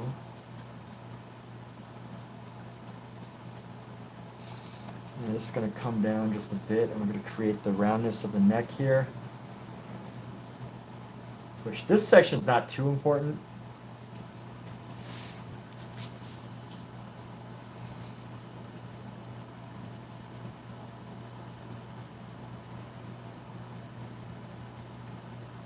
Because it's just basically a cut off neck, a neck that's cut off at the head. You know, people have been asking me, they're like concerned about me. They're like, why is this just a headless body? And you know what? Because they don't get it. And I actually like that about some art is like, you know, you got to be in the know to get it. Right? Like, I think that's good that some art is like that. Is like, you know, unless you're in the club, you don't get it. I'm not saying like, you know, art should be inaccessible, but at least have some surprises. I think it's worthwhile to like, you know, have art that has some surprises, that has a message, that has like ideas. Oh my gosh. So I'm having this trippy effect right now where I'm like looking at this and it's like when I turn my eye away and blink, it kind of like teleports here and there's like it's kind of just like, I think I'm getting tired. My eyes are getting tired. Or strained because I'm starting to see like multiple versions, and I swear I have not had anything to drink except water. But here we go. My eyes are getting tired, so I know it's almost time to stop. But that's one thing I like to do is I like to explore the limits of my painting endurance.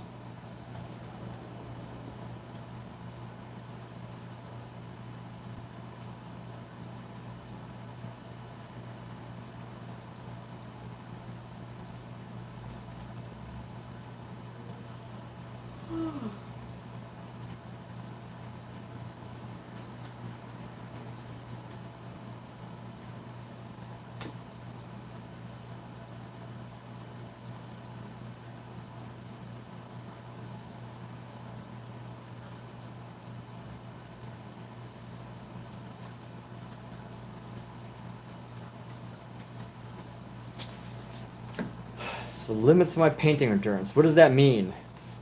That means how long I can paint for, the amounts of times that I can paint for. I try to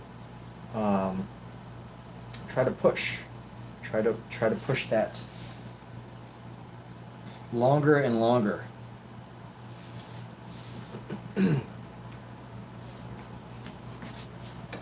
So the most amount might my eye domination too, like if I close my dominant eye, the perception of what's around you switches to the other and changes. What do you mean? I'm kind of confused. Like I know what you're saying. Like, you know, like obviously, of course, you know, when I switch from one eye to the other, it's gonna come at a different angle. But I'm kind of confused at like the context of what you're saying.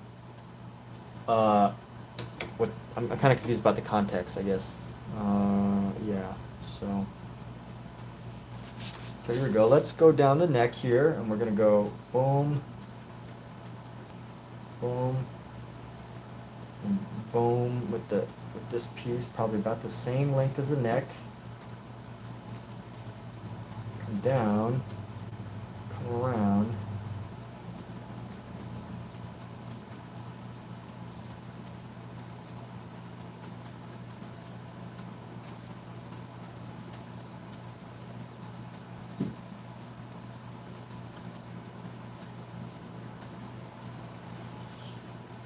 Oh, that's a really deep neck piece. So I need to bring that up a little bit further. That's too much, too deep of a piece.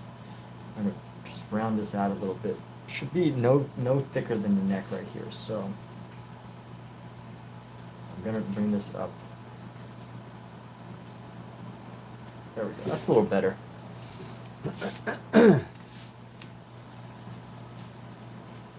And let me see where this is going. So this should be right about there. Yeah, it's pretty good. It's like right around at that angle. Okay, cool. So checking proportions. When I looked away and I said the paint moved, yeah. Well, so like, this painting didn't actually move, but I saw like remnants. I saw like little white lights over here, like in this section, like right next to it. I saw like little white lights, and I'm still seeing, you know, little remnants, but. Yeah, I guess we'll just deal with it and figure it out. Where you going? Which kitty is that? Ah, Pookie. Pookie is looking for Pookie wants to get away. Down. Ow, stop scratching me. You're scratching me, Pookie. Stop. She's like, let me go, woman. What do you want from me? Sharp fluffs. Alright, so here we go. We're going to go around.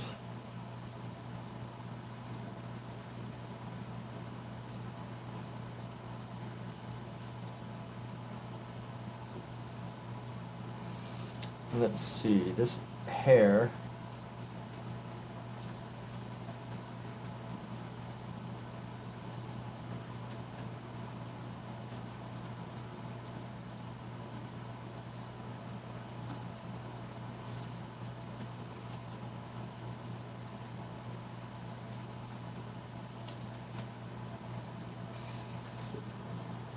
Let me just make sure this length is okay. So I'm checking this length. It's okay, that's a little longer than the neck. I feel like it's a little bit over too much. So let me see how I can correct this a bit. I'm going to correct it, do some correcting now so I don't have to correct as much later. And then right around here, so this angle's kind of down. So where this needs to end is like just below this line. So that needs to end like right there. And as long as we try to keep the proportions good, at the end of it, we will come up with something good.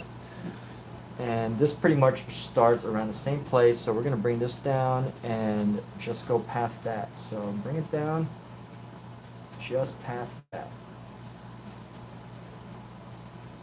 So just past this part is what I'm saying. Just past that is what I mean. Just past that. Almost exactly right around the point. So just a little bit past. And then we're going to go around here, right almost to the neck, I guess.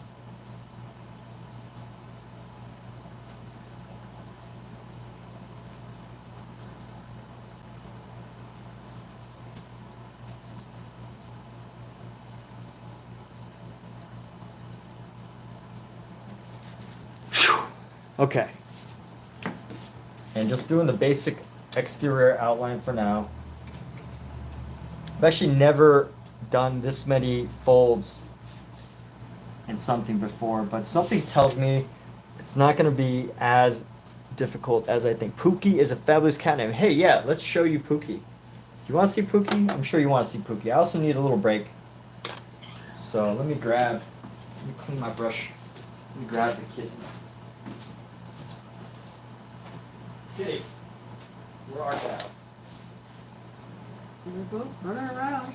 Pookie, come here.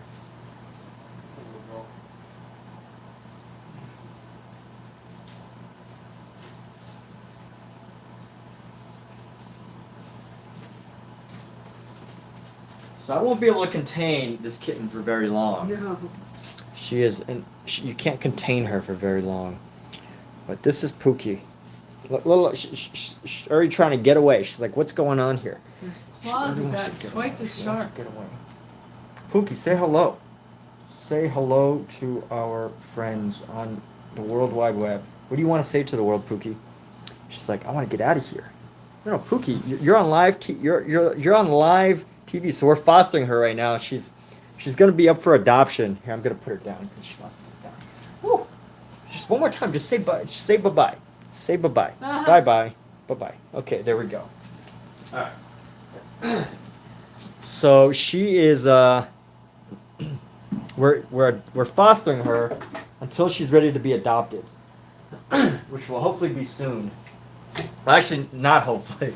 I hope it's not soon. But you know what? Our goal is to get her adopted, to help her find a good home. So part of that is letting them go, and you can't do that if you want to keep them forever. So you do have to find that balance of like separating how much you like them from the fact that one day they will no longer be yours to take care of. So let me grab my. So yeah, Kat Carmine says she loves the name Pookie. Oh, nice. So this is only the second group of kittens. This is only the second group of kittens that we fostered. The first one was just one kitten. This is a brother and a sister that we're fostering right now, Pookie and Scout. So to answer your question, no, we have not done a lot of fostering. We've only fostered 3 total kittens. 3 total kittens so far.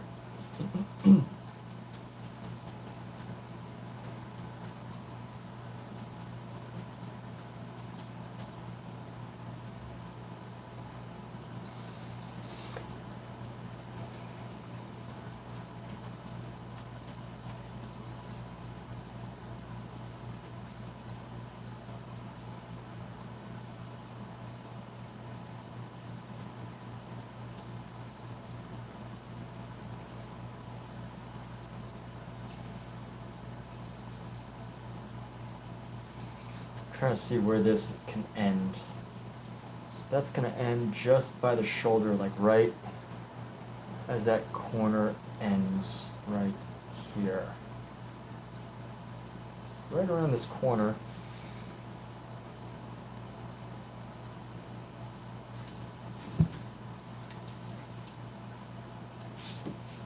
You get it.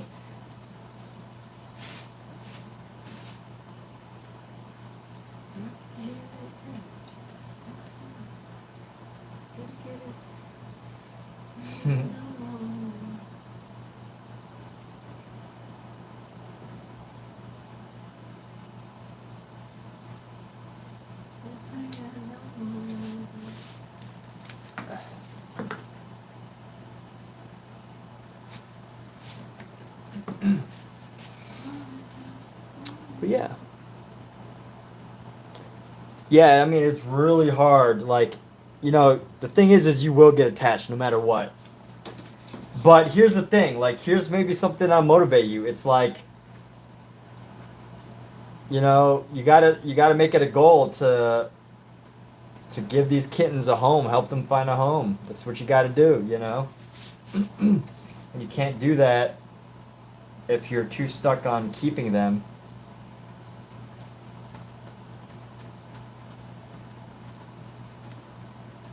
Because if you keep them, then you know what? Someone else is not going to be able to take care of them. So I don't know. I mean, that's how I kind of keep my attitude, but it's not easy. Definitely not easy.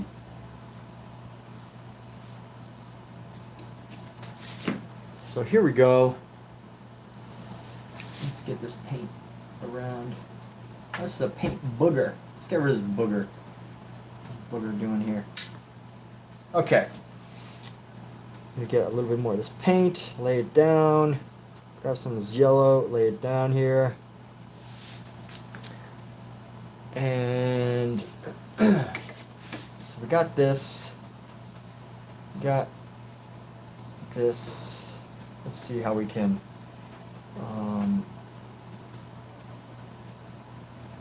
I feel like there's a science to this, but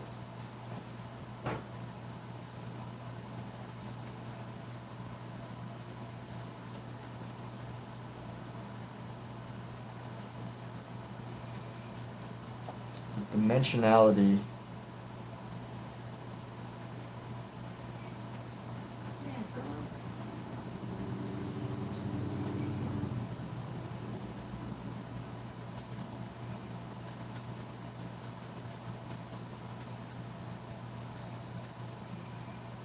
And then it's going to go like this. And we're just going to have all sorts of just wraps. We're going to create a basic shape and a form as we go around in a circle, because these are really complicated wraps that are going around. But we're definitely going to continue. Let's see. This, I'm pretty sure this piece kind of goes like this. And then this piece goes up. Really like that? Oh no! Oh. Totally left out a whole section here. This looks about the right length though, but I have this thing right here. This is gonna go up and then right around here.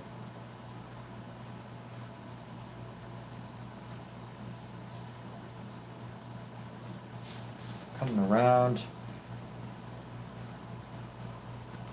And I'm trying to see where I'm going wrong with this, because that's why. Oh yeah, no, that's actually this, yeah, that's okay. This is okay. Oh yeah, this is it right here. This is the section that I need. That's why. Okay, so that is there. This section, I see.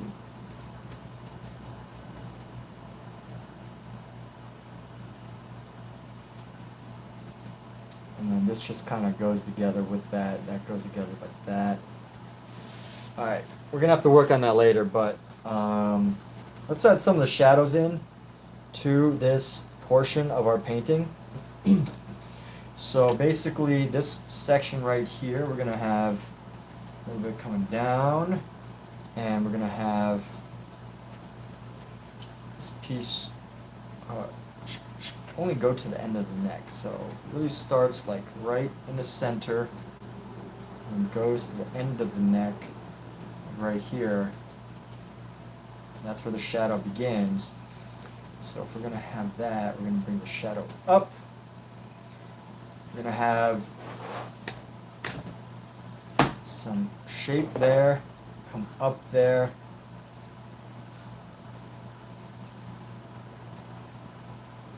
And this is kind of like how the shadow goes. So that's where the shadow's going. We're going to have another shadow right here.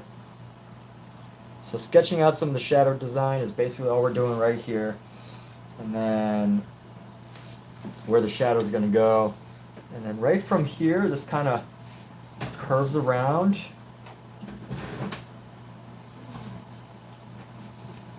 Curves around and then goes curves around.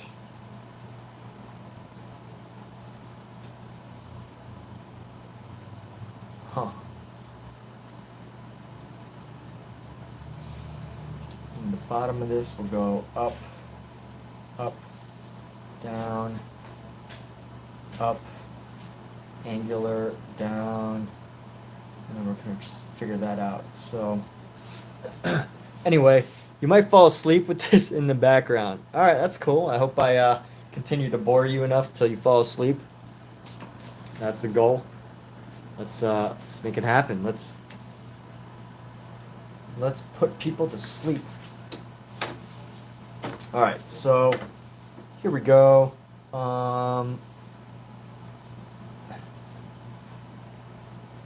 You're at the beach and you caught message redacted. What's going on, ATG? How you doing, dude?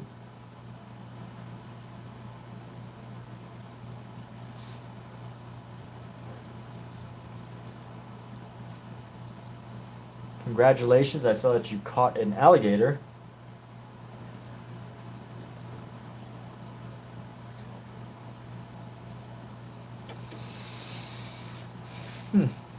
You're at the beach. You caught a giant alligator gar. What is a gar?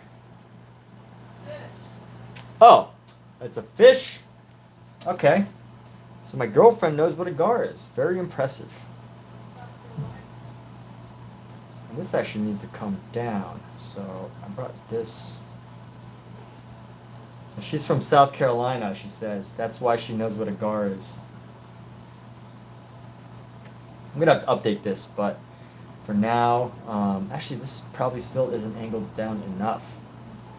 We'll go down and then down, down, down. Like that. There we go. Alright. Got that. Let's add some more color.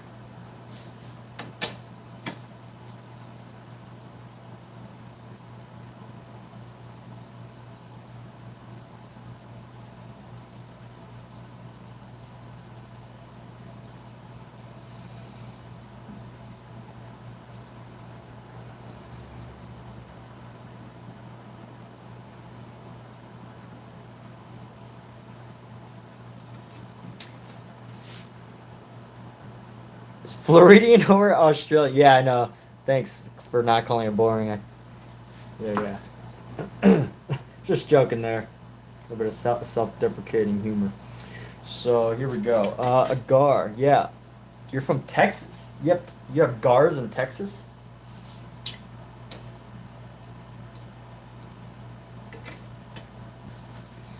we're going to bring this down and right there.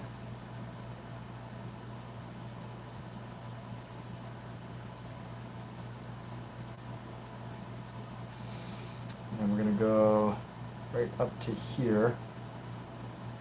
Go from the center line right under the neck. We're going to go like down. And then across and then down and then up. And over. And down and then up.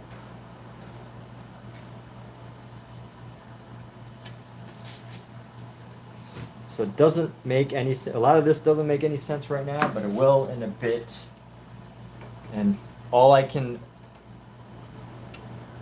think about is the majority of these proportions is hopefully accurate enough that it's plenty to work from. So got this.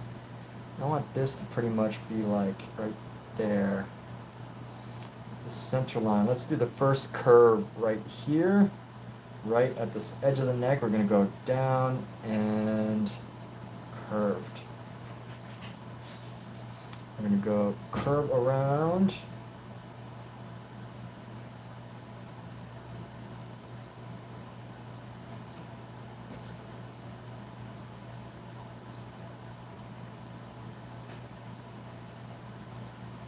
So how long do I want this? Let me try to measure at this torso part. So if I'm going to go, actually the head, let me do shoulder to body length. So I'm going to go cross the arm to cross the arm.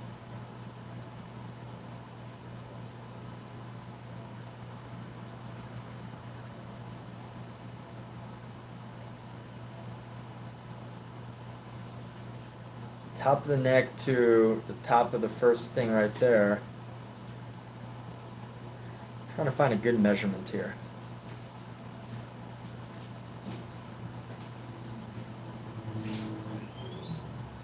So top of the dress, bottom of the thing right there. So top of it, this kind of looks, I feel like the body looks a little long. But who knows? Let's keep it going. Let's push through this. Push through this. It's like so angular. Maybe this is just coming out too far. top of this.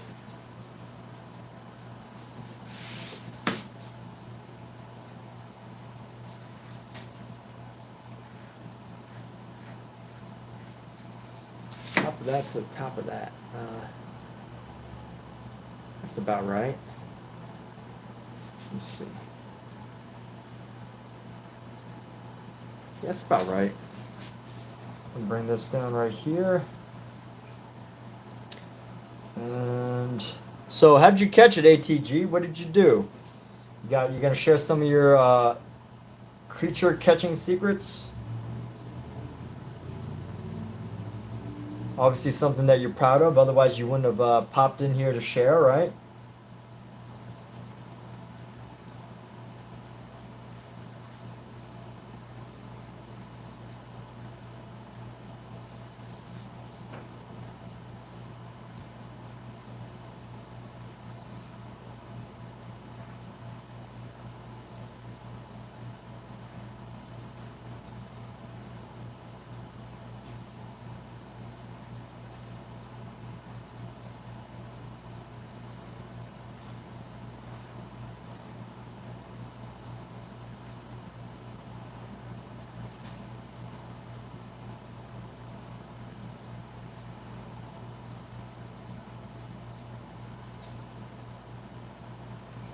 So this piece needs to start right around there. So right around here.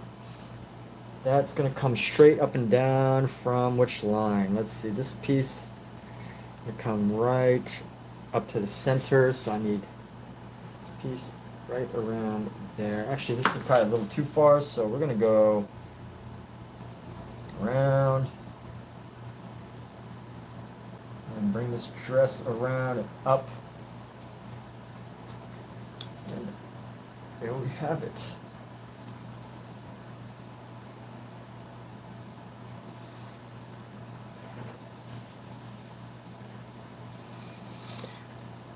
And now we got the legs. So we're going to bring the leg down, bring the leg across.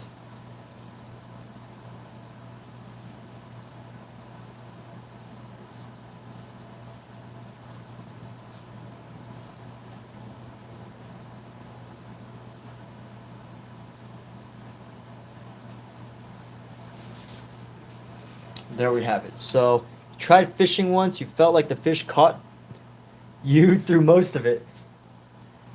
That's hilarious. So your experience with fishing was a little bit, quite challenged by the fish. So here we go. We are going into this and we're going to paint some more of the shadows. And you get the shadow shapes out of the forms of shadows. So we're going to go like this and then down right here. And then pretty much all the way around.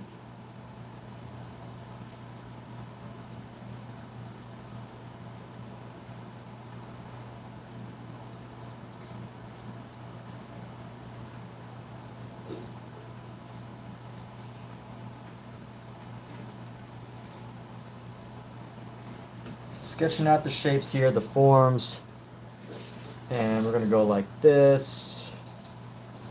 This angle is going to go like right around. Come up.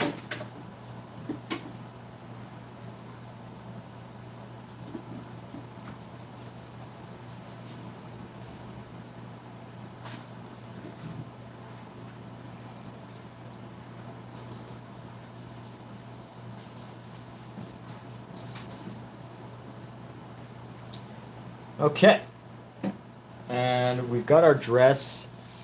Let's draw some of the other shapes that are going to be in here. And it's going to go wham, bam, wham, bam. So this is going to go across, and there's this other piece that comes across down here. Just starting to sketch out some of the other minor details that we're going to have. But not necessarily everything. And you know what? We're actually gonna leave this for now. We're actually gonna call this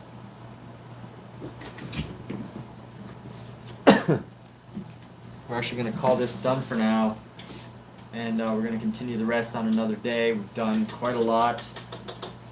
Usually I don't take this long to paint individual figures. Like usually this figure would take me like, I don't know. If I used a different technique, it would have taken me, I would have this entire thing sketched out if I had tried it the other way. But you know what, I'm doing different things. I'm spending more time with each figure. So I think this is a positive. We are moving in positive directions, but you know what, ATG, congrats on the success, catching that fish.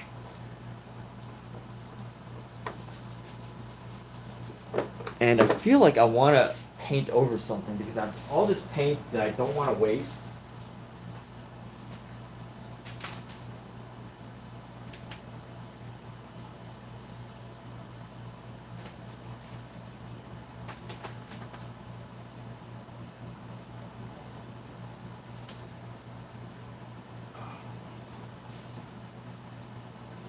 Messing up a painting that hasn't fully dried yet.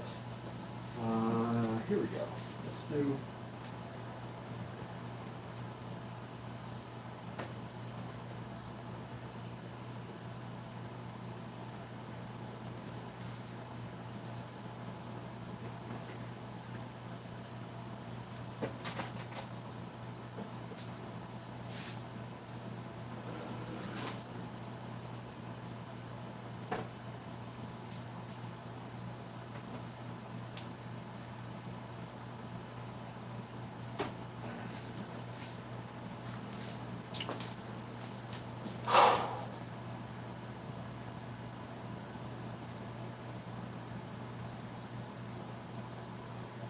What shall I do?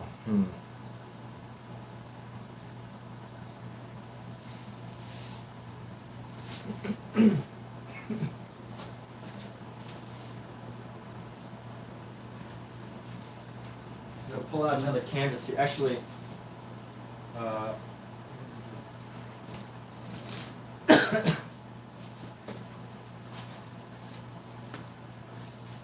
let's have some creative fun here.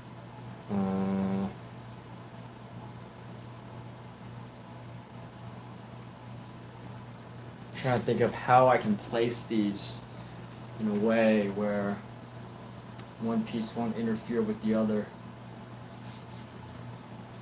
But maybe I'll just lay this down. So everybody think about this piece. I think we're gonna modify. I'll do some modifications.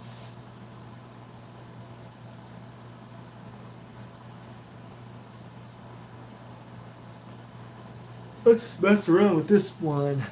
Doing anything for this long would drive you cuckoo banana cakes. Yeah.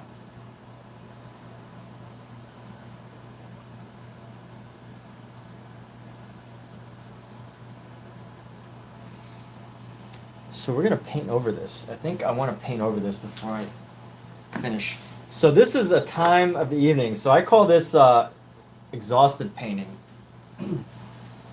where the whole purpose of this painting, this next part, isn't about painting something nice as much as it is about just freeing the mind, allowing your mind to kind of be free.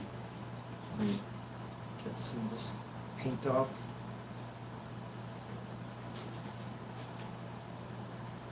To loosen up a little bit.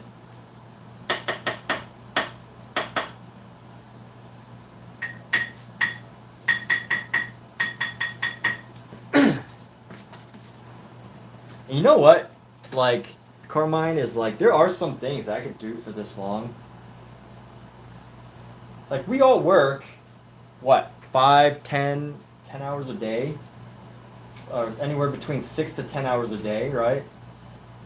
And I like to think, painting, the way I've been painting is a little bit more exhausting because, you know, you have to keep focused pretty much most of the time. You're constantly thinking of new things.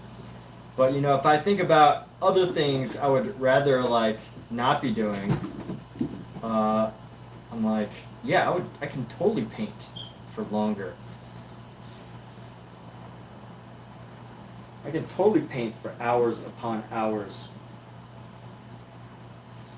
compared to all the other things that I would rather not be doing.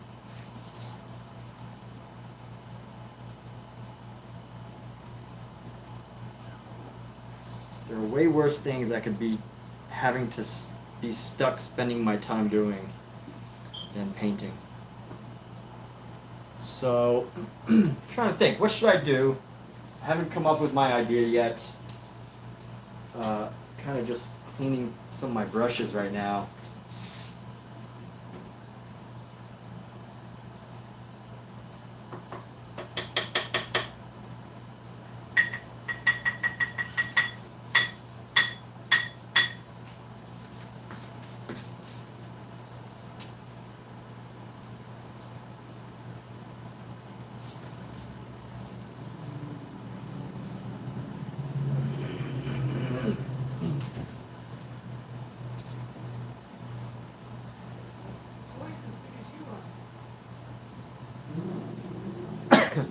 Alright, you know what I'm going to try? How about giving me descriptions of something to paint?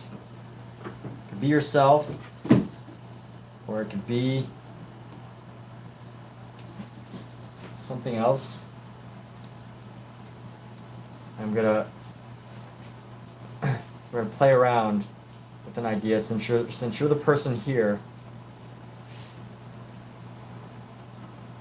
And do an imaginary portrait where I make up some of the details.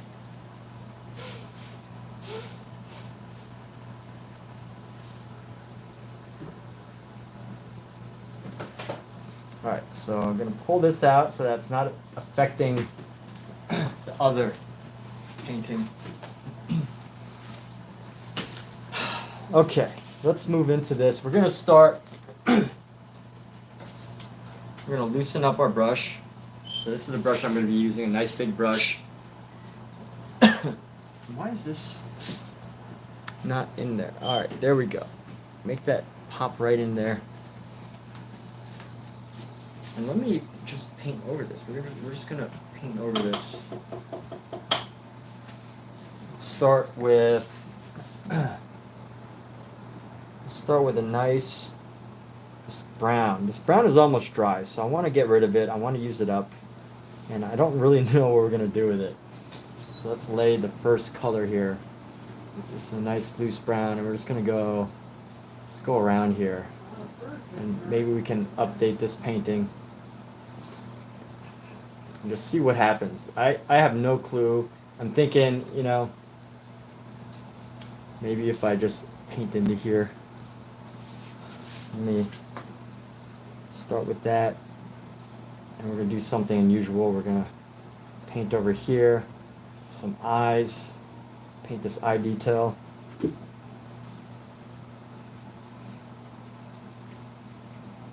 And shadow eye.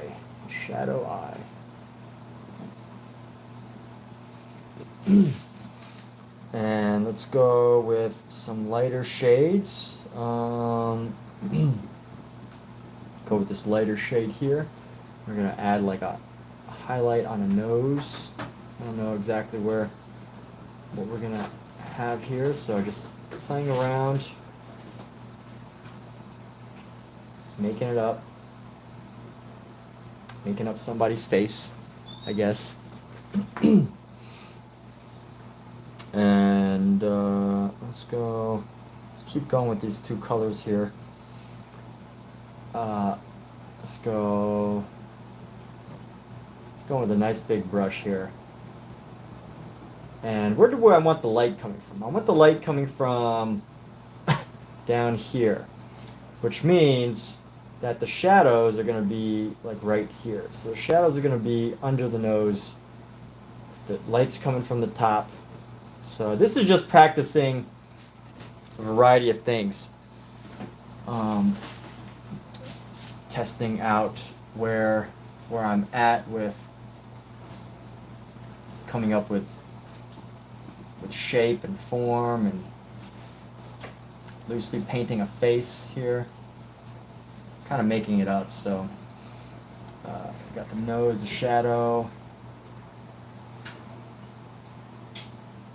Let's give this. Give some black hair here.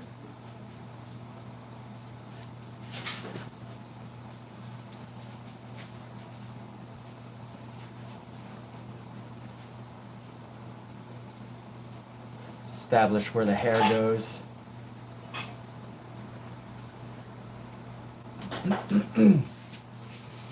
And well, let's give them even more interesting hair in this.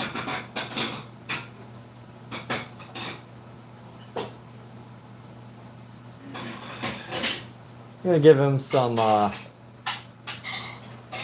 Basquiat-esque hair.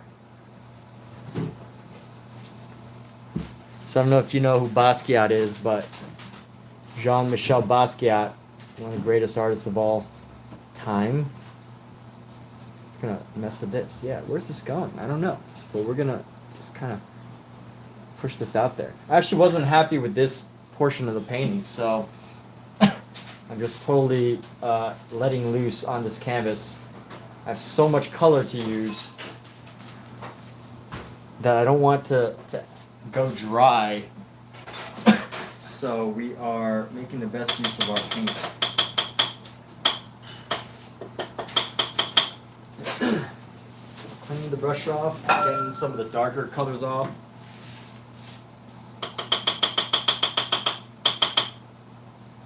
I have so much blue. So if anyone asks what I'm doing, I am using up some paint that I don't want to go to waste. And we are just painting something totally like just made up. No necessary direction. A lot of ideas mixed into one. May or may not come up with something meaningful, but at least we're having fun, right? So we're gonna go like this.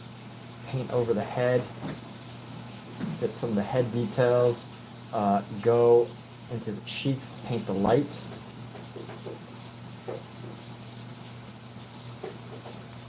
And why did I decide on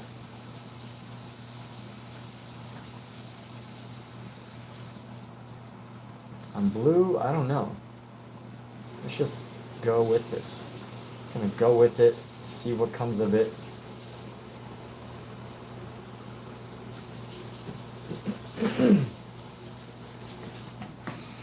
And here we go. Let's add some of this light into the highlight here. Some eye highlight right there. Give another eye highlight right there. And give a little ear right here. This ear is going to be in shadow, kind of.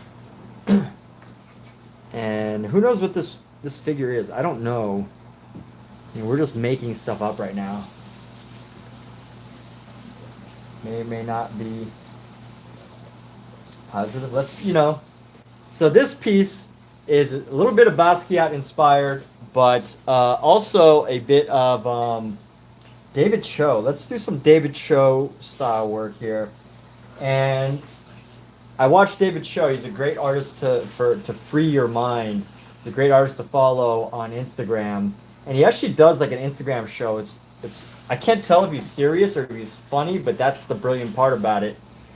Where he kind of just like teaches art, but it's so abstract, so brilliant the way he teaches it.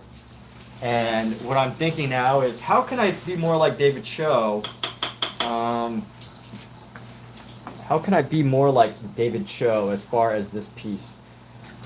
Let's draw his hand up here. Let's draw a hand up here with just like 5 fingers. 1, 2, 3, 4, and then 5. It's kind of just waving, right? Like, gotta draw some knuckles, some hands. And we're gonna take this black. I'm gonna draw this black down into the hair.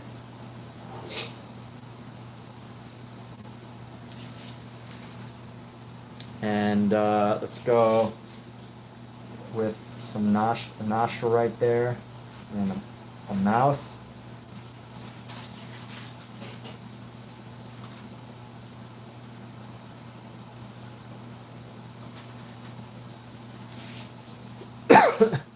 Blue face.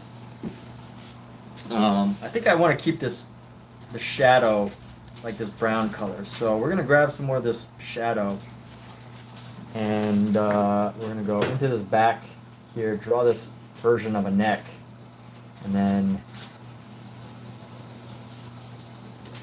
get the shadow down.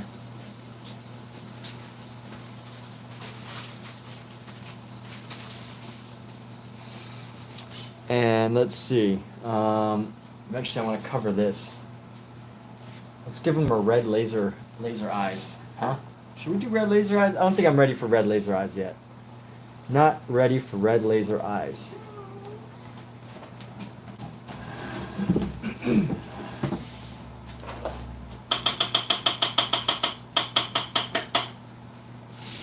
off this brush.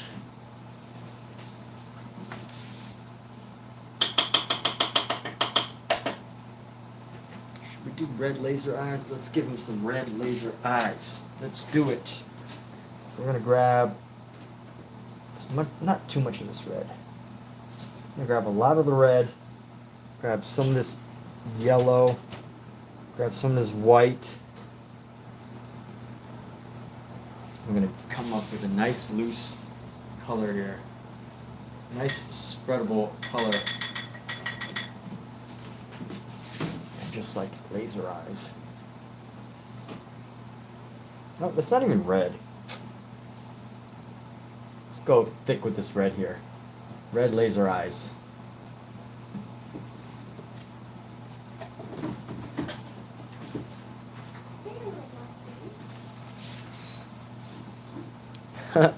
Alright, and let's see where else we go with this. Let's paint some of this red between the hair. We're going to come up with some more detail with this red between the hair. So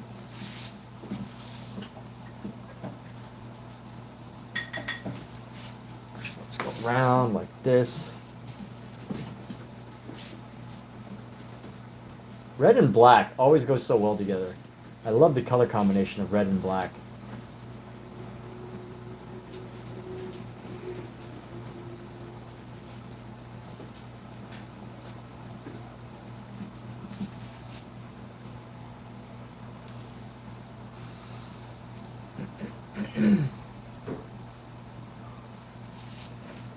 And you know what? Like, Carmine, I don't know if you're still here, but you said doing anything for this long would drive you cuckoo banana case. But maybe that's when you're going to come up with your best art, right? Like, isn't it possible that after painting for that many hours, you're like so exhausted that your thinking brain kind of shuts down and you suddenly just start to go into this zone of minimal effort, and you just like start to make stuff that maybe it makes sense, maybe it's weird, maybe someone will like it, maybe they won't. But at the end of the day, does it need to make sense? I don't know.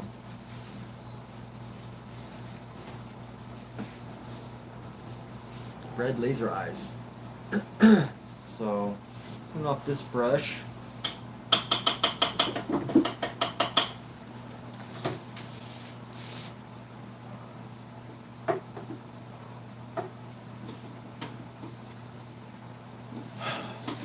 And let's grab this green that we've got.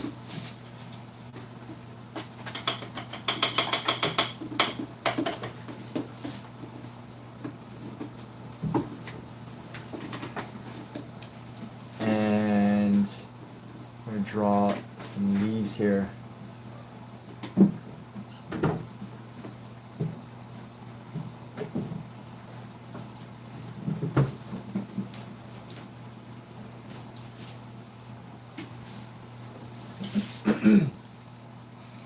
What the heck is going on? Alice in Wonderland's Starry Night. So real. Great things come from being a little insane. Yeah. Just a little bit. Not too much. I mean, maybe the more, you know, the more the merrier, but for now, you know, getting a little bit crazy. It's part of the craft right now. So let's try to go with this. We're gonna go with the white blue here. Add a little bit of our mineral spirits to loosen up the paint. I'm painting very wet right now. Very wet. We're just gonna go right here into his neck. We're just gonna paint down.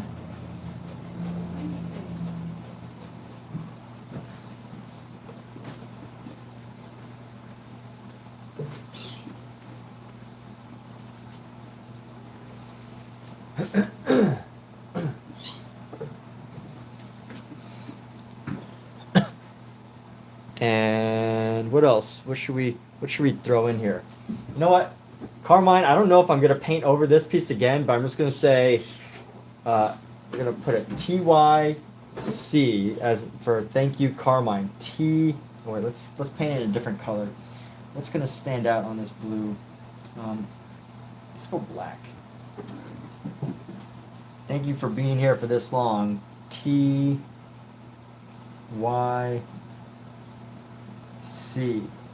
As in a thank you, Carmine, for tuning in. TYC. If anyone ever sees this, they're gonna be like, what the heck is TYC? And Easter egg, if you watch my live streams, you'll find out. But hidden surprises. I'm gonna throw some of this black right in the center of this. You know what? Paintings need triangles, need shapes. Shapes always denote symbolism in some way, right? Shapes denote symbolism. So that's what we're gonna go for. Let's go like this.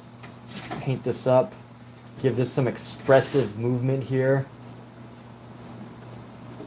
So that people are kind of like confused, like, what was this? What is all this bizarre, what is all going on? And you know what, I just never really, the real reason why, so I thought the outside of this painting was good, but I couldn't stand this green, red, black mannequin area. Because it just didn't work. Like the colors just looked so off. Like I like the plants, I like the flowers, I like the other thing, but this color combination of this like red and green with this black mannequin in the center, it just like kind of threw it off. But I was what I was going for was like, oh, I was gonna have this like shadow dancing in the light kind of story, but it wasn't doing the job that I wanted, and it just kind of like came out to this like not so good color combination. So it basically, I had to start all over. I'm painting over it. I've been wanting to paint over this painting for a while, so now is the time to do it. Right? Now is a better time than any. And let's see, what's this color I got right now? I got like some purple gray. Let's see what we can do with this purple gray. Needs a. Let's see, hold on.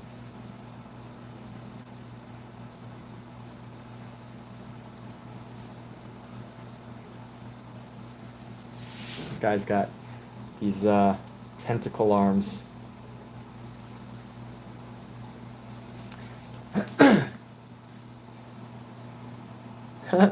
Tentacle arms. There we go.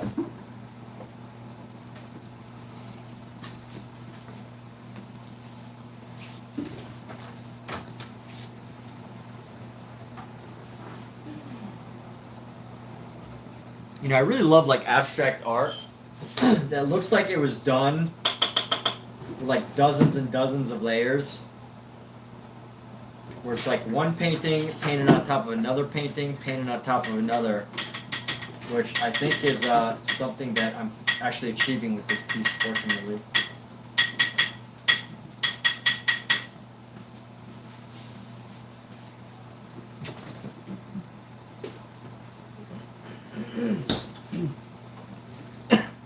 And let's take,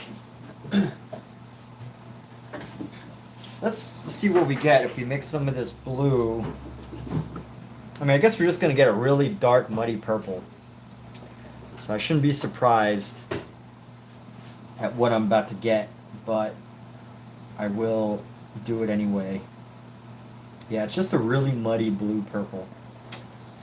Oh well, let's work with it. The worst that can happen is that it ruins the whole painting. Let's give this guy some shape him out, right? I guess that's helpful because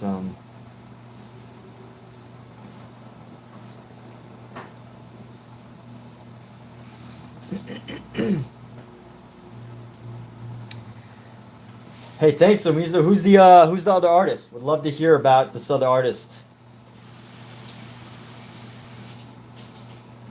That's what actually, the original theme of this live stream was for everybody to be open to talking about the stuff that they like and other artists. And, it was inspired. I don't know if you were here for the beginning of the live stream, but the beginning of the live stream, basically, I talked about how I saw this Reddit post, and it was people basically saying, why would you go in someone's live stream and tell them that you're leaving for another live stream? And it was like this person that was really upset about another live stream being mentioned in their live stream. I thought that was like just such a weird thing. Like, why are people? I mean, I get why some people are super protective about, their live streams, but just I wanted to make a live stream where people would feel comfortable talking about the other artists that they like, so that information gets shared. So I really, truly am curious by. Okay. Steez, Carlos Steez. All right, well, shout out to Carlos Steez on this live stream. If anyone ever wants to leave this live stream, go watch Carlos Steez. I highly recommend it. So, anyway, what else can I do? I want to kind of keep this background of like flowers and stuff, but I also want to cover up some other areas. So, how do I do this in a meaningful way? In a way that... Hey, it's my ice cream. Leave it. How do I do this in a meaningful way? I'm going to bring down some of this yellow, or some of this blue, grab some more of this yellow, put this into some of our green, and that's how we're going to do it. We're going to grab this green.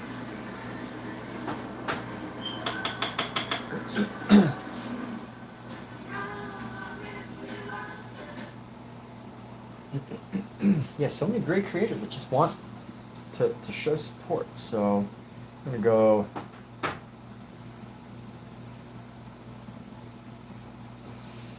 do we go about this? Boom, boom, boom. I want to make this colorful. Hey.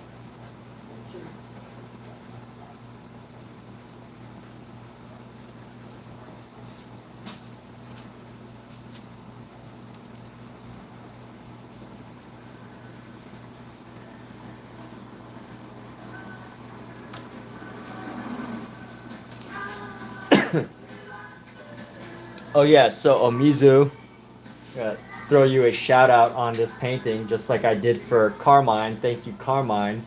I'm gonna do it. Omizu. I'm gonna hide the letters actually, so kind of have to piece the puzzle together. If anyone's ever curious. O, where should I put the M? M. I'm gonna put I.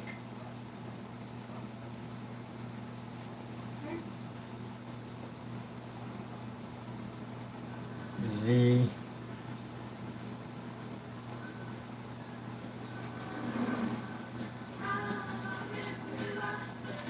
So a little, so it's a little bit, it's a thank you, right? A little bit of Easter eggs here. O-M-I-Z-U. You know, you kind of got to be a part of the stream, and you got to be in the know to know.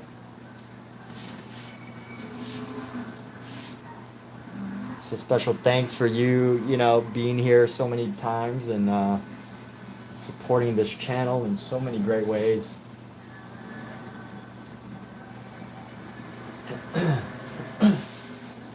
And I'm trying to think. Like I've used up most of the colors that I feel like are gonna dry soon. That I just didn't want to.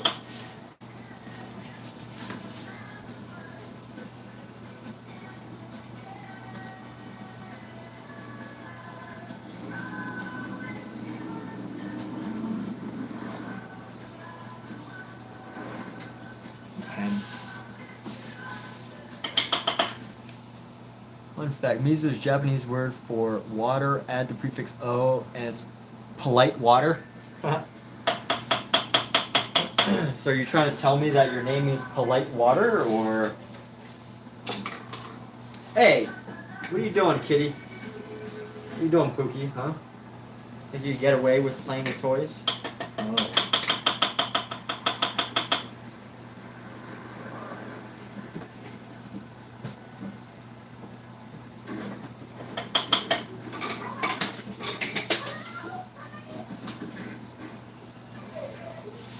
You watching a horror movie, Cat?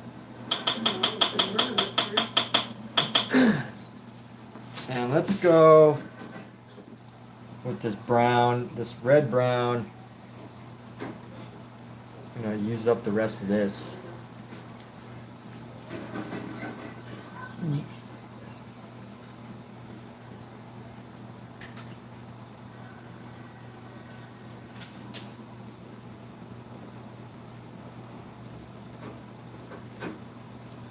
Just add more dimension to this figure here.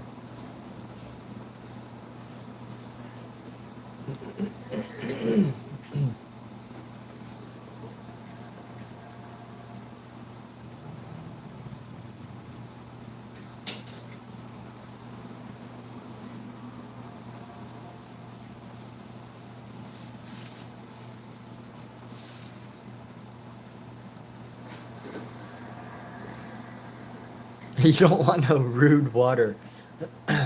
Dig. You don't want no rude water. Honestly, dude, polite water, best kind of water out there. Polite way of saying water. Okay. So what happens? How do you, like, what would be an English example of saying polite water?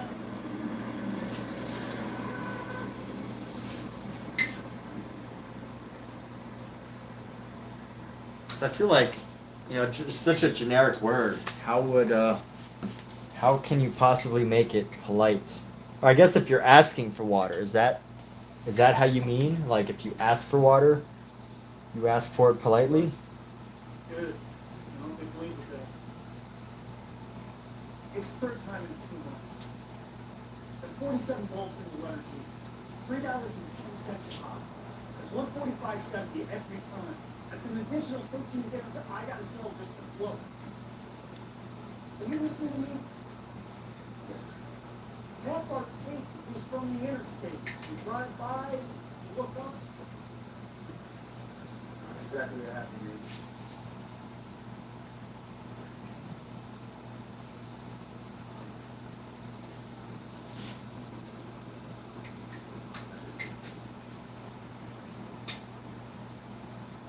Hey, Dee. Sir, you remember a punk named J.J. Kendricks robbed a quick mark? You got a witness who ID found the suspect yes. All she was for certain is that he was wearing a really nice pair of boots, fancy stitching. It kind of looks very skeleton-esque. Kendricks is a suspect. But let's see, where else? I'm almost out of paint on my canvas. If you can believe that. Motion to dismiss. You drive to LA and bring back what's the police should be from the judge sets it. Good luck, they definitely maybe over. That's right. This is a DA problem. Oh no, that's our problem. No evidence. Give him a halo.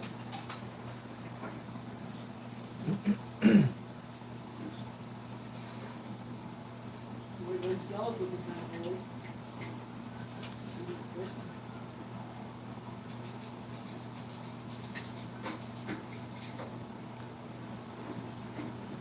All right, English names. Oh. Whew. All right. Well, I think I'm done for this evening.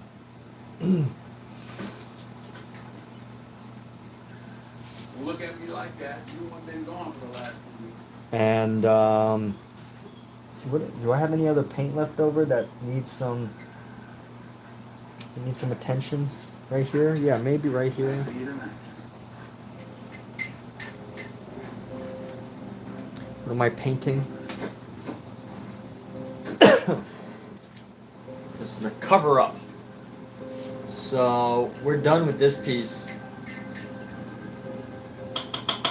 I don't know if my name is on it somewhere, but I'm gonna call it a night, people. And I want to say thank you for those of you that have been around for quite a while, stuck around. Hope that I provided both inspiration and entertainment, and that everybody gets something positive out of this.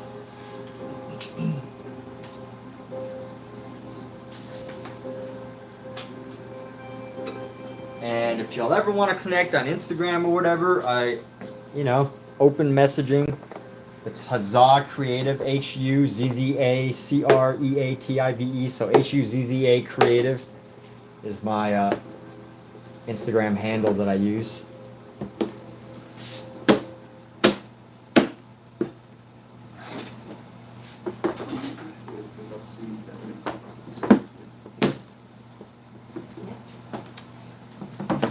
But we're gonna call this a night. Let's see. Pushing English names. Japanese is a very formalistic culture, right? There's a right and wrong way of conducting yourself for sure. This is why the use is so rebellious, just like anywhere else. Super cool. Good night. Yeah, man, have a good evening. Good night. Good chat. Good night. Huzzah! Yes. We're gonna wrap this up. Still got a couple other things to close up here, but. Not this. I need authorization. Is this the equalizer? There's a preliminary amount. Huh? Is this the equalizer? Oh. What do you think?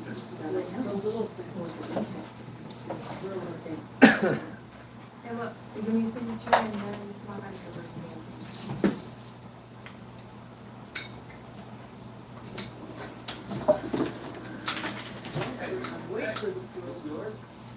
All right. Before we go, good night. Actually, let's share some kitten joy here. Share a quick kitten before we go to bed. Very kitten.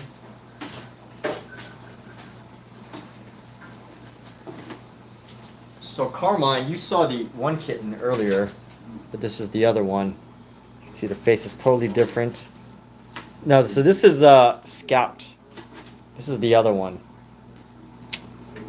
Scout is look at that face. He's got green eye. Look at how licky he is. So Scout is the boy of the two. I think one of them scratched him on the face because they fight a lot. So that's why he has this little mark on his side. I hope he's okay. But looks like he got scratched there. But they fight a lot. They fight all the time. I wish I could get them to stop, but I can't tell if they like it or whether it's like, friendly fighting. But look at this little cute little. Can you hear these mews? Can you hear these mews? Mew. You see it? Look at this guy. All right. He wants to get down. So cute, though. You just want to just hold him and. Yeah. All right. There we go. Time to go. So they're absolutely adorable. But with that, everybody, hey, take care. Thanks so much for being here, and hope you had a good day. Have a great Sunday. 1 more day, 2 more day vacation. So definitely going to be doing some more painting probably tomorrow. But for now, have a great night, everybody.